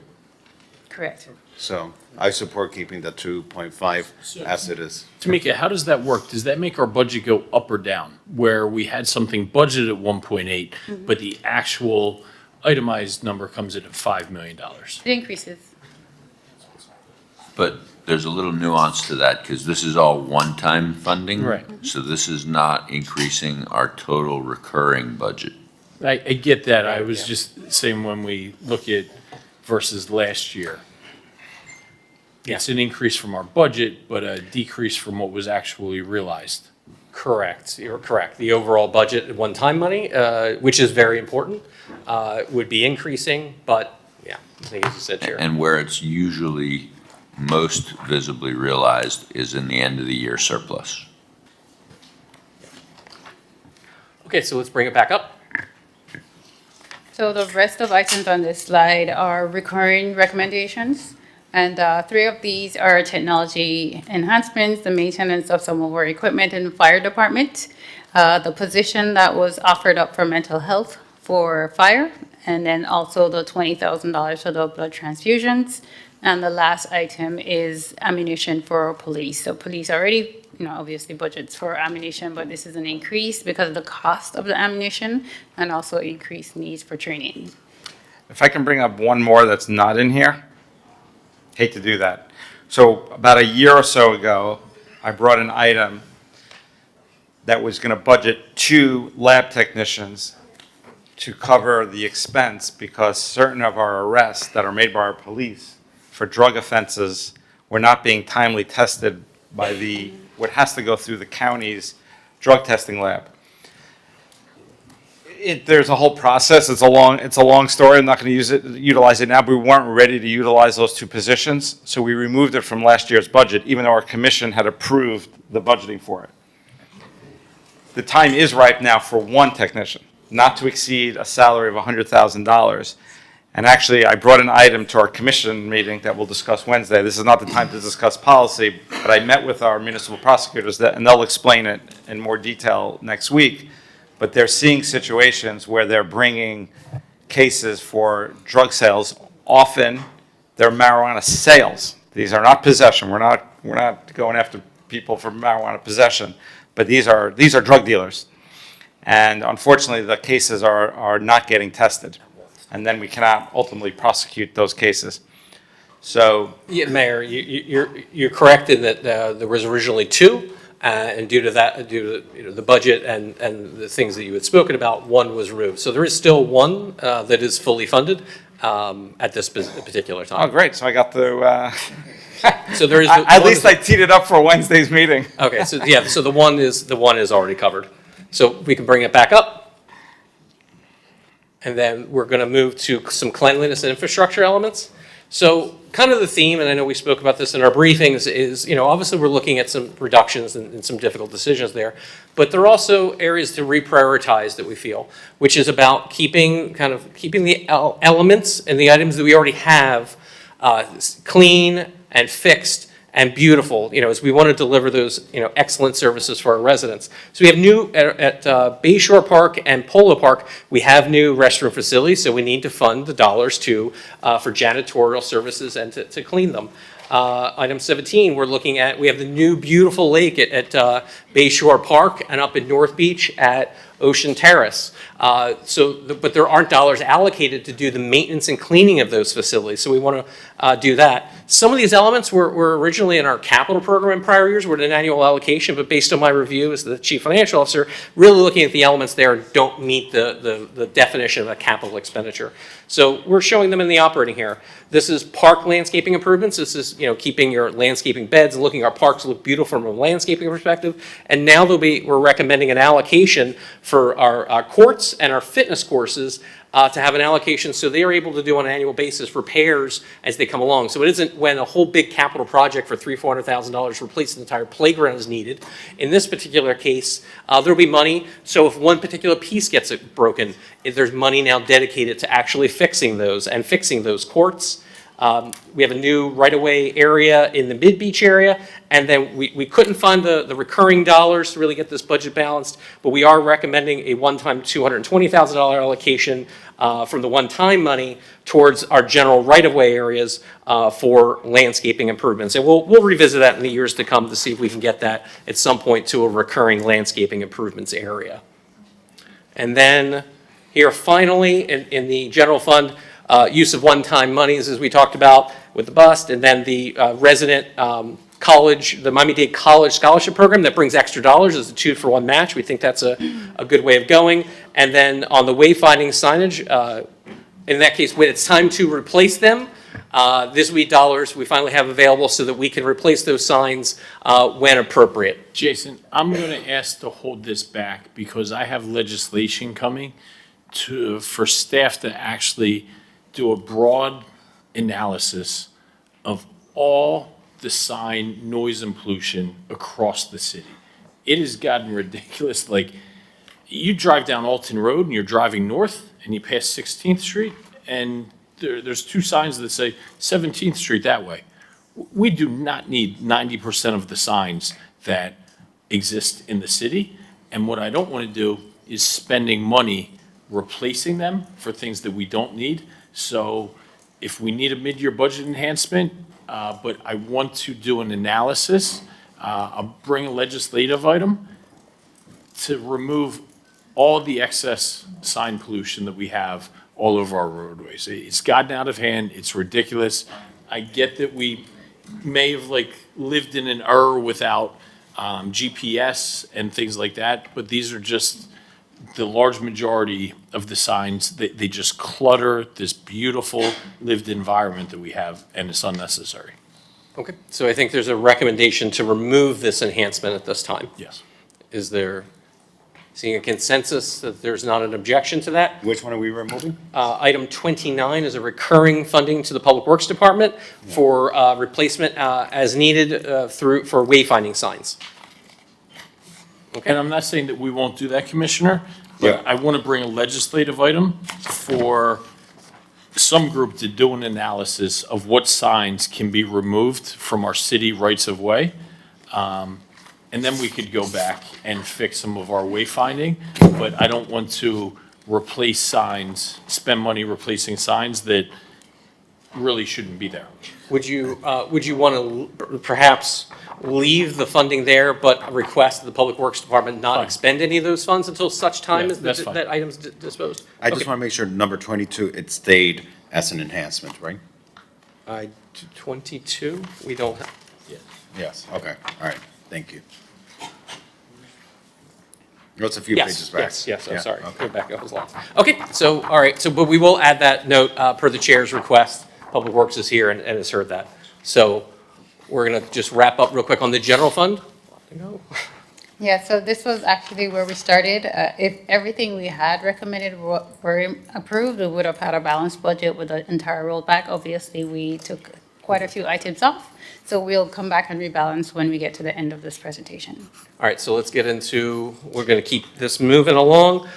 Resort tax, just the general story, I think in consensus, we all understand and have seen through the monthly reports coming out that it looks like we've finally kind of broken that trend over the past couple of years of kind of trending over or a little bit below the prior year. It looks like we've finally broken out. We're getting some records again, which we would expect. So we're kind of happy about that. All of that was taken into account when we balanced our budget. And this is how we propose to rebalance the resort tax fund. If you go to the next slide. So we did pick up $1.2 million excess year-end dollars for resort tax. So we are recommending to recognize it. And then we're going to walk through some reductions on resort tax. And that 3.5 that you see there, we're recommending transferring that over to the general fund. It's included in the balancing. Okay, so I'm going to go through the next two slides. We're back to reductions again, and all of this interplays with the general fund.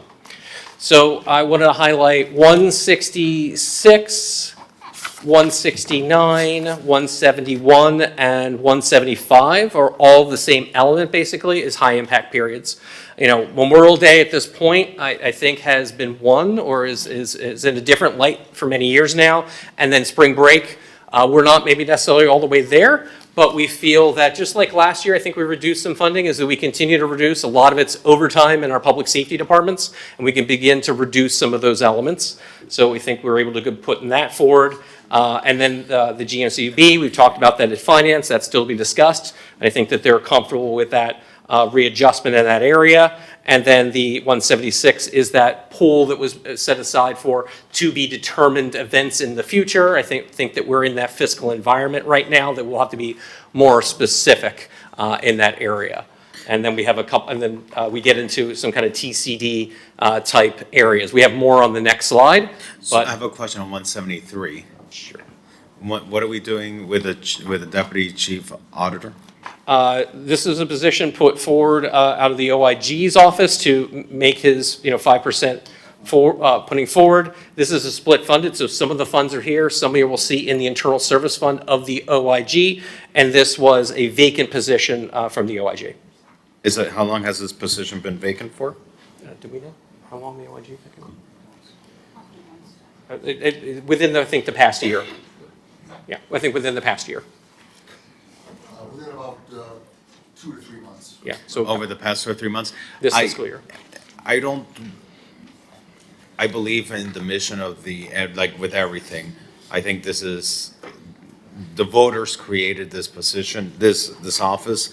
I don't want to take funding away from the office of the Inspector General. As it is, I think they're overloaded with work, and I think they need the support in order to get reports timely to us. Okay. So we have a recommendation to restore funding, and we, here in the resort tax, and we'll also reflect that, which a majority of the funding is in his internal service fund, which does feed a lot back to the general fund. So there's a recommendation by the commissioner to restore funding for 173.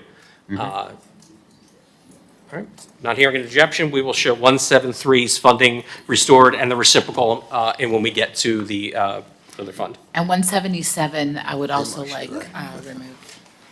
Yeah, there's a recommendation to restore, this is the Art Deco weekend sponsorship to MDPL for $8,000. I agree with that. And Jason, are you reducing, is this a full reduction or is this just like a small percentage for some of these things? MDPL is going from 150 to 142. It's 5%, Yeah, about like we did with most of our cultural partners. Correct. Yeah. But there's a request to restore funding for 177. I think we have a consensus then to restore that funding. Which one? 177. This is the Art Deco weekend sponsorship to MDPL 5% There's been reduction? a leadership support that. transition there. They work really hard. Last year was the first time the new person came in, and it was within weeks of the event. And I'd like to see them with full funding for the upcoming event, and we can look in future years if it merits cutting. Okay. So every department here just reduce it by 5%, or every program? No, not everyone, but in general, we looked at a lot of the sponsorships and a lot of the grants. That was kind of the approach that we took there. But I think there's, maybe not unanimous, but I think there's a consensus to restore funding for 177.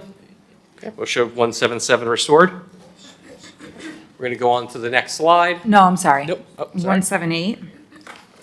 That's the Air and Sea Show. I'd like to restore funding for that, please. I have to say with the Air and Sea Show that I haven't been completely satisfied with their performance, with their footprint. I feel like the footprints over time has gotten smaller. I don't know whether at one point they were getting money from the county, because this has always been a partnership, and I don't know that the county is participating as well. So I don't want to carry the full burden of this. And at the end of the day, for them, it should also be a privilege that they're here in Miami Beach. Frankly, sometimes I don't know that they appreciate the partnership. I'm just going to be very honest about it. So I'm going to put that out there. But I want to respect my colleagues because we're all equals here. But just being upfront about how I feel about it. Okay, we kind of have an opposing here. So, but there was an initial recommendation to restore that funding. I don't think it's unanimous, but I just want to say that Commissioner Fernandez, I respect that, and I understand that, and we respect each other here, but that's kind of an internal issue, and I just can't support any type of funding cut to something that supports our service members, our veterans, our military. I can't. So maybe in the next year, we can work that out with that partnership, but I want this restored to full funding. Thank you. Yeah. Can I ask you a question on that? Does that actually go to service members, or is that the event producer? And maybe that's one and the same. It's to put on the event. It would be a reduction. To clarify, what I mean is just that we highlight, it is the event producer, but we have an event that highlights our service members and our military, and it's a fantastic event. And so we have a year to work on that relationship and to make it better and to talk to him, but I just would appreciate the full funding. Yeah, and Commissioner Fernandez, thank you for flagging that. I hadn't seen that. But I certainly respect that you're raising these issues, and we should certainly work them out. But I'm a big fan of the Air and Sea Show, so hopefully we can work out whatever. I'm a fan as well. I think the relationship needs Okay. work to make sure that it really is fair to the city, and the city isn't carrying the burden. Like, for example, I think last year there was $100,000 from the county. They didn't get that $100,000 from the county, yet the county participates in this as well, So what are they doing to restore that funding? And why should we carry the full burden for it? Yeah. And I'm taking what you're saying seriously, and I think we should address those issues. But, yeah. Okay, hearing that, I'm hearing what you're saying there, Commissioner, but I do believe there's consensus to restore funding for 178 at this point. So we'll show 178 restored, and then we'll go on to the second and last slide for the resort tax efficiencies. So we have a number of these, again, it's resort tax. So you're going to see a number of sponsorships elements. I think across the board, we're looking at the 5% reductions.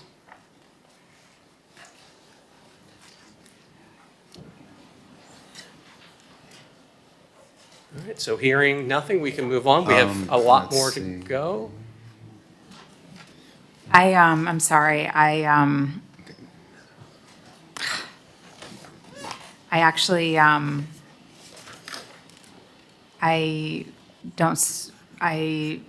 Collins Park and Ocean Drive. I actually want to save all of these. I just, Yeah. With these, I don't think we're eliminating them. They're just. right, but These full are funding. I 5% want to restore to full reductions. funding all of them, is what I mean. I get it. We're just reducing them, but I think, again, this is what makes Miami Beach special, are all these events, and people love these events, and, you know, if we reduce to Mickey Mouse levels, we'll have Mickey Mouse events, and that's something that I'm concerned about. But I'm trying to also be efficient. I get it. I guess, you know, it's hard, and then you can't just pick one, right? I mean,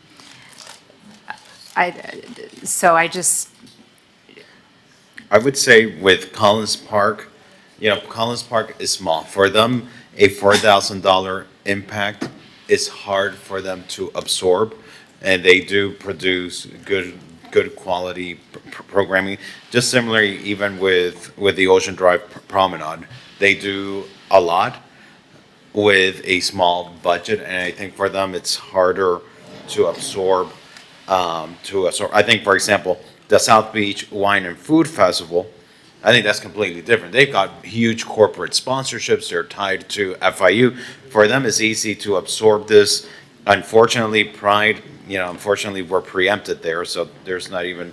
Commissioner, if I can, we can probably add that Pride one to the other two that you Yeah. wanted discussion. So we'll make a note on 180 we'll leave it, the reduction there for now, just like the other ones, and we'll discuss that in September when we get a definitive. And maybe once we get that definitive answer from the city attorney on how the preemption is going to affect the full funding for 180, maybe that helps offset a little bit with some of these other items that Commissioner Mateos Salinas rightfully is looking to say, because they are important cultural activities that set us apart. It's why our resort taxes in part are going up. Why? Because we have these offerings. and the residents love them too. And I also want to add to that the Lincoln Road bid and the Piano Festival. Small amounts that make a big difference. Sorry, there's a couple pieces going on here, Commissioner Fernandez. Was the recommendation here to keep all of these here for now, then in September when we discuss when we discuss 180 to see if it might be a full removal, and then all these can come off? So all these should stay for now and to be discussed in September, I think is what you're Because in recommending. September, you might find 250 To fund all of these. that might help you absorb, the funding of the balance. Okay, so there is a recommendation from the commissioner that everything on this page remains for now. Much more. And then in September, when we have the discussion on the three elements with the city attorney's office on the ability to fund those, if maybe there's a full removal of those three elements, which then could restore all of this funding. Exactly. Jason, can you confirm or clarify if this is an across-the-board 5% reduction? Yes. Yes. Rounded, I mean, it might be off $500, but yes. So this is equitable. Nobody's getting Correct. defunded. Yes, It's equitable. Everyone's Yeah, on this taking a small haircut. correct, everything's 5%. Okay.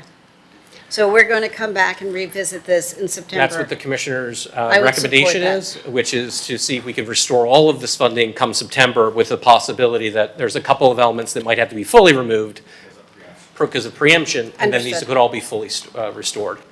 So I think we'll show a consensus of that, and we will flag those to be discussed and linked together during that discussion. But for now, we will show those being left. All right, it is already up. All right, so that is the resort tax. And then enhancements, we have one. It was the use of one-time money, a one-time $1 million allocation to continue with the March Fitness Festival. And I think that was something we did last year. I don't think a $1.35 million one-time allocation, and this will be a $1 million allocation for our March Fitness Festival. So to clarify, this will just be for the month of March.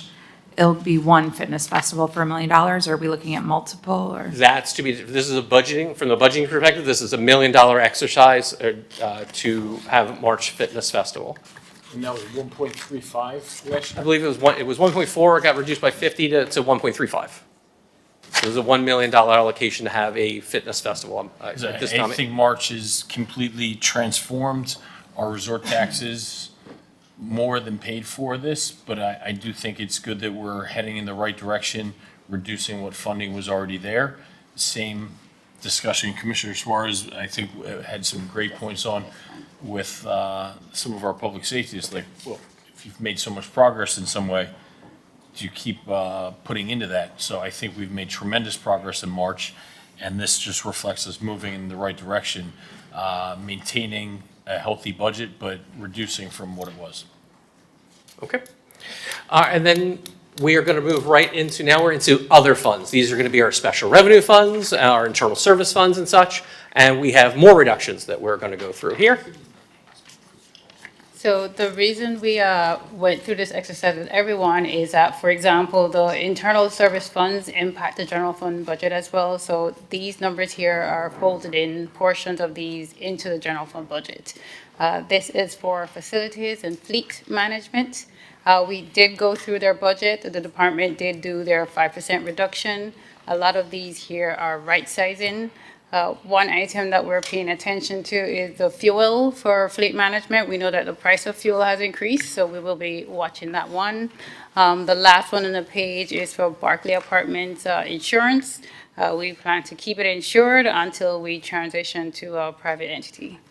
I have a question on 192. It says contracted services for repairs. Our elevators seem to be breaking all the time. Does this cover repairs for elevators? So the elevators are managed by facilities. This is for fleet. The vehicles, yeah. On that point, Commissioner's totally correct. I don't know who needs to do this or hear this. Can we get this elevator cleaned, the central bank elevator here? I don't mean to get off topic, but not just the internal elevator, but the elevator shaft that's visible from the floors of City Hall. It's, team, we got to put a better foot forward. I'm not going to beat that to death, although it should be. We'll take care of it. Okay. So going back, and we'll move on. And this is IT, Inspector General, Convention Center, and Parking. 209, we're going to take off the list. That's the other half, well, the majority of the funding for the IG's position that was already added back to for funding. All right. Keep Okay. moving on. So we move into here. This is parking fund, and then these are all our enterprise funds. So we have reduction on parking with 3 of the vacant positions and a reclass from supervisor to manager, a sign maker position. I have a question, I'm sorry. Yes. 215, are these demotions for these people? Promotions? Demotions as we reclassify? Promotions. Demotions. Pre-motions. No, he's saying that they are not demotions, they are actually promotions. But we're taking them from classified to unclassified or the other way around? Operations manager positions, I would imagine So are supervisor to manager. unclassified, but I'm not certain about that. To the chair. The line item would be to eliminate one classification and to create a different classification. Are they the same grade level? No, one position is a supervisor level position in GSA, and another position is a higher level manager position, which would be unclassified. So it's a promotion. It is an elimination of 6 positions, 3 of which are vacant, and a creation of a different classification, a different position, which is a classification that exists. So the 3 filled ones will be reclassified. So the 3 filled persons, just like the city manager has said, would work with HR and with our entire team to be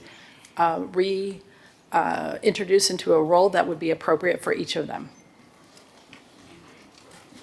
But would certainly be able to compete for the 3 Of course. openings.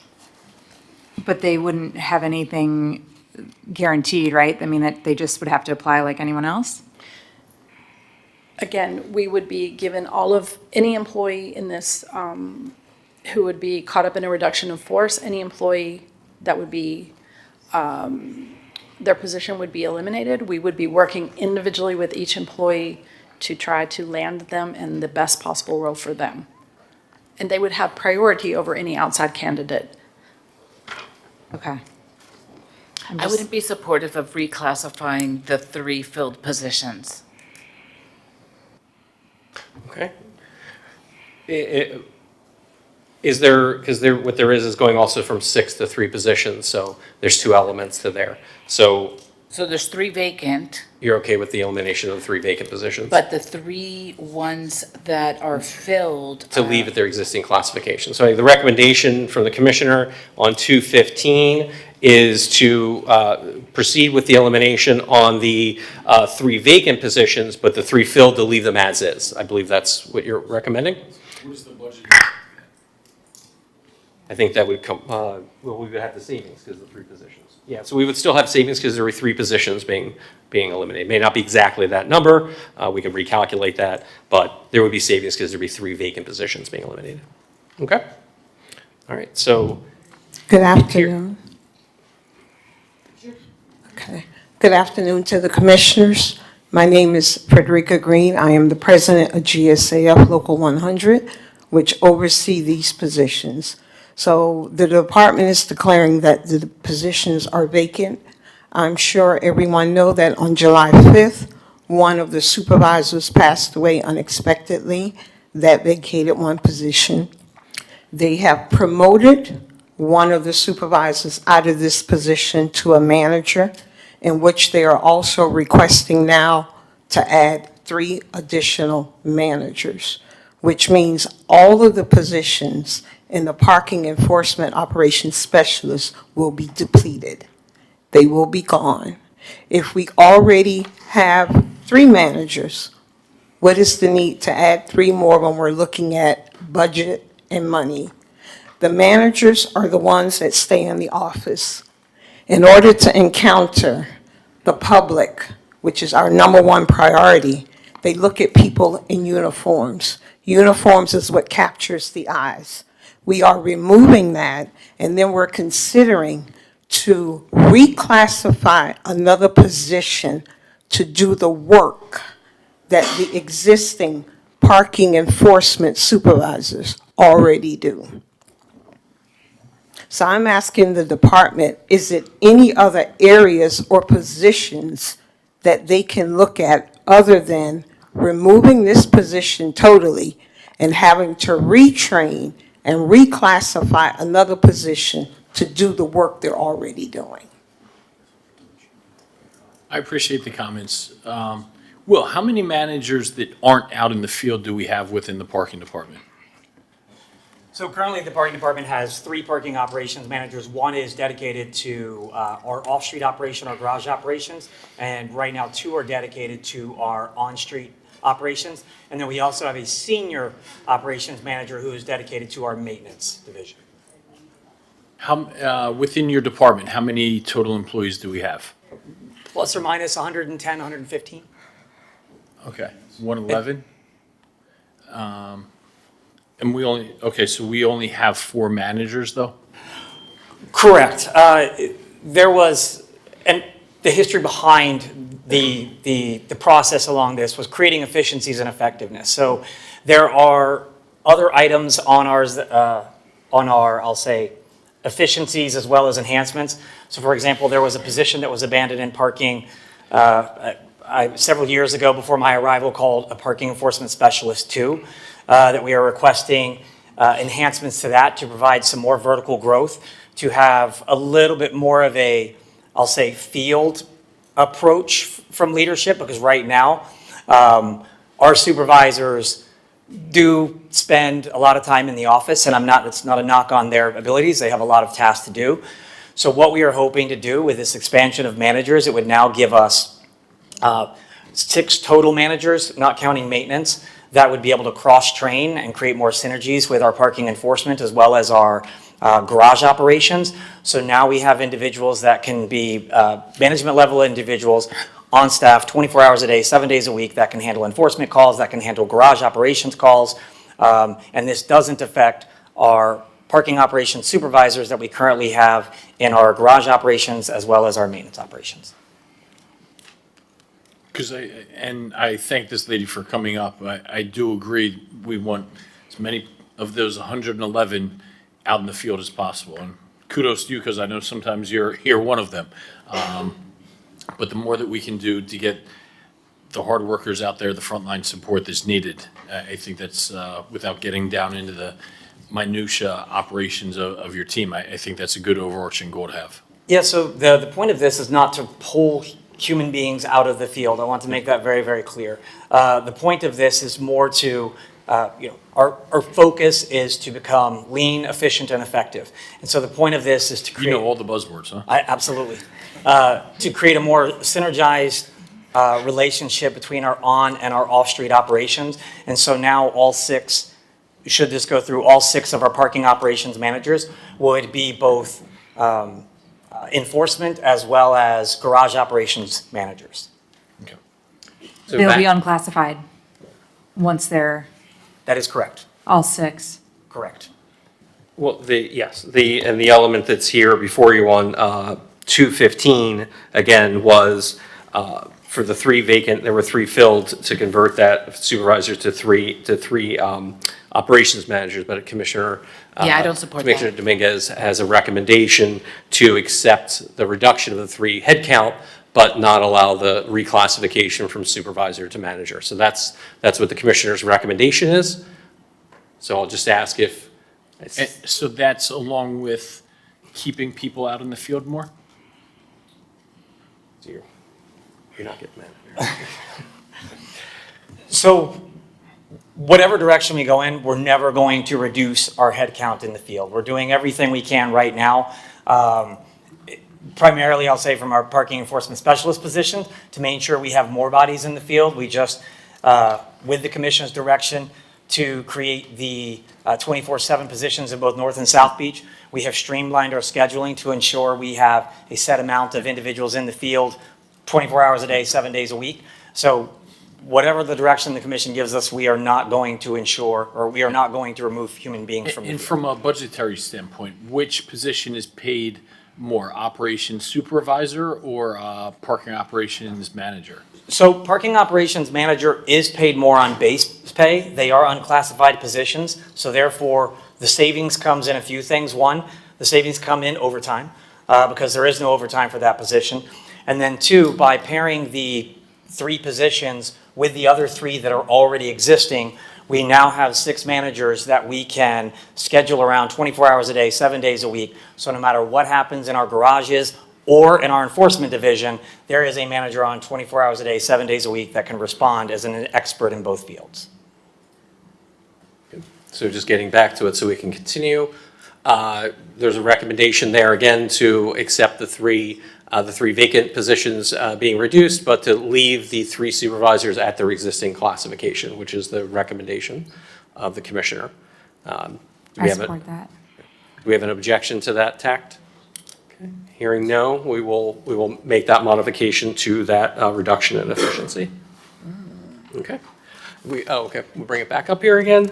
So we can get into mostly we saw some of those other elements, so I want to talk about the trolley. So, as we talked about back in at the May retreat, one of the elements is moving 50% of the funding. I'm very comfortable making that recommendation for the South Beach Loop here from the Transportation Fund as we begin to try to work through trying to get that transportation fund into a structural balance, which it is not currently outside of over the long term, assuming these reductions are not all accepted. So we will keep moving. And then on to here, we have a few water positions, sustainability, tree preservation, and transportation.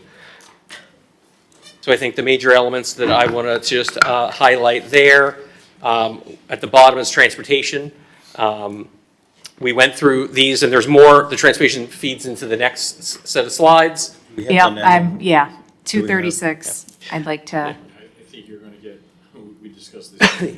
Yes, we can just go right there. Item 236, there's a recommendation to restore funding for the Rebecca Tower freebie. And you said you were going over water and public works positions or? Yes, let me, that was the beginning of the page, but let me, since we have a recommendation, let me just deal with the disposition on item 236. So that item's out there. I think we have a consensus to restore funding for 236. Obviously, as we talked about back at the retreat, also is our concern over the long term of that, and we'll talk about, we do have one recurring enhancement we'll talk about in a little bit. Maybe we can get that to a one-time and just continue that program. Back for the water, you're seeing there's a reallocation of some positions in my house, which saves some money. So we looked at a point-by-point in Manny's Customer Service Center, what people are working on, parking, water and sewer, utilities, and things like that, so some reallocation. And then we have some other reductions here in sustainability and tree preservation, including the reallocation of some general fund, partial funding on some of the urban forester type positions into the tree preservation fund, which we are comfortable with. But let's get into the next on transportation. And this is the rest of the transportation reductions. Again, nothing should be a surprise here. These are all the elements that we discussed in depth back at the May budget retreat. And the reduction, again, I just want to note for everyone in the public, item 243 is not a reduction in the service of our trolley system. This is just a reallocation of funding to another element in our budget. Same thing with 244, which is moving that to the convention center. And as we had spoken about a number of these elements, we'll move to one-time allocations as the department needs. So we're going to move into a few enhancements in other funds. I just want to quickly bring up 245.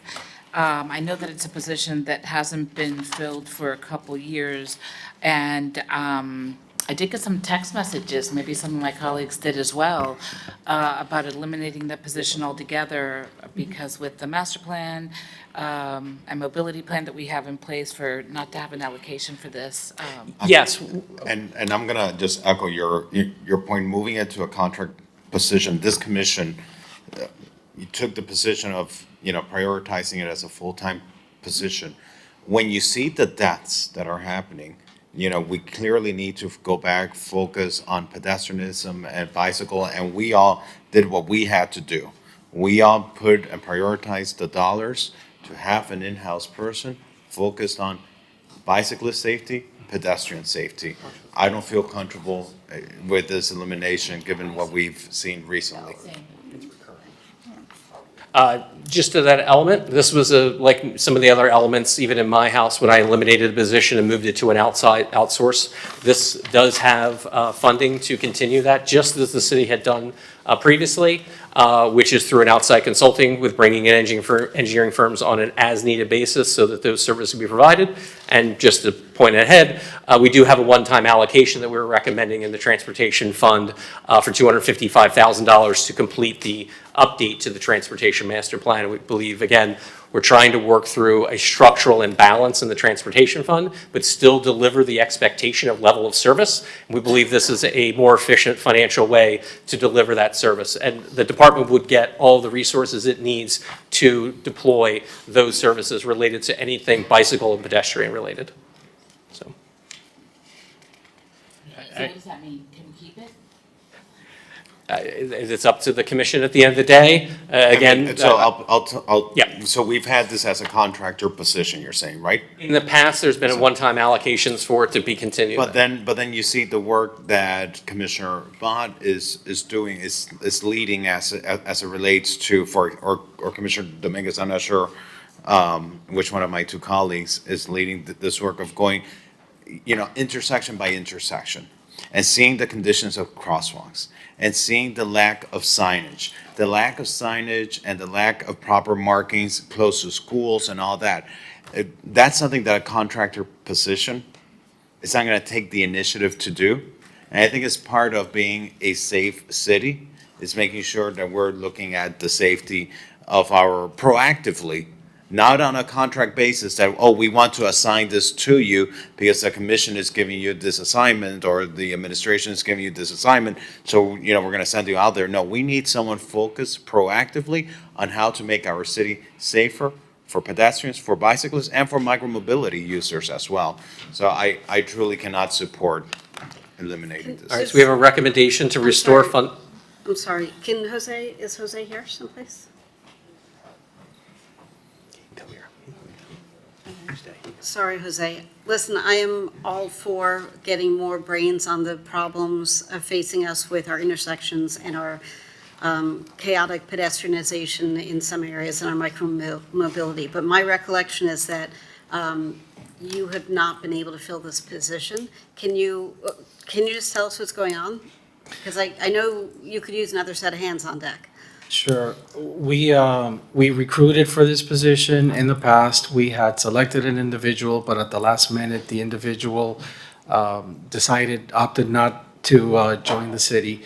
And then since then, it's been extremely difficult, to hire. The position was actually placed on pause and frozen, if you will. So currently, it's not.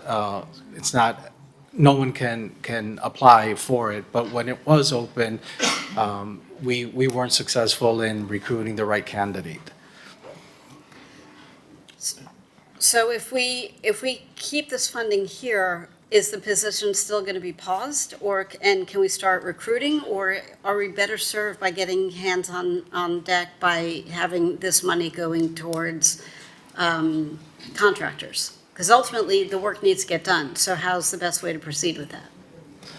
Well, there's benefits to both, engaging consultants as well as having in-house staff. Ultimately, in the long run, what I found is that consultants are more expensive. If you want someone full-time engaged, ultimately, in the long run, it may cost more than having a city employee on staff. It all depends on how the level of activation that we give to the consultants, but usually their rates are higher. So, but what are we going to do about freezing or unfreezing this position? I mean, it's silly to have something budgeted and also at the same time have the position frozen so you can't hire. So, if I may, through the chair, my feeling is if you all don't accept our recommendations on reducing full-time positions, then I'm going to see that as an endorsement to fill those positions. And then we're going to move forward once the budget passes. And if I could chime in, what I'll say, we've been discussing this specific division as an enterprise fund for several years now. And the finance team has highlighted that we will be in a structural deficit for this fund. And it's why we've explored measures such as full advertising wraps of trolleys, which come with pushback from residents. And in fact, one of the things that we actually explored through various committees was reducing service hours for our trolleys because of the structural fiscal deficits that this enterprise fund is going to be facing. And we decided not to do that. But we don't have a great way how we're not going to pay for that, how we're going to pay for that.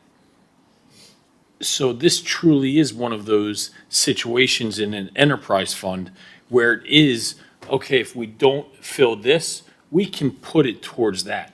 So if one of our highest priorities is ensuring that we have transportation services in fully functioning trolleys, we need money from somewhere.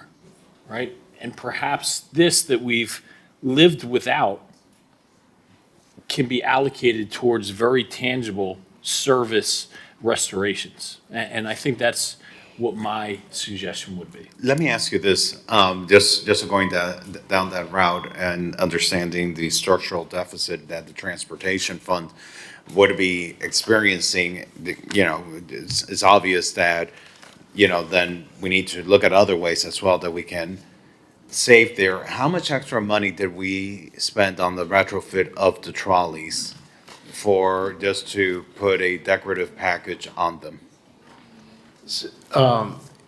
It came out to about $500,000 a year based on the operating costs, because keep in mind. With them that the all capital cost together of the or vehicle- individually per trolley? No, just annually for the entire program.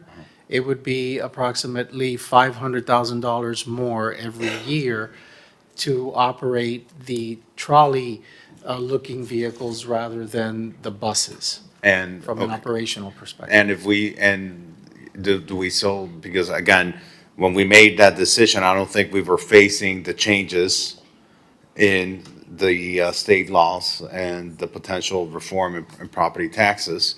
So since we're talking about the deficit in the transportation fund, is it too late to go back and say, you know, we can still preserve trolley services, but without having this decorative package that's costing us $500,000 for decoration? Do we have the ability to go back and look at that? So just to clarify, that we're not in a structural deficit with this enterprise fund because of the Tallahassee measure.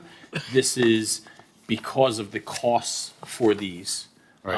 It's kind of managed alone and the revenue that this brings in as an enterprise fund. So it's not necessarily funded through property taxes. Okay. And, you know, the collective decision of this commission was, okay, we'll figure that out, but we do highly prioritize the look and appeal of this higher end model and also maintaining these more robust service routes. In fact, I think at the Finance Committee, we made recommendations to actually have the lower cost model and scale back some of the routes, which the full commission decided to go in another direction.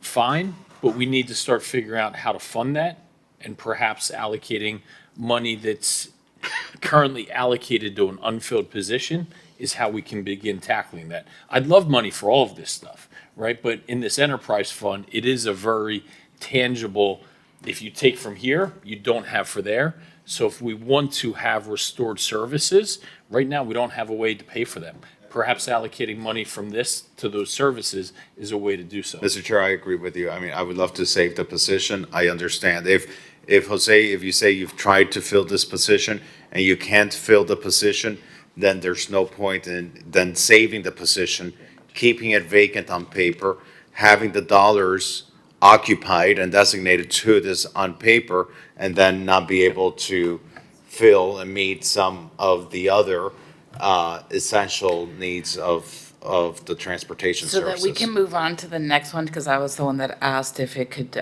be saved. Can we review it in September rather than just eliminating us doing it? Because it was almost filled.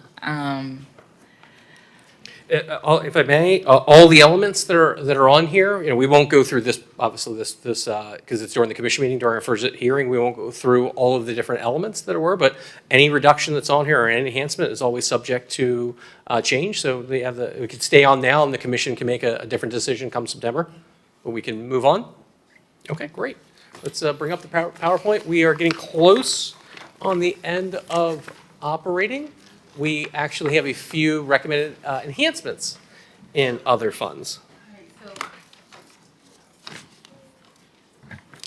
So we are recommending making some improvements for cleanliness and infrastructure. The first item is for mechanical sweepers. That's in the sanitation fund. We are recommending additional funding for water testing at Parkview Canal, and that's a one-time basis. The other items are on a recurring basis. We do have litter cans throughout the city that we do spend money for to replace and repair as needed, and we're just increasing the appropriation based on the cost of those services. The nano bowls, we have a $1 million appropriation in next year's budget, so this would be the recurring operating cost that goes with that.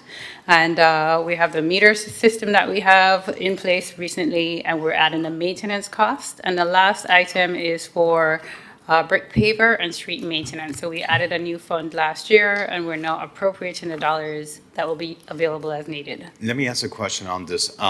Do we have the funding in place for the hydrodynamic separators that we're seeking to install in the Parkview Canal for water efficiency? I believe we do. Yes, I'm hearing yes. Is that included as part of this year's budget that's rolling over to next year? Or is it part of the fiscal year 27 budget? That is part of the capital budget. I believe it's FY26 capital budget, Okay. but and that money would roll over. I'm not positive whether it's. It'll be rolled over from this year to next year? Yep. Okay. Yes, sir. Perfect. Thank you. Thanks. And we'll continue on. Right, so this is for the parking fund. Sure, parking has been discussing adding new technology to help them to be more efficient. The second item is actually a promotion of 5 positions in the parking department. And then the last one is for the radio maintenance that you saw it already on fire side, and this is for the radios on parking side. Thank you. We have a couple of mobility items here, as we talked about transitioning some transportation costs for Art Week over to the convention center, and then the water taxi. We were looking at recurring, but I think after we've discussed in some of the briefings, we want to maybe move that, keep that as a one-time level, match up with our grants. So, you know, as we work for it. So we're going to have that water taxi shown as a one-time allocation, just like we had here, as we continue to get grants and try to find our partners so we can move forward on that. And I think this is going to be our last operating. Then we have a couple of quick capital, and then we'll circle back to the requests that you guys made. So on these other enhancements, just very quickly, a few vehicles for the building department, funded by the building department. The convention center, the big element that's there is it's the fins that are on the exterior there, refurbishing of them. It's its own separate enterprise fund, so they're able to fund that. We are recommending a one-time allocation for the transportation fund balance to complete the transportation master plan update, which is in place. And then finally, art and public places, a recurring allocation from its own fund to maintain the art that we already have, which we think is a good approach. And we're going to go right into a quick capital update. Yes, so this is an updated version of the slide that you saw back in June. We did add one major project, and Jason's going to go through that in details. We are recommending spending more on capital. We are transferring more dollars from the excess dollars from last year's budget. And this next slide actually shows you what we're recommending that change in the funding for capital. So the first 2 items remain the same. 3, 4, and 5 are what we're recommending transferring over from last year's year-end surpluses, $9.3 million to be divided between CRR, PAYGO, and capital reserve. And then I'll just get into the next 2 slides, our recommendation on the utilization of those funds, as we mentioned back in June. A few projects that we were only able to partially fund to get them across the finish line. The Fire Station 3 door replacement and number 174. Citywide bridges, we didn't have enough funding. We now identified those dollars, so that'll complete a big element that is important to us for our bridges. And then a couple of parks and rec items. We're able to move with these dollars. We were able to locate. We are able to move forward with the Norm of the Isle playground and the Must Park playground replacement this year, or 27. We are obviously, we know what last time in June we talked about the Flamingo Park football field was being redone. We've identified there's also a fence project, so we thought that would be a good allocation to get those done simultaneously. And the Diamond Bright so the pool refurbishment at the Scott Rackall Youth Center, those were priority projects. Pride Park's just a funding swap for the commission. You'll see the other element on the other side. And then the band shell, there's $860 from capital reserve there. Do we have the money for the Polo Park lights? Polo Park lights. I believe those were included in the June. It was? Yes. Okay, all right. So we're not going through all the capital No, projects? No, this is a quick update on the Changes. couple elements that we've added. So again, the band shell from the arts and culture funding, and the rest is just reallocation really for the North Shore Fitness was removed. Then we take it to the beach walk bollards, security bollards. And again, the big one there, I guess 42 to 900,000, we're recommending removing the appropriation we originally had recommended for the Alton Road utility locations because we received the state appropriation. And just to wrap up before we get there is just our next steps and just our calendar, just as a reminder. So I think at this point, obviously, we are continuing with our recommendation to keep a flat operating millage with a reduction in our GO bond millage, at least at this point for our trim notices. So next Wednesday, You have resolutions that'll be on the commission to approve. So we'd hope that that would be the recommendation going forward. And then September, in August, OMB finalizes everything we've done today. There's still a lot of work to be done in the background, and the actual preliminary budget, the big documents that will be published out. So you guys will have all of that to go through. And we have our first two hearings on September 10th, which is during the commission meeting at 5:01. And then September 23rd is the second budget hearing, and October 1st starts the budget. I think now we can, thanking you, but let's take down the presentation and then we can Jason, revisit. can you identify how much in cuts we have? Yeah. That's where we're now.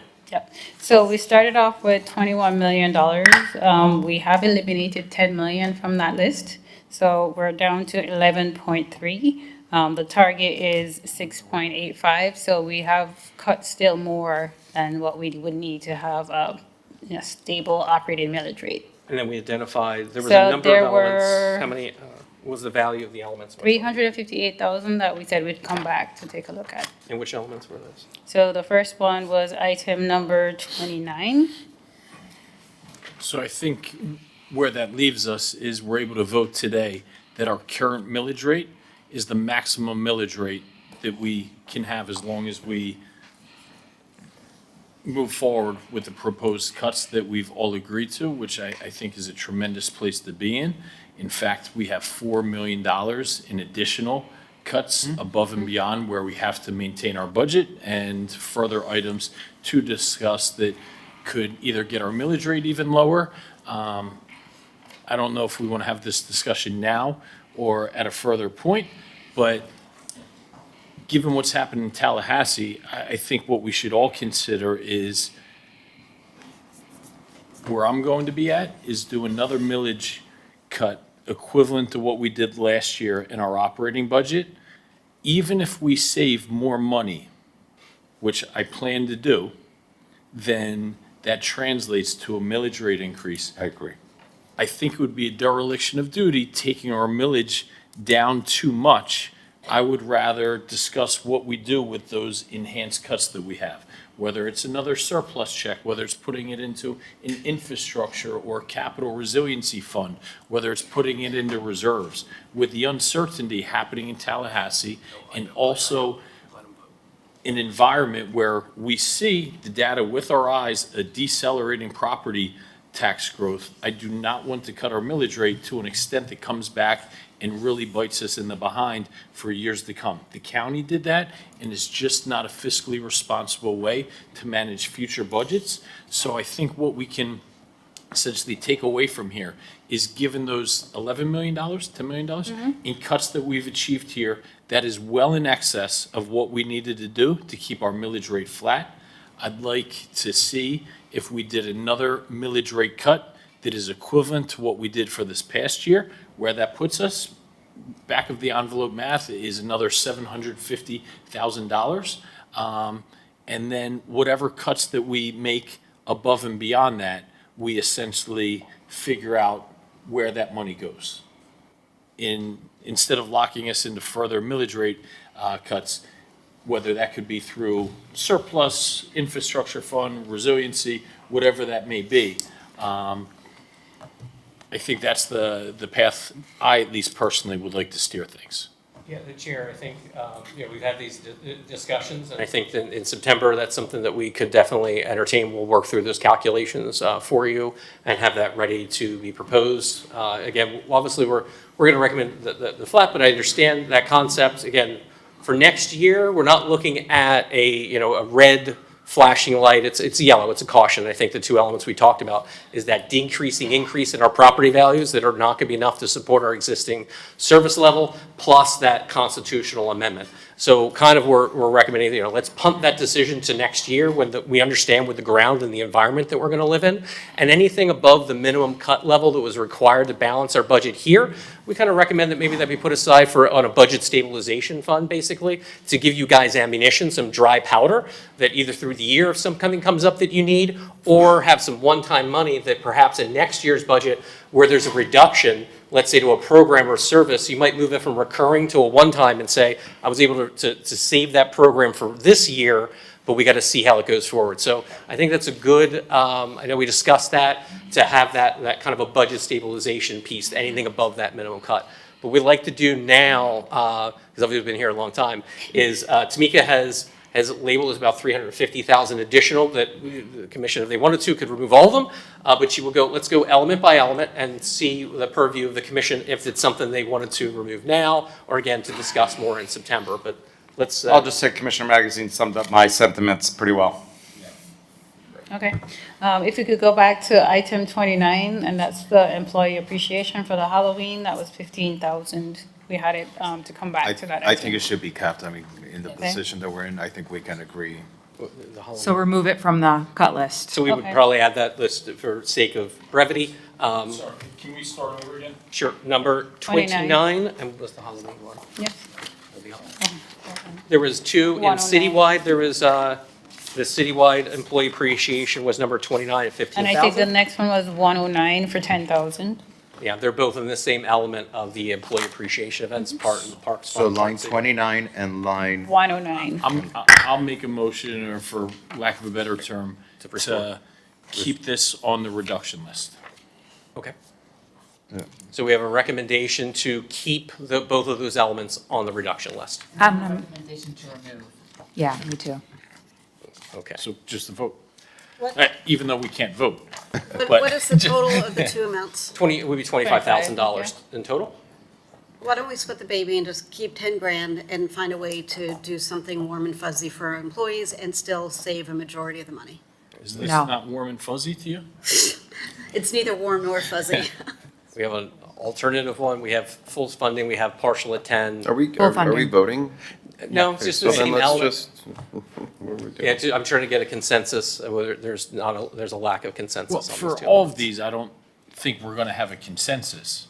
So we're gonna have to do, call it what you want, a straw vote. Keep full funding. Full funding. Do we have any more for full we're funding? talking about the holiday part. I mean, all The employers. two of them together, yeah. the holiday. All employers, large employers usually have a holiday party. This is for Halloween, though. We are And- not touching the holiday, Okay. regular holiday party. And it's not saying we can't have a Halloween party, but when I have a Halloween gathering at my office, we bring in our own candy. Very simple, as opposed to our taxpayers paying for candy for our employees. I think, to the Chair, I think to your effect, I think on this one, it's very split, so I think maybe I'll take your recommendation to kind of straw ballot that, if that's okay. I know we had 2 for full funding, we have 3 for full funding. We have a 4th or a 5th. All right, not hearing, having 4, that will say that, we'll move on to a different tact on this. So as of right now, the elements are removed unless there's an alternative recommendation. There's an alternative recommendation to split the We have an baby. alternative recommendation to fund these at a level of $10,000. Do we have anyone to support that? I would like to recommend that we fund these at 20. Like, it's such a small gesture. I can't believe there's not support. It's such a small amount that our employees, mind you, some of them live here too, and pay our taxes too. I just really would like to be able to appreciate our employees. I appreciate them every single day. Every single day, I appreciate our employees. Our residents appreciate them every day. How I am appreciated at work is when I am given a paycheck. So let's please stop the nonsense that because we are not funding Halloween candy with taxpayer money, that we don't appreciate our employees. I refuse to accept that, okay? I do categorically deny that. We can appreciate our employees through many different ways. Buying Halloween candy with taxpayer money does not have to be one of them. Appreciating our employees and not buying Halloween candy with taxpayer money are not mutually exclusive. I think at this point, there's kind of a lack of consensus, so Right, and failing it's not that, we would Halloween just leave- candy, it's so to we buy would- their lunch. I mean, it's not something frivolous, and they This is love something that could be it. revisited and discussed in September, but I think with a kind of a lack of consensus, we would just show this item kept on the list for now. and we'll deal with that in September. So let's. So let's the move next on. one is item 35, which is the common threads, and that's the cooking program through parks. Let me ask you something. The elimination of this, is this included in the $11 million? Yes. Yes. Yes, so this will be reducing Yes. your, let's call it at this point, your budget stabilization fund for next year. All right, we'll move on to the next element. Next is item number 55. I gotta tell you, I'd rather discuss these in September. I don't wanna make a decision on any of these right now. For common threads, it sounds like an important. I'd rather discuss it in September. Because like, I don't know enough about common threads to say today. You know, a program that was established years ago that relates, you know, with our students and feeding people and families and all that. I just don't wanna make a decision on the fly. And so I think, you know, starting with item 29 that we started discussing and 109 and common threads and all that, I don't think we should be making a decision right now. I think let's give it some time. We've made, Mr. Chair, you guiding us through this process. You have gotten us to such a good place of finding more than what we needed in efficiencies.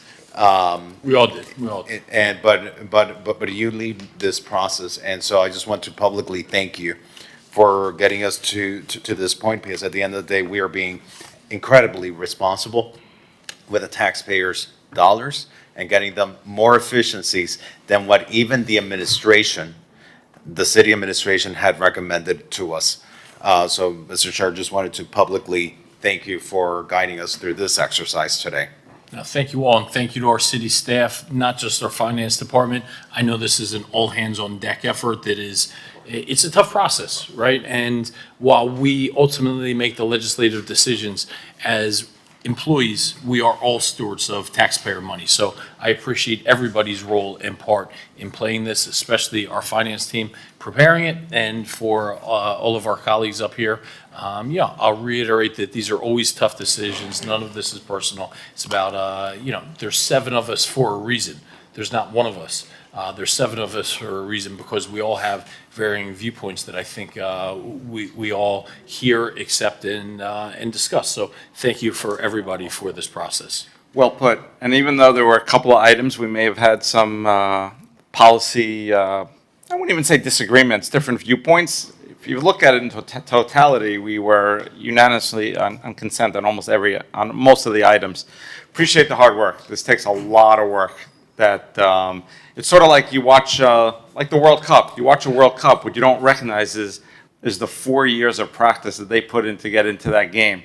And that's a crude analogy, but somewhat what you're doing. You spend hours and hours along with the rest of our city that goes into making our city look clean, be safe, run functionally, and so we really appreciate the hard work. As I see some of us packing up, I think we still do need a vote today, right? No. We No, don't there's need to this- vote on our maximum millage rate that we're Nope. setting? That'll That's be all on Wednesday. But Okay. just, you know, Mayor, Chair, Commissioners, just want to thank you very much through this process. You'll vote on the maximum millage. Again, our recommendation, at least for this trim notice, and we will work with the chair for September on a calculation for him, is to keep that as a flat. These elements, we're not going to, we'll have it highlighted for September. And I just wanted to, real quick, just to highlight the OMB team, the Office Management Budget team, that really worked with all of the directors, and they've done an amazing job. There's been a lot of calculations, recalculations, and they've really done an amazing amount of work. So thank you all very much. Adjourned.